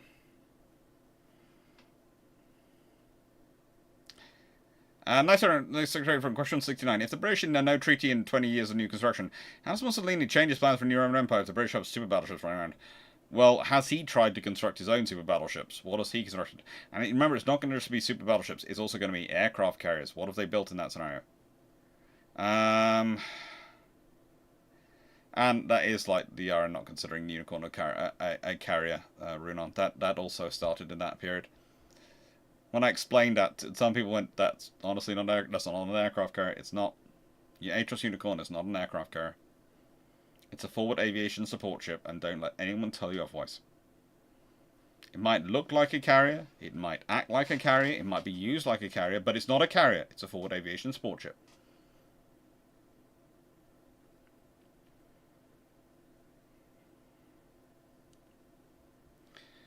So, yeah, Mussolini has fun in that scenario. Nice to get everyone. Rapid Razorback. IJN carriers couldn't be everywhere. Would it have been practical for the USN to harass the IJN war with cruisers and destroyers, or would that make too many ships and tankers vulnerable to land-based air? It depends what you're talking about. In certain areas, certain theatres probably will be practical. In other theatres, there'd be too much land-based air.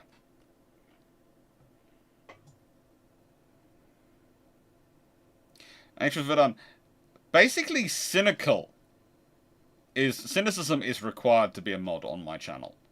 I think the only one who isn't cynical is Paul from Chicago, and to an extent Dan, Dr. Dan is not so cynical. But you know, have you met the rest of them? Cynicism is required. It's encouraged.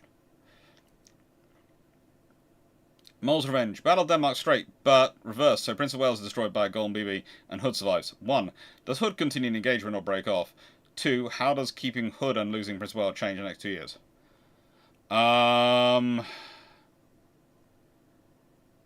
Okay, for starters, if Prince of Wales is broken, it is destroyed, then honestly, is Golden BB, then the British probably do push ahead with the Lions. Because that's going to suggest there's a fundamental problem in their King George V class. They're going to presume there is a fundamental problem if you lose a brand new ship like that.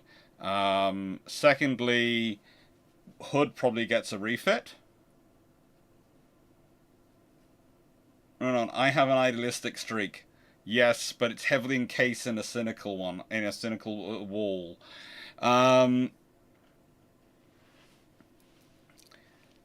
That's interesting. Hood probably continues on the engagement, and King George V comes up. The Hood probably tries to continue on the engagement, or at least continue shadowing, maybe with the company of the cruisers. And Hood has the speed to do nasty things to Bismarck, including get away from it. Still at that point, she has bad engines, but in the nicest way, there's bad engines, and there's engines the engines we don't mind breaking. At that point, they don't mind breaking. She's going in for a major overhaul shortly. So yeah, you probably get Hood being part of the pack which is covering her, and King George V rushing to back her up. Yeah, it'd be interesting, but yeah, Lions. There will be Lions in that scenario. There will be Lions. Unless a carrier strike guided in by the presence of Hood, etc., and the escorting cruisers sinks it. Or does severe damage, in which case the carrier program gets an acceleration.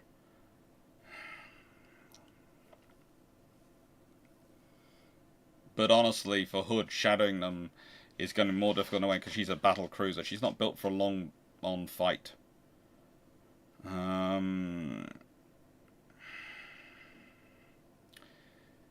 Knight 681. How interested would the USN and IJN be if the British attempts to add automation with no treaty in 20 years on new construction?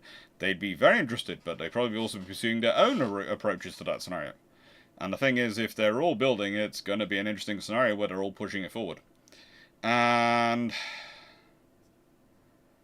the USN would enjoy USN and IGN. Well, honestly, the USN would probably find it kind of stilted because it would depend who was in the Senate, whether or not they get any funding for building stuff. And the IGN would probably be maxing out their infrastructure, but again, how much they'd actually get built would be interesting. But guys, 829, instead of the US Civil War in the 1860s, there was another 1812 type war. How would that have gone? Badly. Let me put it this way. America, once it's developed its internal infrastructure and has got the railroads crossing the country and got them running properly, and has managed to turn itself into the continental power it is, which goes to sea, there is a very different scenario for fighting America than in a World War, in an 1812 kind of scenario. The Royal Navy fleet is far bigger. They have access to many, many more ships. They can build just as many ships. They can cause a lot of damage. You saw what happened to in America, basically in the War of 1860s in the US Civil War. The side which imposed a blockade was the one which won the war. Well, basically, if the British imposed a blockade on the Union as well, it would be imposing a blockade on the entirety of America. That would crush quite a lot of economies and probably cause a lot of internal division. That's the thing. You're presuming that the war is going to be treated the same by everyone. And I know there is an idea the War of 1812 was universally popular, but as I've tried to explain several times, it wasn't in America. Like most times, countries, it's not always popular to go for war. In a war, in that sort of scenario, especially if you've still got the same issues around slavery, etc., going around at the same time, you could see a lot of internal division depending on who started the war and why they started it. Which the British would exploit mercilessly. Nice hearing. So how interested would the USN and IJN be if the British fire control director technology developments with no treaty in 20 years of new construction? Look, nice way, IJN, nice to go for one. In answer to all those questions, everyone will be interested in everyone's development because you always are. There's no how interested, you just be interested. So pretty much every single question you have about 20 years of development, they're going to be interested. The British are going to be interested in what the Japanese are doing. The Americans are going to be interested in what the British are doing. They're all going to be interested in what everyone's doing because that's what you are. Okay, so I can blanket answer every single one of those questions of how interested would they be in. They'd be interested in all of them. Next question. If the British Fire Control Technical Director Authority had no treaty in 20 years of new construction, would radar-guided gunnery be something the British would invest in as heavily or more so? Well, seeing as they were already experimenting and tearing down that line in the 1920s and were already developing papers, etc., were going on in that line in the 1910s, yeah, they probably have invested in that and probably going it. Because again, how do you improve anything you can do to improve the lethality of your battleships? At a certain point, you can't add more guns, you can't add more armor, you can't add more power, more horsepower in the engines. So you have to make the guns more lethal, and therefore, the best way to make guns more lethal is to make the shells work better. Once the shells are working fine, i.e., they're green boys, they're fine. Okay, you've got work on the accuracy, so you work on the shell shooting, the barrel shooting as straight as it can do and shooting in the direction it's supposed to. Good. You work on its angle so it can go up as high as it can do. But then you want to have targeting information because there's no point shooting perfectly straight at the wrong spot. So therefore, radio targeting, etc., radar targeting makes sense, and they'll be pushing into it. So yes, it's the thing of if you have an ongoing program of development, you are probably going to get there.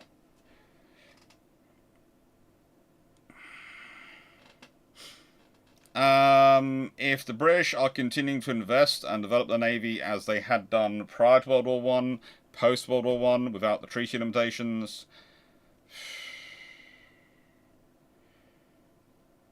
and they have that level of funding, which is not much more, but a little bit more,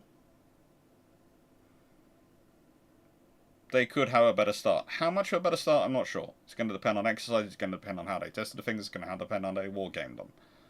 It's going to depend on how many breakthroughs they made and how much funding they got and how many fights they got into with the RAF and the Army over it. It's 20 years of a very different history. That's an entire video normally when I'm answering those questions. No. The phrase is the point you're making. You saying Italy cannot build super battleships. Italy doesn't, as it constituted at the time, have the infrastructure to build super battleships. But Italy, in a response to the growing super battleships, might well build the infrastructure to try and build them. What they manage to build? It might be only one ship they actually build. But when you say they can't, you are talking about a world where these ships are becoming increasingly common by the British, the Americans, the Japanese, and you are imagining a dictator like Mussolini, a man who is all big about his status, etc., is not going to put the money into building a super battleship. Let's be honest. Let's ask him: would he rather spend the money on a hospital for the people or a super battleship for his ego? Which do we think a dictator like Mussolini would prefer? I won't put it to a poll, as I'm fairly sure I know what the answer will be, knowing from this group.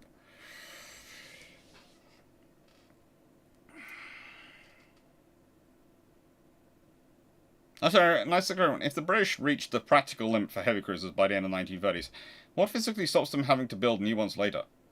Nothing. Because, let me put it this way, each design generations are going to change. They're going to evolve. You might reach the physical limit in terms of size, but you also might not. You might reach the physical limit in terms of size with the technology at the time. But then you might want to add on radar or all sorts of things, and the designs will evolve, and they'll need to evolve to best suit that. Yeah, it is now past midnight. They will want to see me before I go to bed, so I will... Last questions.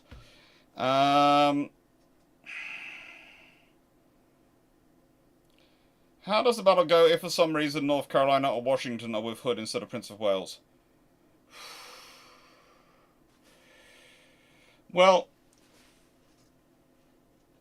if Washington with Ching Lee is there, then the accuracy of the fire is going to be obscene, and the 16-inch shells are going to be raining down like anything on the Bismarck.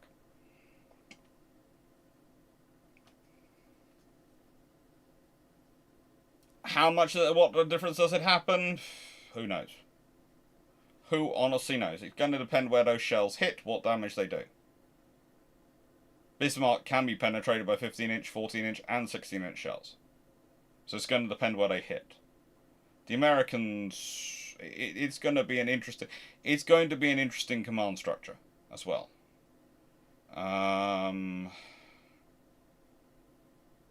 Having two officers of that same.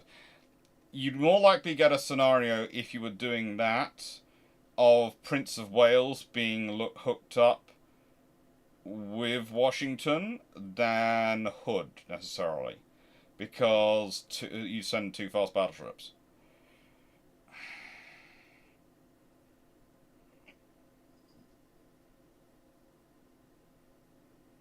Well, again, I would say Yamato's a first-generation super battleship where the Japanese haven't been building battleships for years and have jumped straight into building it. So yes, there are problems. But you're talking about a period where there's going to be an ongoing construction process and ongoing infrastructure improvements and evolution. So instead of them jumping from a break to building something Yamato scale, they're going to have grown up and evolved to Yamato scale. That's a difference. That's a massive difference, Knight 6831. That's the world you're dealing with in a non-treaty scenario. They're not going to jump straight. They're not going to have a gap of we're not building battleships for 20 years and then going to start building the world's largest super battleship. They're going to be building ships in that meantime. So that's the difference. And that's why I keep saying it's an evolution and you cannot really predict it, because it's how everyone responds to everyone else and how they keep responding to each other and how they interpret what everyone else is saying. Thank you, Bijan.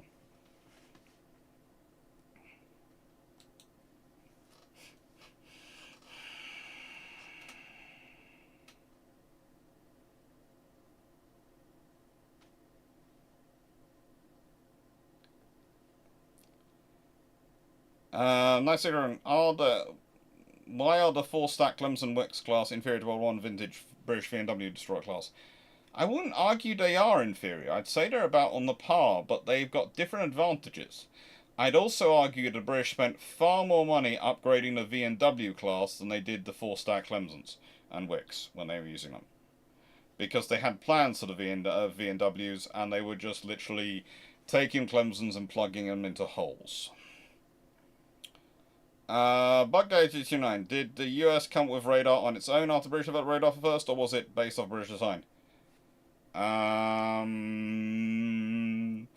Look, the Americans were also developing radar at the time, but the trouble is at a certain point the designs and technologies in the development of radar seems to fuse between Britain and America.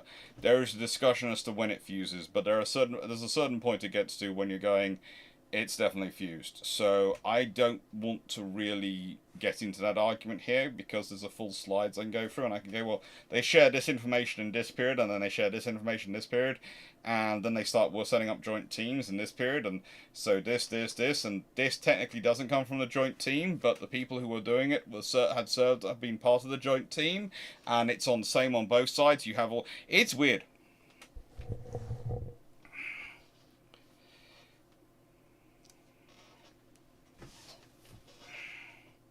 Take care, Scooter GP. Good luck with Mother's Day. It will do. Nice to go, everyone. Without the treaty, why would the USN have a large and unbalanced and obsolete fleet when the British and new construction is going to force them to fix it? Because you still have the US Senate. So without the treaty, they might continue. They might have still had their have changed their fleet. But also, you have to remember the US Navy's built a lot of their 16-inch gunships later. So their surge is post-World War One, or end of World War One, rather than pre-World War One in the case of Britain. So Britain's surge is the Queen Elizabeth's and the R-class. That's the surge. The Americans then have a surge. And then if the British go back into pattern and the Senate starts mucking around, that's the problem for the US Navy. The Senate mucking around. Whereas in Britain, the British government would be just going back to as normal. And once you've got it back as normal, that's going to carry on being the as normal.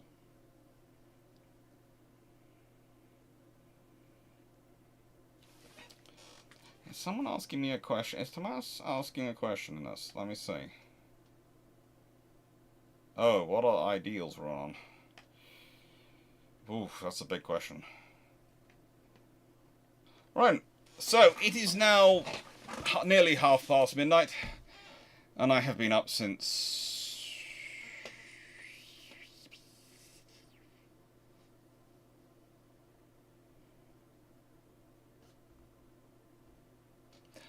approximately 4 a.m. Saturday morning.